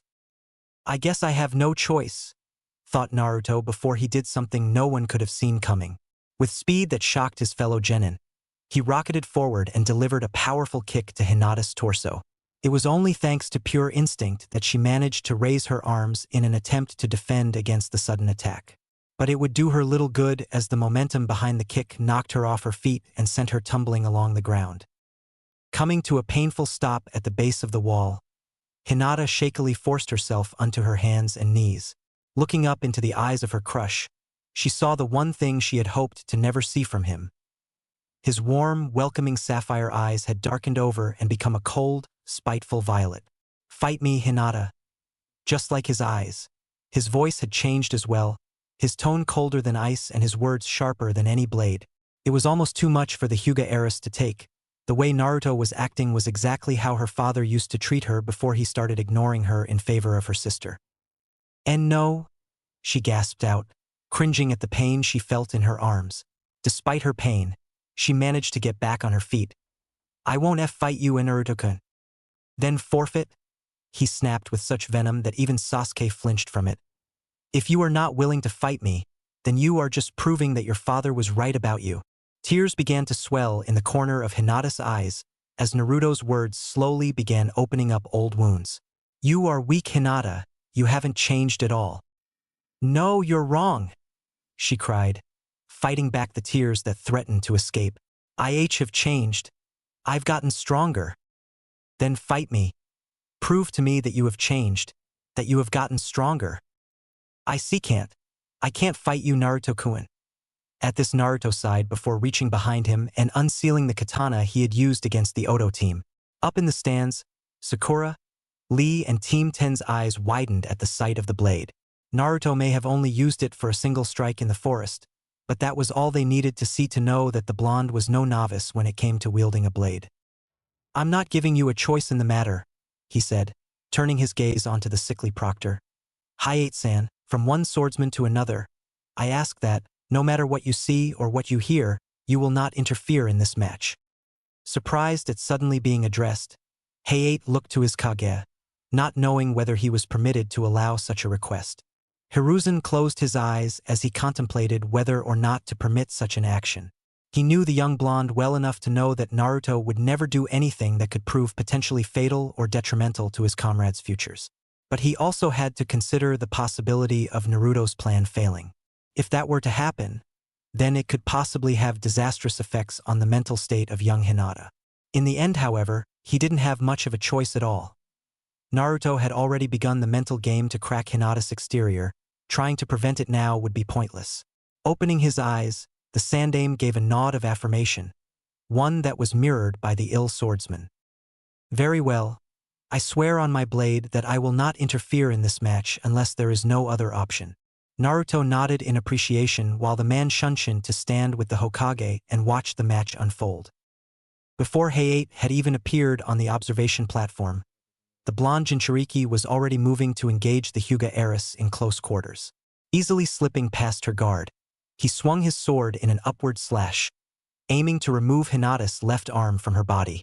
Again, Hinata owed thanks to whatever instincts were guiding her body as she managed to avoid serious injury. Her left arm rose straight into the air while her right came around with a palm thrust that changed the angle of the attack. Instead of severing flesh, the katana merely cut off a strip of her jacket sleeve. Naruto couldn't help but smirk at the move. Her reflexes are good, and her instincts seem to favor minimal movement when dodging or countering, allowing for quick follow-ups. She has the potential to become a deadly close-ranged opponent. She just needs to learn to channel her instincts at will. Breaking away, Naruto skidded back a few feet before stabbing his sword into the ground and forming hand seals. His cheeks began to swell before he let loose a powerful torrent of water at Hinata. Suetun, Water Bullet Jutsu. Hinata's body seized up as the elemental attack barreled down on her, her instincts fleeing. Throughout the entire match, she had been fighting an internal battle, trying to convince herself that Naruto didn't mean any of what he was saying, that it was all a lie. But now, watching as his technique quickly closed the distance between them, had forced her mind to accept the harsh reality of the situation. She was weak. She didn't have the strength or the power to compete with her crush, not on this level. Closing her eyes, resigned to her fate, she waited for the jutsu to finish its task. Time seemed to slow as the water came ever closer. Just before it came within striking distance, a soft voice spoke in Hinata's mind. "Prove them wrong." The voice, so similar to her own, whispered, "You know you are not as strong as you thought, but now that you admit it, you have started down the path of becoming stronger. Now take your first step, my dear, the first of many." "Why, you're right." Chakra began to slowly seep into her eyes. "I want to become stronger. I want to prove I am a worthy kunoichi." Eyes snapping open, Hinata's Byakugan flared to life, determination shining in her the lavender orbs. Faster than she had ever moved before, Hinata spun to the side, letting the jet of water pass harmlessly by. Slipping into the Juken stance, she dashed forward, ready to prove herself. "I will show them what I am capable of."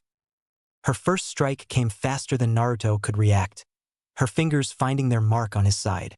The blow disrupted his chakra flow into his jutsu, forcefully ending it. Hinata didn't let up in her attack though, landing multiple more blows along Naruto's body. Thanks to her Byakugan, she saw another Naruto appear behind the one before her, sword in hand. Thanks to her natural flexibility, Hinata was able to bend backwards to dodge the swing that bifurcated the shadow clone she had been attacking. Righting herself, she spun around and threw an open palm at Naruto's exposed back. Using the momentum from his swing, Naruto spun around and knocked Hinata's arm to the side with the flat of his katana. The kunoichi recovered quickly though and immediately moved to attack again. For his part, Naruto was able to defend quite well against the feared Hyuga taijutsu, dodging or deflecting the strikes with his own naturally defensive taijutsu. On the viewing platform, the members of the Rookie Nine couldn't believe what they were seeing. Hinata, the shy, meek and timid heiress, was fighting with a ferocity that could be compared to any beast. The fact that it was Naruto of all people she was fighting only served to further astound them. "Is that really Hinata?" asked Ino, her eyes wide as she watched the fight continue. "Yes, it is." Everyone turned to see it was Shino who had spoken. "Hinata-san may not be the most outgoing at times, but she is strong in her own right." A short way down the platform, Niji scowled at the bug user's words. "You're wrong, Hinata-sama is a failure, once a failure, always a failure. No one can change their destiny, no matter how much they wish to." "She's slowing down," thought Naruto as he continued the deadly dance with Hinata. "Her chakra is almost depleted, yet she's still fighting on. You have truly proven yourself today, Hinata. Even if you lose, you have nothing to be ashamed about." In a flurry of wind, Naruto disappeared, only to reappear behind Hinata and deliver a single chop to the back of her neck. Before succumbing to the blissful grasp of unconsciousness, she heard her blonde crush whisper behind her. "Well done, Hinata. You proved everyone wrong today." A small smile spread across her face as she fell limp in Naruto's arms. Heiei appeared kneeling beside the two, and after confirming that Hinata was unconscious, stood and raised his arm towards Naruto. "Winner, Naruto Uzumaki." Standing with Hinata in his arms, the blonde genin shunshined back up to the platform and laid Hinata against the wall. Akamaru jumped out of Kiba's jacket and stood at Hinata's side, reminiscent of a guard dog. Chuckling at the white pup's loyalty, Naruto stood back up and began making his way to stand with the other males of Team 7. Naruto, glancing over his shoulder. Naruto saw Kurenai with a small smile. "Thank you for what you did for Hinata. She will become a better kunoichi because of it." Nodding once, Naruto continued down the platform, taking back up his spot on the wall. His fellow genin were looking at him in a new light. No longer was he the loud, brash and obnoxious dead last they knew in the academy. Now he was a calm, collected and calculating shinobi, someone to be valued as a comrade and feared as an enemy. "The 10th match, contenders please step forward," said Heiei, before another coughing fit hit him. "YOSH, finally I can fan the flames of my youth," shouted the over-eccentric Lee before he leaped over the railing and landed in front of Heiei. Tamari smirked at the display, certain that it meant her opponent was just another Konoha whack job with no real skill. "If you are both ready," receiving 2 nods he raised his arm, "then the 10th match hajime. You should go ahead and forfeit now, save yourself the humiliation," said the Suna Kunoichi. "Never," said Lee, assuming the opening stance for the Goken. "Such a thing would only dim my flames of youth, which is something I cannot allow." Using his superior speed, Lee launched himself at the blonde Kunoichi, jumping into a spinning roundhouse kick, leaf whirlwind. Bringing her fan to bear, Tamari angled it so Lee's kick would hit the edge and cause maximum recoil damage. Just as she predicted, Lee's ankle collided with her fan full force, but instead of the crunching of bone she expected, the sound of metal hitting metal reached her ears. "What?" Despite her surprise, Tamari retained enough sense to use her fan and force Lee back. "Is he wearing weights?" Flipping and landing on his feet, Lee once more assumed the Goken stance. "Her reaction time is good. I will need to be faster to get past her defense," he thought as the two stared each other down. "All right, if a direct attack won't work, then perhaps this will." Taking off at high speed, the bowl-haired genin started circling his opponent as nothing more than a green blur. "Fast," thought Tamari as the green ring began closing in on her. "Damn, gotta give myself some more room." The wind mistress opened her fan partially to reveal a single purple moon. "You may be fast, but nothing is faster than the wind." With a swipe of her arm, she produced a strong gust of wind to blow Lee away. Her plan worked, somewhat. The powerful winds managed to push Lee back a few feet, but other than disrupting his pace for a brief moment, had little effect on the Konoha genin. How the hell did that not work? Those winds were strong enough to lift a full-grown person off their feet. Just how much weight does he have on? Her thoughts were halted as Lee jumped above her and came down with a heel drop. Closing her fan, she brought it up with both hands and blocked the attack. What she didn't expect was for Lee to bring up his other leg and sandwich her fan between the two. In an impressive display of strength and acrobatics, Lee twisted his body around, throwing the large fan away, landing in a crouch before Temari had a chance to react. The green-clad genin swept her feet out from under her and delivered a devastating punch to the girl's stomach, slamming her into the ground.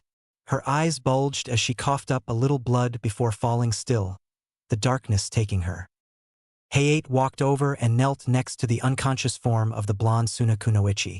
As if I have to check, he thought before looking to Lee, noticing that the taijutsu user didn't even look winded. Smirking slightly, he stood up and raised his arm towards Lee. Winner! Rock Lee! Putting his pipe back into his mouth and lighting it, the Sandaime smiled. Finally! It's time for the main event. Well, with this, the preliminary rounds for the third exam have been completed, declared Hayate. Soon after, all the genin who had won their matches were standing before the Hokage and the proctors for all three exams. To all of you who won the rights to compete in the third stage of the Chunin selection exam, congratulations. Stepping back, Hayate looked to his Kage. Well then, Hokage-sama, if you would please. Yes, said the Fire Shadow. Well, I will begin by explaining the rules for the main event. As I told you before, in the main event, your matches will be seen by everybody. Civilians, nobles, and daimyos will travel from far and wide to watch you compete. Each of you will be fighting to represent the strengths of your countries. I'd like you to show off your powers with no reserves, which is why the finals will be held 1 month from now. Wait, we're not going to have them right now? Asked Ino, voicing everyone's thoughts on the matter. No, this break, you can say, will be for preparations. What do you mean by preparations? Asked Niji. In other words, in addition to informing all the various daimyos and kages, this is the time needed to arrange for the gathering of the event, and this is also the preparation time for you competitors. Enough with your pointless riddles, said Gaara, his patience running thin. Get to the point already. Naruto tensed as he felt a small increase in the demonic chakra emanating from the redhead. He's getting more restless at this point. Anything could set him off on a rampage. Once this is over, I need to speak to Hokage-jiji and Jiraiya-sensei. If the interruption bothered him, Sarutobi didn't let it show. Basically, it's the preparation to get to know your enemy and yourself. It's the time period where you will calculate your chances of winning by analyzing the data you accumulated during the preliminary competition. The battles up to now had you fight as if you were in an actual combat situation with the assumption of fighting an unknown opponent. Taking his pipe from his lips, the aged Kage blew out a cloud of smoke. However, the final exam will not be like this. There are those who showed all that they can do already to their rivals, and there are those who competed that are severely weakened. To make everything fair, the 1 month should be used by all of you to advance and improve yourselves. Of course, it'll be fine to rest your body as well. Anko took that as her kei to step forward, a wooden box in hand. All right, you brats. Each of you will draw a number from this box. The numbers will dictate the brackets for the final tournament. Moving down the line of assembled genin, she allowed each to draw a number before returning to her place before the Hokage. Now read off your numbers and my partner will mark it on the bracket. Number 8.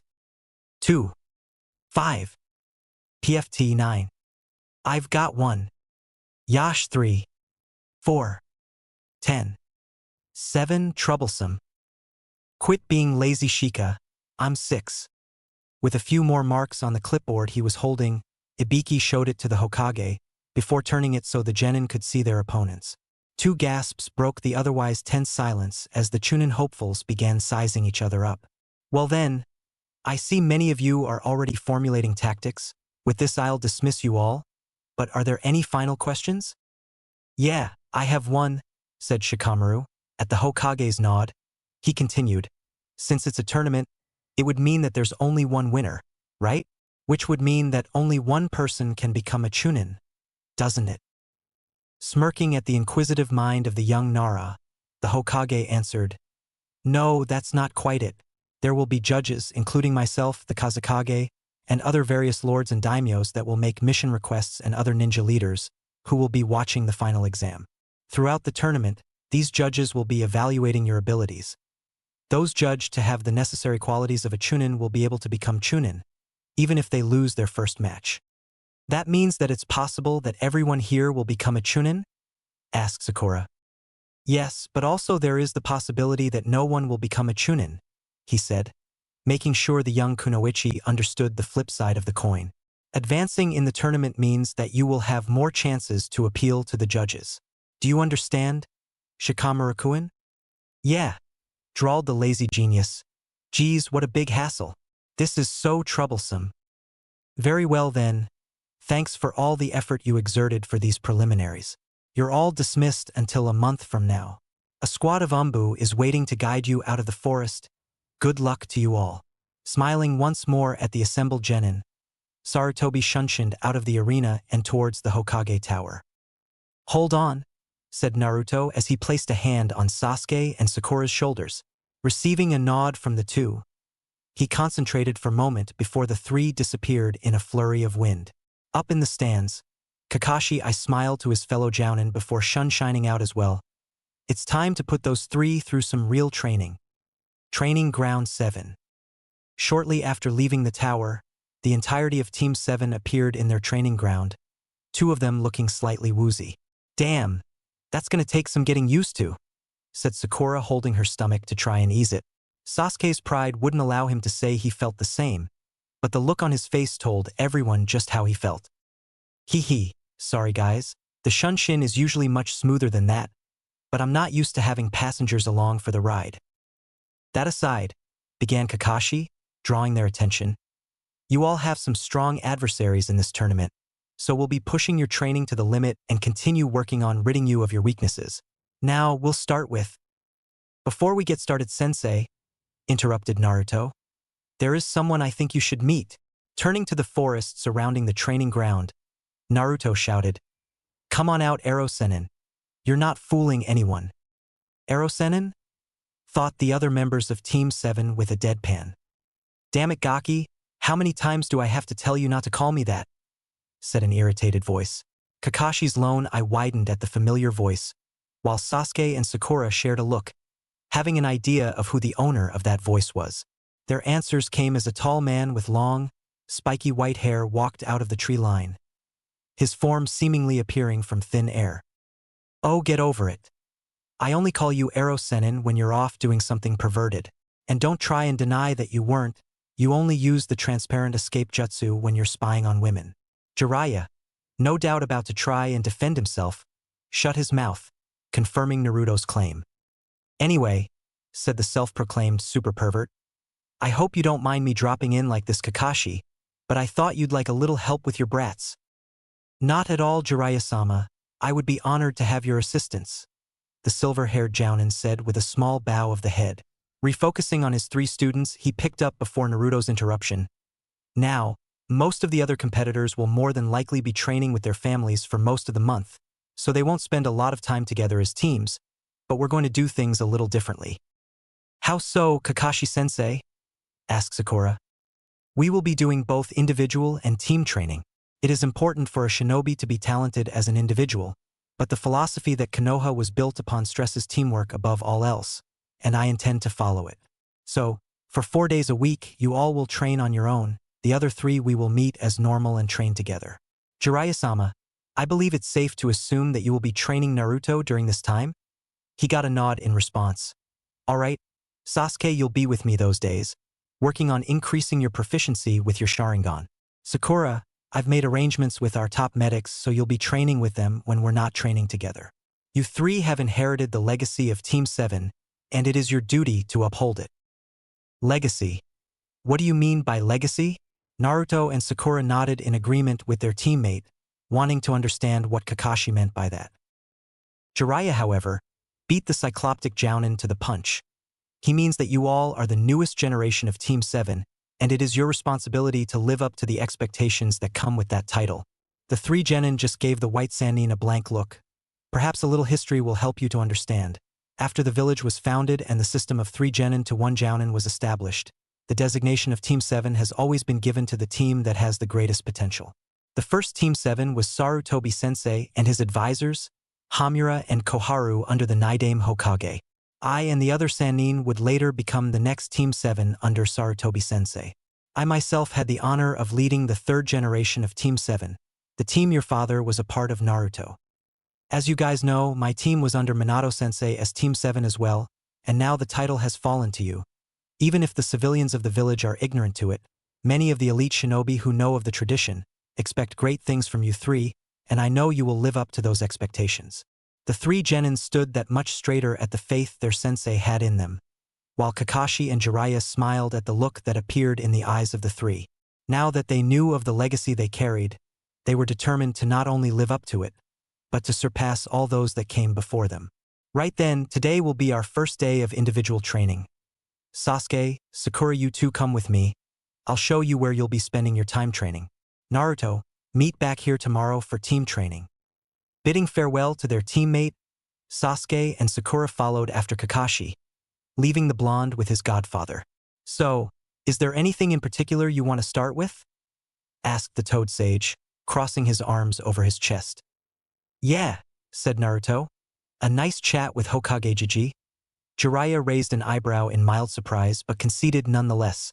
With a quick half-ram seal, both student and master disappeared in a swirl of wind and cloud of smoke respectively. Hokage Tower, Hokage's office. Hiruzen stood at his office window, overlooking the peaceful village of Kanehagakure. He sighed as the face of his wayward student appeared in his mind's eye. Orochimaru. Even as a child, malice and ambition have always been hidden in your eyes. I always knew it was there, but I could never have imagined my inaction on the matter would lead to the current situation. Pushing aside the memories of his past mistake, he turned to greet the two who had appeared in his office. Naruto-kun, I had a feeling you would be coming to visit me soon, and it seems you brought along my old student Jiraiya, so good to see you both. Same to you, old man, said Jiraiya with a half-smirk. I'll admit I may have only come to town to do some research for my next book, but this reunion is a nice surprise. Humph. I take it you know of Orochimaru's presence within the village walls? A short nod from the sage confirmed it. Then I can also assume you will assist in defending the village when the time comes? Yeah, he will, but that's not the reason for this visit, said Naruto, stepping forward and pulling out the ninja info cards he had swiped from Kabuto before the first exam. Sliding the deck to the Hokage, he allowed the Kage to examine one before getting to the heart of the matter. I believe there is a spy among our ranks. A spy, you say? That is a very serious accusation, Naruto-kun, but given the events that have occurred, it is likely true. Do you have a suspect in mind? Naruto nodded and pulled out single card from the deck. A quick burst of chakra revealed the information it carried. Kabuto Yakushi, a genin of Konoha. He was the one who created this deck and collected all of the information held within. Most of it is classified information that would normally be found on a ninja's personal file, such as mission history and skill levels. It also appears he recently accessed the files on all of the genin from my graduating class, as he knew that Sakura was training to become a medic nin even though Kakashi-sensei only added that information to her file the day before the exams began. Setting down the cards he had been looking over, the Sandaime picked up and examined the card containing Kabuto's own information. I see. These cards alone are reason enough to have him executed for possessing classified village information, but are there any other reasons you believe him to be the spy? Not the spy, but a spy. I believe his entire genin team is an enemy plant. Go on, said Sarutobi, placing the orange card aside. Kabuto's teammates, Yoroi Akato and Misumi Tsurugi, each possess a unique ability that I have never seen or even heard of before. Also, Kabuto himself possesses incredibly large chakra reserves, almost enough to match Kakashi-sensei. He is also capable of suppressing his chakra to the point where even natural sensors like me wouldn't be able to notice unless we were specifically looking for it, something that requires an incredible degree of chakra control. Control well beyond that of a normal genin. I see. Thank you for bringing this information to me, Naruto-kun. I'll take care of things from here on. In the meantime, I recommend you focus on your training. By the time these exams are finished, I expect you to prove yourself a worthy Chunin. Before I go, there is one more thing you need to know. At the Fire Shadow's nod, he continued, the Suna genin, Gaara no Sabaku.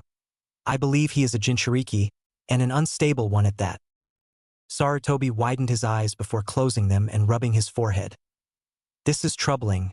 There is only one reason I can think of for a village to send its Jinchuriki into another. refocusing on his surrogate blonde grandson. The Hokage put on his best grandfatherly expression. You have done well, Naruto-kun, you're dismissed for now. Put these thoughts out of your mind for the time being and focus on your training. Jiraiya, I will need to speak with you later on to discuss some important matters. The blonde Jinchuriki offered a small bow in respect to his leader before shining out of the office, Jiraiya not far behind. Sighing once more, the Sandaime sent one of his Umbu guard to inform the council to report for an emergency meeting. It seems things are escalating quickly. Preparations must be made to ensure Konoha survives the storm that is nearing. With Naruto and Jiraiya. The two appeared on the edge of a river being fed by a waterfall just outside of the village walls. Dense forest lined both sides of the river, obscuring anyone's view of the tranquil clearing. The current state of the area, however, brought into question that tranquility. Cracks and small craters littered the rocky bank, evidence of the intense training that had taken place there. Alright Gaki, before we get started on training, I want to see how far along you've come since the last time we trained. Naruto nodded and jumped away from his godfather, landing on the other side of the bank in a loose taijutsu stance. Mimicking his student, Jiraiya slipped into his own stance. The two stared each other down for a few minutes, the wind softly whispering around them. A single leaf fluttered down from the treetops, gently swaying to the whim of nature. It landed softly on the surface of the river, creating a small ripple in the calm waters. Both Naruto and Jiraiya leapt from their perches, clashing above the flowing river. The Toad Sage calmly blocked a kick with his left forearm and retaliated with a palm thrust to his godson's torso. Knowing Jiraiya's strength was far greater than it appeared, Naruto used the man's arm as a fulcrum to spin himself out of the way, while at the same time bringing his other leg up and delivering a powerful axe kick to Jiraiya's skull. Jiraiya reverted back to mud before falling into the river and slowly being carried downstream. Cursing himself for not noticing the difference, the blonde genin began looking around for the Sannin as he fell back down to earth. His chakra-coated feet had barely touched the surface of the water before an invisible force hit him square on the cheek, sending him crashing onto the rocky bank. You should know by now that your eyes can only aid you so much in battle. There are times where you have to utilize all of your senses to track your enemy and defeat them. Getting back to his feet and wiping away the blood from the corner of his mouth, Naruto closed his eyes and focused his sensing abilities to find his elusive godfather, a task that proved far harder than some would expect. For all his blatantly perverted tendencies, Jiraiya was not considered the world's greatest spy master for no reason. In addition to his extensive network of informants that spanned the entirety of the elemental nations, the man himself was a master in the arts of stealth and espionage. Despite his tall frame and massive reserves of chakra, Jiraiya was capable of completely removing any trace of his presence from an area in a matter of seconds. Eyes still closed in intense concentration, Naruto's head snapped up as he felt a small presence coming at him from above. He managed to roll to the right just before a decent-sized crater appeared where he previously was. Stopping his movement with his hands, the blonde spun around and swept his leg at the space above the newly formed blemish. His aim was true as his kick collided with what felt like an arm, but his attempt to counter was foiled when he felt a hand grab onto his ankle and throw him back across to the other side of the river. Righting himself in midair, the blonde pulled out a handful of shuriken and loosed them in the general area. He felt Jiraiya's presence. I may not be able to pinpoint his location, but widespread attacks should be effective enough to slow him down. Flashing through a few hand signs, the shuriken multiplied into dozens. A faint curse reached Naruto's ears, proof that his strategy had had the desired effect. Forming two clones to keep up the barrage of weapons, the original Naruto clapped his hands together in preparation for his next technique. He had never considered his lack of techniques that had widespread effects a weakness, but now he was being proven wrong. I hope this works, thought Naruto as he channeled his chakra to form the one thing that could help him. 10 glowing, golden chakra chains erupted from the Jinchuriki's back, each tipped with a lethal spear head. The chains wavered in the air slightly before 8 of them encircled Naruto and his clones, crisscrossing each other and stabbing themselves into the ground, forming a small defensive barrier. The 2 remaining chains hovered above the impromptu barrier, their spear heads twitching this way and that in search of their prey. Jiraiya stood behind the blonde and his clones, watching the development continue to unfold. So he finally managed to gain enough control to utilize the chakra chains in combat, though it seems to take quite a bit of effort to maintain and control them. And indeed it did appear Naruto was having difficulty with the technique. He had only manifested the chains for a few moments, but already the signs of exhaustion were making themselves known. His breathing was labored, and he seemed to be fighting to maintain his balance. Also, the intense focus he needed to maintain the technique seemed to leave him unable to utilize any of his other skills. We'll have to work on that during the month. A technique like that is of no use if it prevents him from using other abilities at his disposal. Though it looks like he found a way to counter that weakness to an extent. Smirking slightly at his student's ingenuity, the invisible sage prepared for the oncoming attack. Inside of the protective barrier, Naruto felt his control of the chains beginning to wane. Damn it, manifesting this many chains at once still takes a lot out of me. I better make this last move count. With a silent command, his two clones began to sense for Jiraiya's presence again. The clone on the left glanced behind them, before dispelling in a cloud of smoke. The two free chains whirled around to face the area. The clone had felt Jiraiya's presence and launched forward. Jiraiya was already on the move, however, easily avoiding the strike. The moment he stopped, however, Naruto's remaining clone dispelled, informing the original of his new position. A small tremor rocked the area before the two chains broke through the ground behind Jiraiya, wrapping around the Sannin. Their hold didn't last long though, as Naruto finally reached his limit and fell to his hands and knees panting. The chains protruding from his back dissolved back into nothingness, releasing the Toad Sage. Slowly fading back into existence as he walked up to his downed godson, Jiraiya placed a seal tag on the boy's back and formed a half-ram seal. The sealing formula on the paper began to glow a pale green as chakra enveloped the blonde's body. The chakra slowly began to seep inside of Naruto's body, rejuvenating his depleted reserves and revitalizing his body. Once the seal had completed its task, it slowly crumbled into dust, leaving no trace of its presence. With his breathing back under control, the formerly exhausted genin got back to his feet and smiled gratefully at his godfather. Thanks, Jiraiya-sensei. That warrior's rebirth seal is probably the greatest thing you have ever come up with. Now I wouldn't say that. My books are far greater pieces of work, said the self-proclaimed super pervert, earning a blank stare from his companion. Jiraiya looked away and awkwardly cleared his throat. Yes, well, back to business. He began, his demeanor becoming serious once again. You've definitely improved since the last time. Your battle sense has become more acute. Taijutsu is good, and you've developed your sensing abilities to a high degree for one so young. You've also advanced far in wielding your mother's chakra chains. How long have you been using them in combat? That was actually the first time I've used them in a true battle scenario, said Naruto, causing Jiraiya to raise an eyebrow in moderate surprise. Well, that's surprising, though not unexpected given your Uzumaki heritage. I noticed that maintaining them took quite a lot out of you. You couldn't even use your natural sensing ability because of it. Since we only have a month to train, that will be our main focus, getting you more acquainted to using the chakra chains.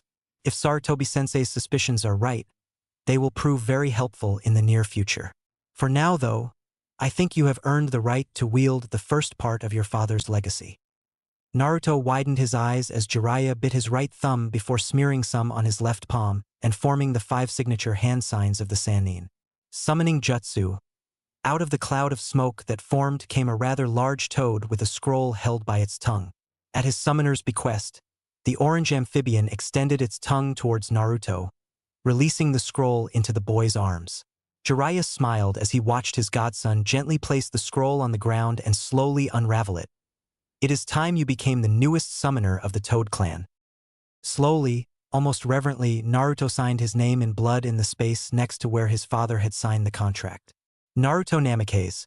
The sight of his birth name alongside his father's brought a smile to the blonde's face, along with a fiery passion. I promise I'll make you proud, Dad. You and Mom both. Returning to scroll to its guardian, Naruto sped through the 5 necessary seals and slammed his right hand on the ground, using the blood left on his thumb as the sacrifice. Summoning Jutsu. A small cloud of smoke formed underneath Naruto's hand, which cleared to reveal a small orange toad with purple marking around his eyes, mouth and stomach, wearing a dark blue vest. Yo! said the toad with a small wave vaguely reminiscent of a certain cycloptic jounin. Are you the one that summoned me? Yeah. My name's Naruto Namikaze. What's yours? Name's Gamakichi, said the now identified toad. Namikaze, I know I've heard that name before. But where? He mumbled out loud, rubbing his chin with his webbed hand. Perhaps from your father? Naruto and Gamakichi turned to see Jiraiya sitting on top of the larger toad's head. Naruto here is the son of your father's previous summoner, Minato Namikaze. He's just signed the toad contract, and it seems he's already found his summon partner. The sons of the Yellow Flash and the Toad Boss fighting alongside one another. Quite poetic if you ask me. Oh yeah, Pops is always talking about that guy, saying how he was the greatest summoner our clan has ever had. Jiraiya fell off of Gama's head, painfully face planting into the rocky ground. The young toad and the new summoner ignored the man's antics, instead continuing with their conversation. Well, Naruto, I guess we're partners now. I'd be happy to fight alongside ya. I'd be honored to have you as my partner. But, given your size, there doesn't seem like much you could do to help me out battle-wise. No offense. None taken, waved off Gamakichi. We toads grow at a faster rate than you humans, so I won't stay this small for long. Give me a few years and I'll probably be bigger than most buildings. Then we can really kick some butt together. Chuckling slightly, Naruto held out his fist towards his new partner. I look forward to it, partner. Returning a toad's equivalent to a smile, Gamakichi raised his own fist and bumped it with Naruto's. I'll be sure to summon you later on so we can talk some more. But for now, I had best get back to my training.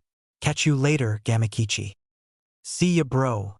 With that, the young toad disappeared in the same manner he arrived. Gama gave a nod of respect to his clan's new summoner before returning to his home as well. Rising to his full height, Naruto smirked as the faces of his parents appeared in his mind's eye. Let the training begin. Chapter 7 Strength of the Newest Generation. Training Ground 7, 10 days later. Standing before the two men assisting in their training, the 5th generation members of Team 7 mentally prepared themselves for whatever exercise the two had in store for them. For the past week and a half, every time the three of them were together, Kakashi and Jiraiya would have them run exercises and scenarios that pushed their teamwork to the limit. The two senior shinobi had even used situations from their own experiences in the field as a means to train the three genin. The Sanin's battle with Hanzo the Salamander was one such example. Jiraiya had gone over, in depth, the details of the fight with them before having the three replicate it with Kakashi as the opponent. Though the man never revealed it, the true reason he had chosen that specific battle was to ensure his godson and the boys' team mates never made the same mistake he, Tsunade, and Orochimaru made in their youth. And it was to that same end that Kakashi decided to use the mission that led to his best friend's death as their next exercise. Today we'll be doing another field simulation drill, began the Kopinin. This particular scenario is one that I encountered on my first official mission as a Jounin, and is at the heart of what I consider my greatest failure. Though he fought back the cruel memories of that time, his students could easily see that their sensei still bore the scars of the memory on his heart. Now, he said after forcing the memories away, this situation is unfortunately quite a common one in the field. One of your squad mates has been taken captive, you have little information in regards to where they have been taken, and even less on your possible opposition. For the sake of authenticity, I have enlisted some help for this exercise. You will be on the clock for this one. Those who are not taken captive will have 1 hour to rescue their teammate. If you don't, it will mean you have failed the mission and your teammate is dead. Good luck. Kakashi and Jiraiya both flashed the genin a smirk before disappearing in a swirl of leaves and cloud of smoke, respectively. No sooner had the two infamous shinobi disappeared, than did Naruto notice a distinct sizzling noise from behind. An alarmed glance over his shoulder revealed a paper bomb behind them, only a few seconds away from detonating. Move! He screamed. Sasuke and Sakura were quick to follow his lead, jumping away just as the explosion enveloped their previous position. They weren't given a chance to rest though, as multiple flashes went off around their feet. Blinded by the sudden light, Naruto and Sasuke could do nothing as Sakura's scream reached their ears before it was abruptly cut off. Recovering from their temporary blindness, the two clan heirs took a moment to assess the situation. The hole in the ground between them revealed that Sakura had indeed been captured, and the method used to do so. A shared glance had the two nodding before Sasuke activated his Sharingan and began scanning the area for any traces of lingering chakra signatures. Naruto closed his eyes in concentration, focusing all his awareness on his sensory abilities, knowing that Sasuke would be able to cover him if someone attacked. "Damn it!" the blonde cursed after several moments of concentration. "They must be outside of my range. I can't pick up anything." "Neither can I," grunted his black-haired teammate. "Whoever Kakashi-sensei brought in to help, they know how to cover their tracks, both physical and chakra-wise. What now? We don't have any idea where they took her. We're basically flying blind right now." "I know, and splitting up is out of the question at this point. We do that, we give them an opening to take us both out." "Then what do you suggest?" "Well, we have one clue. This hole they left," said Naruto, kneeling down next to the earthly blemish. "This wasn't made by a person who is experienced with earth jutsu. They would have been able to seal it up without a second thought. Which means that we're dealing with someone who is either inexperienced with earth manipulation, or they tunneled in and weren't capable of sealing the hole," finished Sasuke, his Sharingan taking in every detail, down to the littlest piece of dirt. "Damn it, still nothing. They didn't leave any evidence behind." "Maybe they didn't leave any on the surface, but what about underground?" In the tunnel itself, leaning over the opening, taking care to keep his head out of the way of any possible traps, Naruto focused chakra to his eyes, trying to pierce the darkness inside. "For that, we'd need the Byakugan, which last I checked, neither of us do." "Maybe not." Sitting back up, Naruto placed his right hand on the ground next to the opening, his eyes slipping closed again. "During my training with Jiraiya-sensei, he's been helping me improve my control over my chakra chains and honing my sensing abilities. I've only tried it a few times, but I've been working on replicating the Nidame's method of sensing everything around him by just placing his fingers on the ground. With any luck, I can at least figure out which way the tunnel goes." Thanks to his Sharingan, Sasuke was able to watch as his teammate's chakra pulsed into the earth beneath his hand, before slowly returning to him. "I've got it, it's fuzzy, but I know the general direction the tunnel came from." "Then what are we waiting for? Let's go get Sakura and take care of these guys," said Sasuke. "My thoughts exactly." Forming his signature hand seal, for more Narutos appeared in the training ground. "My clones will scout the area around us while we follow the tunnel. Let's move." The six figures blurred away into the forest around them, on the hunt for their teammate and her kidnappers. With Sakura. Sakura groaned as consciousness returned to her, only for it to turn into a muffled gasp once she realized she was no longer in her team's training grounds. In fact, she wasn't even on the ground at all. She was suspended in the air, hanging from the limb of one of the trees that gave Konoha its name, her arms and wrists bound in wire. A quick glance down revealed her ankles were also bound tightly, leaving her with very little range of movement. "Damn it! When I get my hands on Kakashi-sensei, he's gonna regret this one." Somewhere deep in the forest, observing the exercise from the shadows, said Scarecrow felt a chill run down his spine, a sense of impending doom washing over him for a moment. Thoughts of retribution against her sensei were put on hold when Sakura noticed a flash of sun-kissed blonde hair leaping through the trees. Shouting for her teammate was utterly useless, courtesy of the seal-covered paper pressed over her mouth. "They really are giving us too little credit," thought the pinkette as she swung her legs up, sticking her feet to the branch above her with chakra. A few shakes of her body helped gravity do its job, pulling the kunai in her holster out and letting it begin to fall to the ground. The blade would never reach the ground though, as Sakura cut the flow of chakra to her feet long enough for her legs to swing back down, her chakra flowing once again to catch the kunai with the soles of her boots. Using her momentum, Sakura swung her feet forward, releasing her chakra's hold on the kunai and letting it fly to where Naruto was going to jump next. The blonde looked up in mild surprise, obviously feeling the kunai approaching, but making no move to avoid it. For a split second, Sakura's body tensed, believing she might have killed him on accident, only to sag in relief when he turned into a cloud of smoke, revealing him to be a clone instead. "Thank Kami, that almost gave me a heart attack," she thought as the smoke slowly dispersed. But then something struck her, something she didn't notice when she first woke. Where were her captors? Why would they go through the hassle of taking her, if they weren't going to keep her under watch to make sure she didn't try and escape? And why leave her with all of her weapons? Either the people Kakashi brought in were seriously underestimating them, or they wanted Naruto and Sasuke to find her so they could ambush them. With Naruto and Sasuke, the blonde Jinchuriki suddenly stopped on a branch as memories from one of his clones returned to him. "Found her," he said, turning to Sasuke, who had stopped on a branch above him. "She's 50 yards west of us. They must have planned on us following the tunnel and used it as a decoy. Whoever these guys are, they're good. We can't afford to let our guard down." Yeah, with this level of planning, there's probably a nasty surprise waiting for us too.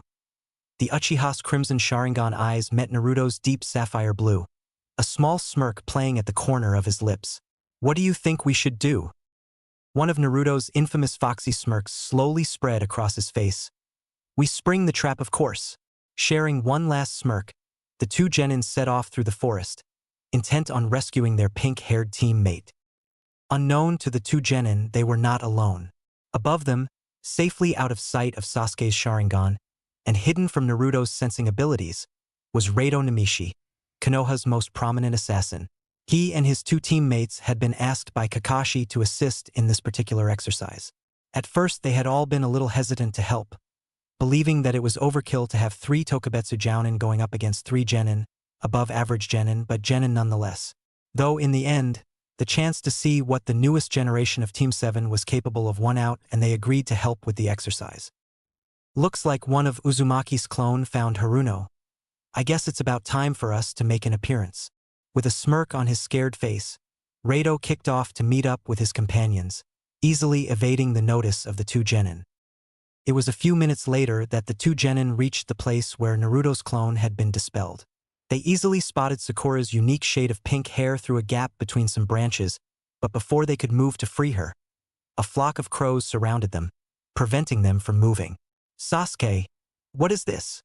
called Naruto over the sound of hundreds of flapping wings. Sasuke's Sharingan shined as they darted all around, trying to ascertain the cause of their current predicament. It quickly became apparent that they were not under the effects of a genjutsu, but that the crows were physical constructs of chakra, similar to Naruto's shadow clones. He relayed that information to the blonde, knowing he was more experienced and knowledgeable when it came to matters involving this kind of chakra. "If they're like my shadow clones, then a single blow is all it should take to get rid of them," Naruto thought as he began forming hand seals. "Sasuke, give me some fire. With a big enough attack, we should be able to eliminate all of them at once." The black-haired youth was already forming seals before Naruto had even finished. Finishing his own chain of seals, Naruto inhaled a large breath, before expelling it in a concentrated stream, Futon Stream. Katan Great Fireball Jutsu, the combination they had used against Orochimaru, surged forward, consuming the swarm of birds. Unfortunately, the crows did not dispel as Naruto had hoped. Instead, for every one that was destroyed, another 2 took its place. Canceling their respective techniques before they completely overwhelmed themselves accidentally, Naruto and Sasuke abandoned all pretense of dealing with the crows and instead focused their efforts in freeing Sakura. A pair of kunai sliced through the air, the 2 males of Team 7 barely managing to throw the lethal weapons before the crows swarmed them once more. Their attempt was for naught, however, as the sound of metal hitting metal reached them over the sound of flapping wings. Thanks to his Sharingan, Sasuke was able to catch a glimpse of the 2 Senbon that had been used to intercept their kunai. Sadly for the Uchiha, that momentary lapse of awareness was all the opening their assailants needed to strike. "Sasuke, look out!" called Naruto, having sensed the sudden appearance of a foreign chakra behind his teammate. Sasuke didn't even bother sparing a glance. Simply leaping away from the branch, he stood on to avoid whatever threat was there. Not a moment after the Blasket's feet had left their perch, then did a flash of steel appear, cutting a small gash along the back of the Uchiha's one-piece suit. Just as quickly as the attack had begun, it was over. The crows fading from existence, the unknown swordsman's presence fading with them. Never ones to stay idle for long, Naruto and Sasuke both leapt towards Sakura, kunai out and their senses alert. With one last leap, the 2 Genin reared back their knives to free the pinkette, only to receive twin kicks that sent them back into the treetops. Reito smirked as he began to fall back to earth, only for his eyes to widen as he sensed movement above him.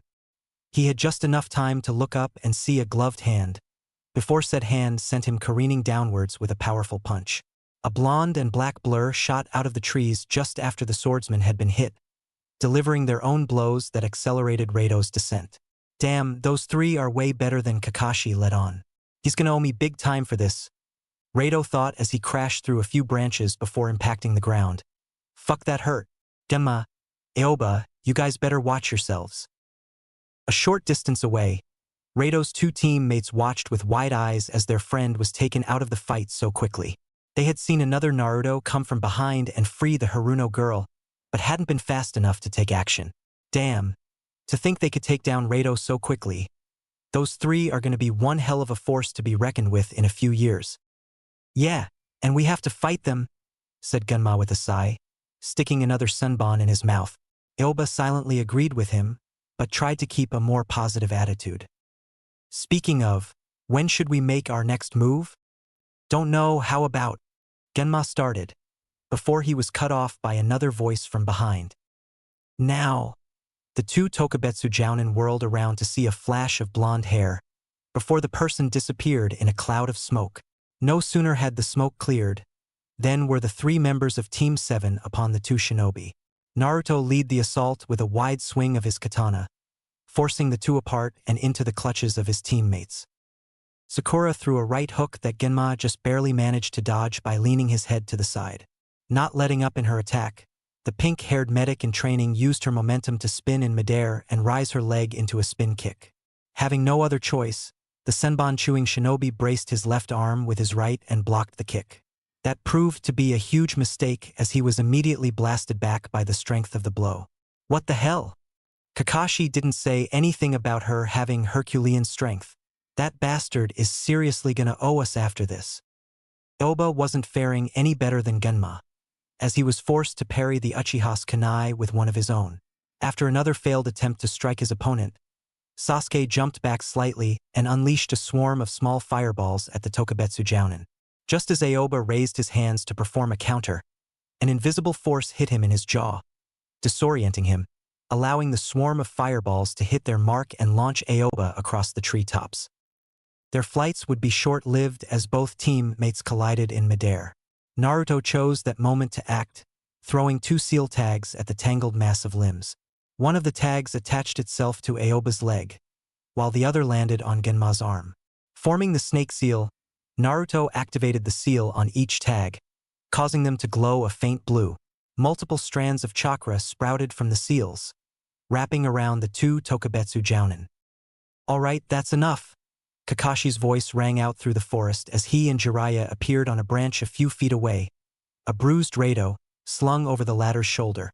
Excellent work, team. Taking down three fully trained Tokubetsu Jounin is no small feat, even if they weren't fighting at the fullest extent of their capabilities. Now, Naruto, would you please release those two from your seal? That position can't be comfortable. You got that right, it's not, grumbled Ganma from his position on the tree branch. Currently, he and Aoba were being held together in an awkward clump of limbs. The three genin wore matching smirks as Naruto performed the counter seal, freeing the bound men. Alright, now I believe Jiraiya-sama has another exercise for you guys to work on. In the meantime, I'm gonna take these guys to get checked out at the hospital. Ja-ni, said Kakashi, finishing with his patented eye smile before disappearing in a cloud of smoke, along with the three battered Jounin. Naruto and his teammates turned to the blonde's godfather, only to be forced to leap away as a barrage of white needles descended upon them. What the hell, Arrow Sennin? What was that? Shouted Naruto as he landed on the trunk of a nearby tree. Jiraiya's hair returned to its normal state as he cancelled his needle hell technique. This is what today's exercise was truly about. Seeing how you deal with the unexpected. Having a teammate kidnapped is only one situation that falls into that category. Being ambushed is another. So prepare yourselves, because I'm your next opponent. The three genin widened their eyes as Jiraiya formed the seal of the tiger and took in a deep breath, before unleashing a powerful stream of fire. They each shared one thought, as they braced themselves for the fight ahead. Oh shit! Groaning for what felt like the 100th time, Naruto continued to trudge his way through the streets of Konoha. Jiraiya hadn't been lax in his assault of the three genin, and all of them would likely feel the effects of that exercise for a while. But despite his body's protests, the blonde had dragged himself halfway across the village for a reason. It was time to get some answers to the questions that had been bugging him since the preliminaries. He had intended to get those answers sooner, but Kakashi and Jiraiya had swept them up with training almost as soon as the prelims had finished. After a few more minutes of walking, Naruto finally reached his destination, Yamanaka Flowers. Walking in, he was met with the welcoming fragrance of fresh flowers and a broad-shouldered man with a long blonde ponytail behind the counter. The man, who could only be Ino's father, offered him a kind smile. "Welcome to Yamanaka Flowers. How may I help you, young man?" "Yamanaka-sama, I presume?" asked Naruto, walking up to the counter. He knew that despite his kind attitude, Inoichi Yamanaka was not someone to be on the bad side of. There was a reason the man was second in command of the TNI division. "You presume correctly," the man said, his smile never wavering. "I am indeed Inoichi Yamanaka, and I must say, it's a pleasure to finally make your acquaintance, Uzumaki-san." "Please, just Naruto is fine. I've never really been one for formalities anyway," said the blonde, not at all surprised that the man knew who he was. Hell, he would have been more surprised if he didn't know him. Inoichi smiled that much wider at the young man's humble attitude, a trait he shared with his late father. "In that case, you may call me Inoichi. Now, what can I do for you, Naruto-san?" "Actually, I was wondering if I could ask you a few questions about something." "Ah, I take it this has to do with the way yours and Ino's chakra reacted to each other during the preliminaries?" said the Yamanaka head with a knowing look. Naruto raised an eyebrow at the man's intuitive response, getting a chuckle in response. "Are you really so surprised, Naruto-san? After all, my daughter isn't known for keeping things secret for long, especially from me." Getting out from behind the counter, Inoichi moved to the front door and placed a closed sign on it. Turning back to face his guest, he motioned for the blonde to follow him as he moved to the curtained-off doorway behind the counter. "Now, it's almost time for dinner. Why don't you join us and we can discuss this over a meal?" "So long as it's no trouble, I would be honored to join you and your family for dinner," said Naruto with a small bow of his head. Waving off the young man's concerns, Inoichi continued down the hall with Naruto in tow. "Nonsense, it's no trouble at all." Finally reaching the end of the hall, the older blonde slid open a door and motioned Naruto inside. Unlike a majority of the clans within Konoha, the Yamanaka were a relatively small one by comparison.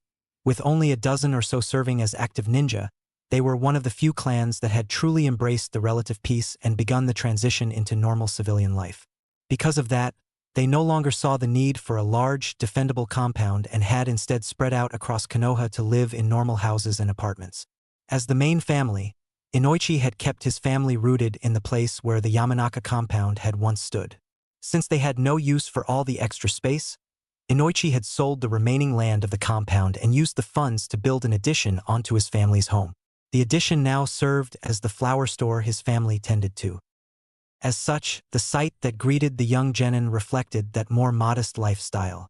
The living room was well furnished, but tastefully done, so as not to appear overbearing to any guests. A plush-looking couch and matching armchairs were sat around a dark-stained coffee table. Multiple family pictures and heirlooms were placed around the room, giving the place a comfortable and inviting atmosphere. "Please, Naruto, make yourself comfortable. I'll call Ino down and then we can move to the dining room." With that, Inoichi moved to the stairs across the room and shouted, "Ino, come down. It's time for dinner and we have a guest tonight." "Coming, Daddy, and who? Naruto?" Ino exclaimed as she came down the stairs, stopping in surprise when she saw her fellow blonde genin standing in the middle of her family's home. "What are you doing here, Naruto?" Offering the girl a charming smile, Naruto inclined his head towards a smirking Inoichi. "I actually came here to speak with your father about what happened during the preliminaries. He thought it would be best if we all talked it over together." "Yes, now why don't we move to the dining room? I'm sure your mother has dinner already laid out." The Yamanaka head led the two younger blondes through another hall and slid open the door leading to the dining room. Unlike the living room, the dining room was done in a traditional Japanese style. a low-set, hardwood table with 6 white cushions set around it. The table was filled with numerous dishes and platters, each loaded with traditionally prepared food, ranging from beef, chicken, and an assortment of vegetables.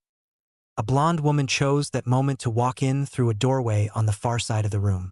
Naruto was almost forced to do a double take at the uncanny resemblance between mother and daughter.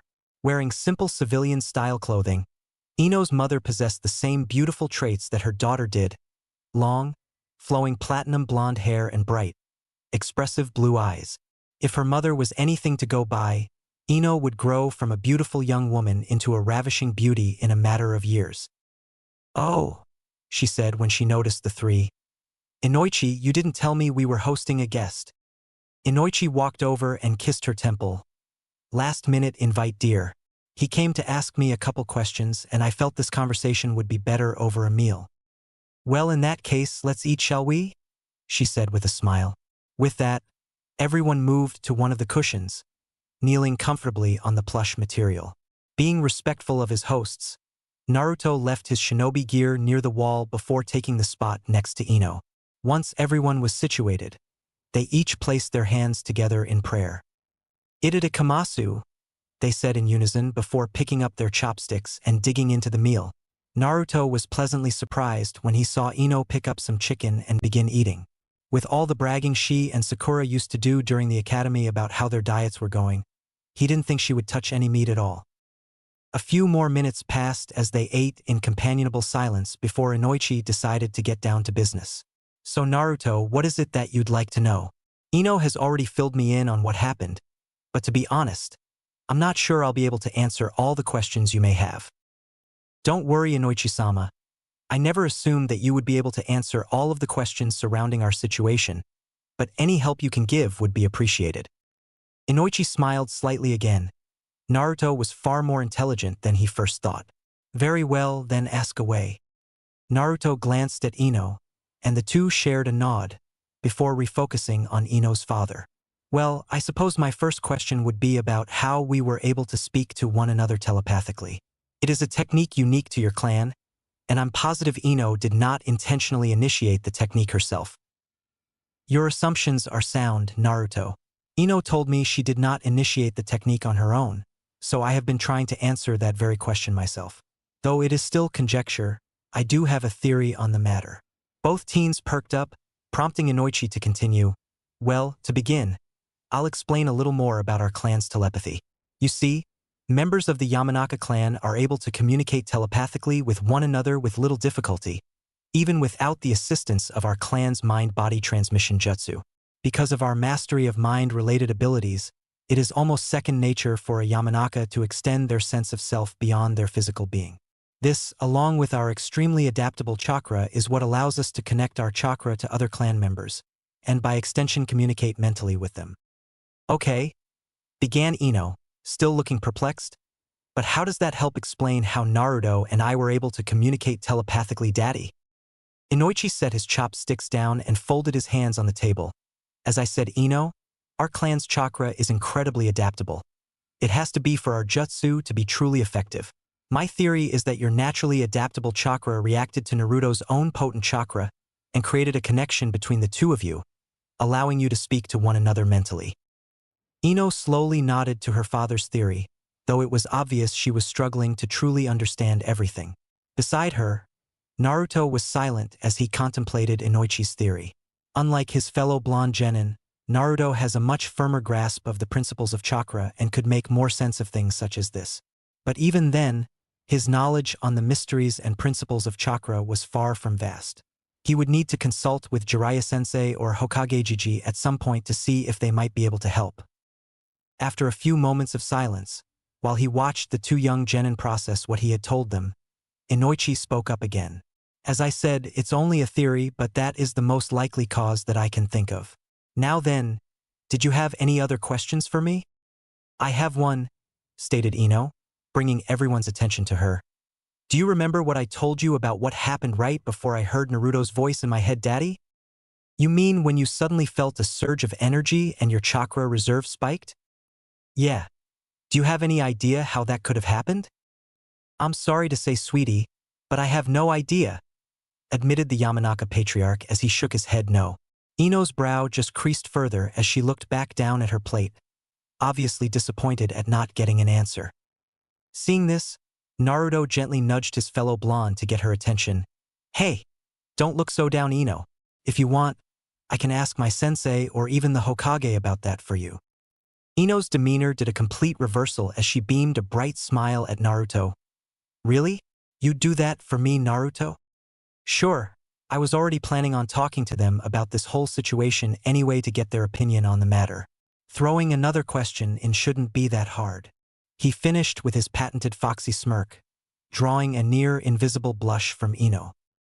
Ino's reaction, however, didn't go unnoticed by her parents, who shared a knowing smile, but quickly covering it up by focusing on their dinner. Conversation drifted to more casual topics for the remainder of the meal, allowing everyone to learn a little more about each other as the evening wore on. After everyone had finished, Ino rose and began gathering all of the dirty dishes to be washed. Naruto, never one to sit idle, offered to help, and began gathering the rest of dishes on the table. When Ino's mother, Misaki, tried to tell him that he should relax, as he was their guest, he politely replied that it was the least he could do to repay them for allowing him to eat with their family. So it was 10 minutes later, after helping Ino with the dishes, that saw Naruto bidding the Yamanaka family a good night, after thanking them once again for the meal. Ino offered to walk him out, so now the two blondes found themselves standing outside the flower shop, the stars just beginning to shine in the sky. Well, it may not be much, but at least now we have solid theory about what happened during the preliminaries, said Naruto as he turned to face his fellow genin. Yeah, I guess we'll just have to wait a little longer before we have all the answers to our questions. Ino's gaze was downcast, obviously disappointed that they hadn't been able to get any more than a theory from her father. Reaching out, Naruto placed a comforting hand on Ino's shoulder, causing her to look up and meet his sapphire blue eyes. Once again, an almost unnoticeable blush spread across her fair cheeks, the waning light of dusk preventing Naruto from seeing it.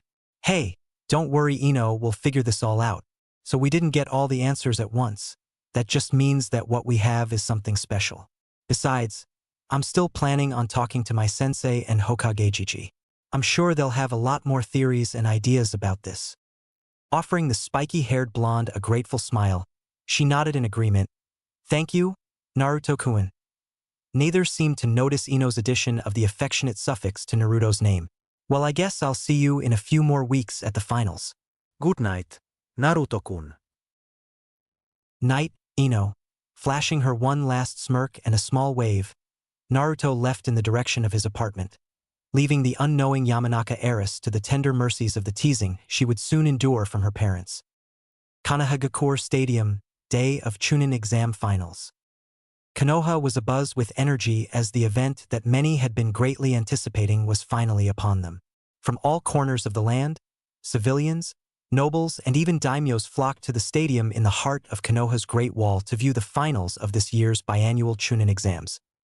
In the heart of the stadium, the 10 prospective Chunin candidates stood at attention as they waited for the first match to begin. Just by looking at the field, everyone could tell that this finals tournament was going to be one to remember. The heirs and heiress of 4 of Konoha's most prominent clans, the prodigy of the Hyuga, the last loyal Uchiha, and the son of the Yondaime Kazekage.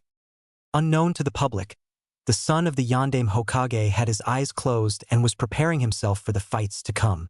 He and his teammates had been informed of the imminent threat posed to the village, though thanks to their encounter with Orochimaru, it didn't come as a total surprise to the three. Since they would be the only ones aware of the threat, they had been tasked with rallying their fellow genin to help any way they could if and when Orochimaru made his move. However, the thing that worried Naruto most was his fellow Jinchuriki. He may not have had concrete proof that Gaara was indeed a Jinchuriki, but he instinctually knew it to be true. The redhead was unstable, that was obvious, and the palpable bloodlust radiating off of him at all times made it obvious he had absolutely no problems killing. Naruto hoped beyond hope that whatever Orochimaru had planned didn't occur during Gaara's match, but considering the redhead's opponent, that hope was meaningless. That was why he had given himself a self-appointed mission. If Gaara tried to capitalize on the chance to kill those who had eluded him thus far, he would subdue his fellow Jinchuriki, whatever it took. Kage Box. Hiruzen Sarutobi sat in the top box above the stadium, allowing him a perfect and unobstructed view of the field. As he gazed over the field, he was filled with an immense sense of pride at the fact that all but one of the competitors was a genin of Konoha. He knew from his many years as Hokage that this kind of showing would catch the interest of many prospective clients and bring a lot of missions to Konoha. But most of all, he was proud that Naruto, his surrogate grandson, was among the finalists. Jiraiya and Kakashi had kept him apprised of Team 7's growth and training over the course of the month-long break, and he was greatly impressed. When he had first created Team 7 several months ago, he knew that the team had a great amount of potential, and with guidance from 2 world-class shinobi, they were starting to grow into that potential. His thoughts were halted by the arrival of the Kazekage and his guards. Rising from his seat, he turned to greet his fellow Kage. Welcome, Kazekage-dano. I trust the trip from Sunagakure was not too tiring for you. Not at all, Hokage-dano, spoke the veiled Kage. In fact, it's probably just as well that these exams are being held here in Konoha. It is not likely you could have handled the trip to Suna at your age. A kind, hearty chuckle hid the veteran shinobi's ire at the wind shadow's insinuation quite well, a serene smile completing the disguise. Come now, there is still quite a bit of life left in these old bones of mine. In fact, I plan on being around for a few more years yet. Turning to face the arena again while the Kazekage took his seat, the Sandaime walked up the edge of the box. Well now, what say we begin? Indeed, drawled the green-robed shinobi. This year's exams should prove to be quite memorable. Welcome everyone to Konohagakure no Sato's Chunin selection exam. Sarutobi's chakra-enhanced voice easily carried over the entire stadium, eliciting a round of cheering from the stands. This year we are proud to have 10 very promising candidates. These young genin have fought their way through the preliminaries and earned the right to display their skills here today. So without further ado, let the final tournament begin. As the stands once more dissolved into cheers, Genma, having been appointed in place of Heiate, turned to the assembled genin. Alright guys, the environment may be different, but the rules are the same as in the prelims. There are no rules, you fight until death or one of you concedes defeat. If I determine the fight is over though, I will step in and declare a winner.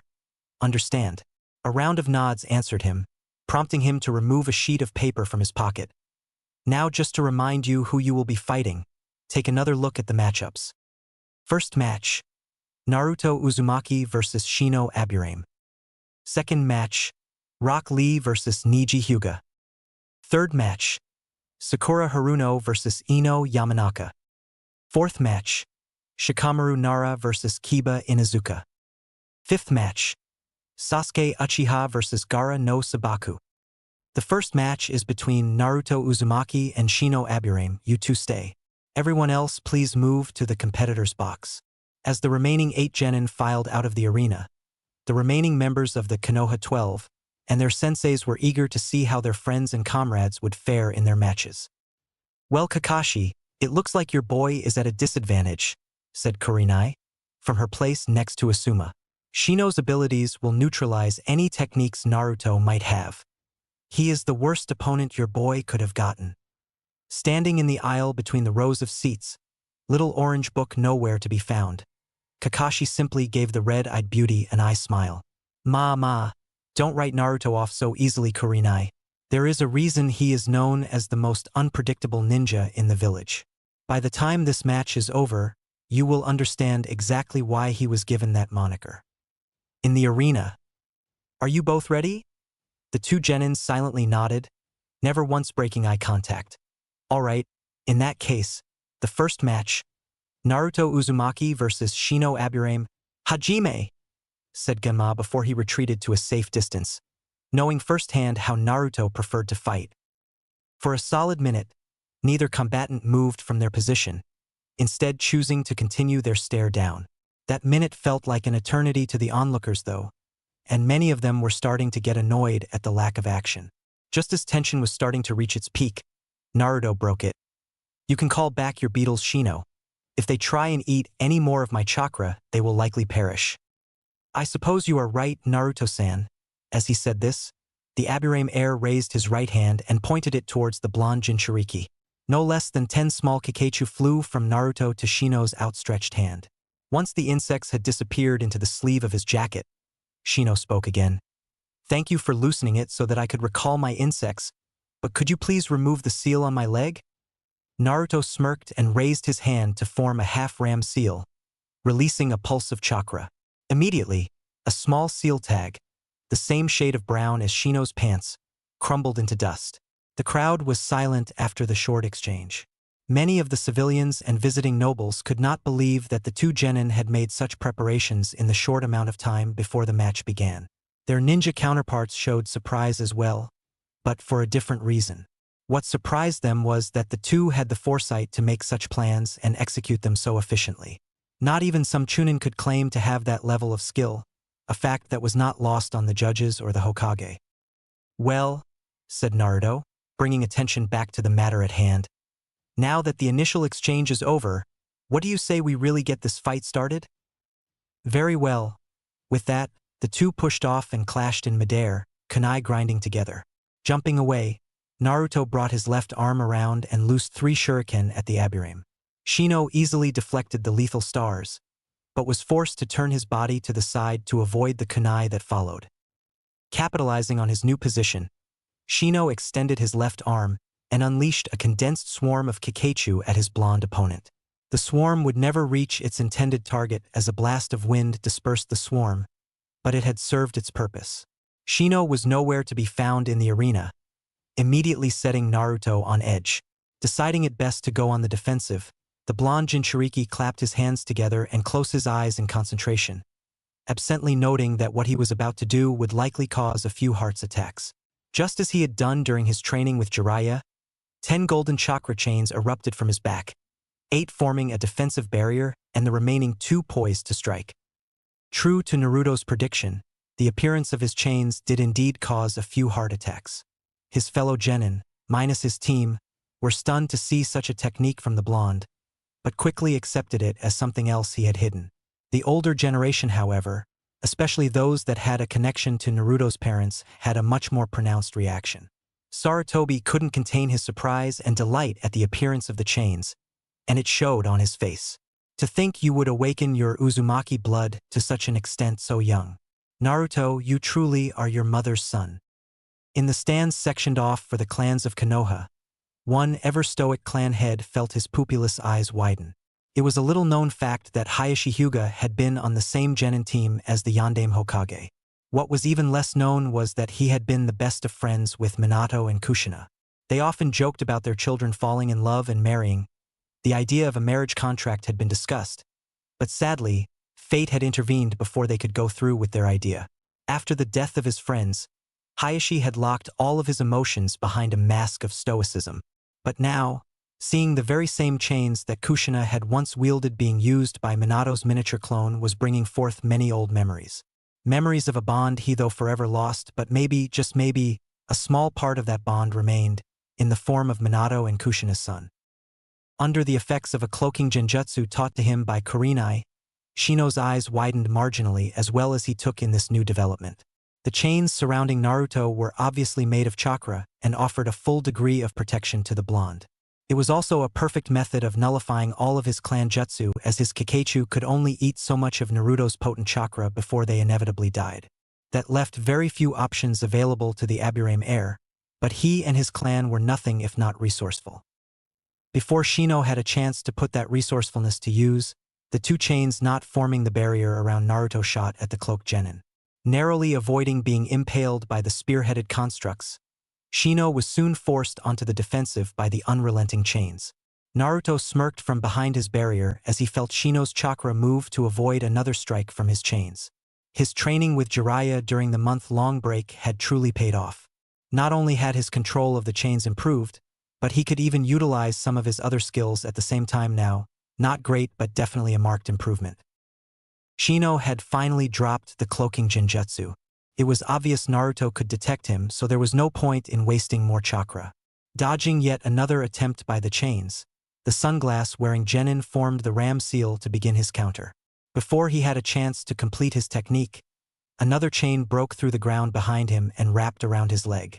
The 2 chains that had been attacking immediately moved and secured his arms, forcing them apart as a kunai was placed against Shino's throat. Surrender, a cold voice said from behind the bound Aburame. A second Naruto had appeared the moment the chains had secured their target, with a kunai against Shino's jugular vein. An uneasy silence overcame most of the stadium, all of them unnerved by the tone of the blonde's voice. For the visiting nobles and those not originally from Konoha, the way Naruto spoke was a harsh reminder that shinobi, no matter how young, were trained killers.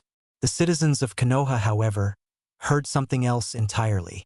They heard the voice of a demon, but for the first time in years, it was not the voice of the Kyuubi. It was a demon of their own making. For as long as any of them could remember, Naruto had always been a happy and go-lucky person. No matter how they treated him or how badly they beat him, the blonde would always smile and act like nothing had ever happened. The civilians of Konoha had always taken that as the Kyuubi mocking them, silently telling them that no matter what they did, they were merely a nuisance to him. But now, for the first time, they were seeing that they were wrong. That Naruto's smile and laughter were a mask. And now, they were getting a small glimpse of what was really behind that mask. "Proctor," said Shino, "I forfeit." Gamma nodded and raised his hand to point at Naruto. "Winner, Naruto Uzumaki." No sooner had the words been spoken than did the chains protruding from the blonde's back dissolve and the Naruto, behind Shino, disappeared in a cloud of smoke. Despite many still being shaken from glimpsing behind Naruto's mask, they still applauded and showed their appreciation for the match. "That was a good fight, Shino," Naruto said as he walked up and shook hands with his fellow genin. "Yes, though I suspect you were not fighting at your full strength." A foxy smirk answered his statement. "I see. I shall have to increase my training to catch up with you. I look forward to sparring with you again sometime."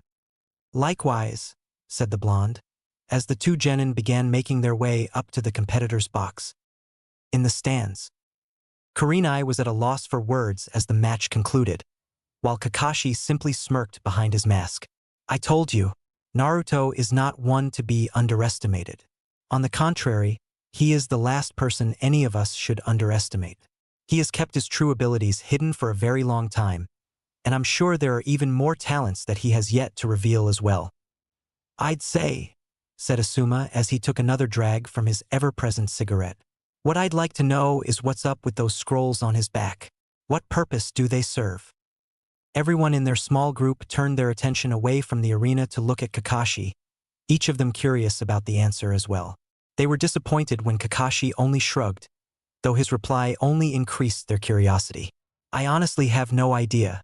In all the time since Naruto revealed his true capabilities, I have only ever seen him unseal a small handful of weapons, ranging from shuriken to a katana from the top scroll, but I highly doubt that is the extent of that scroll's contents.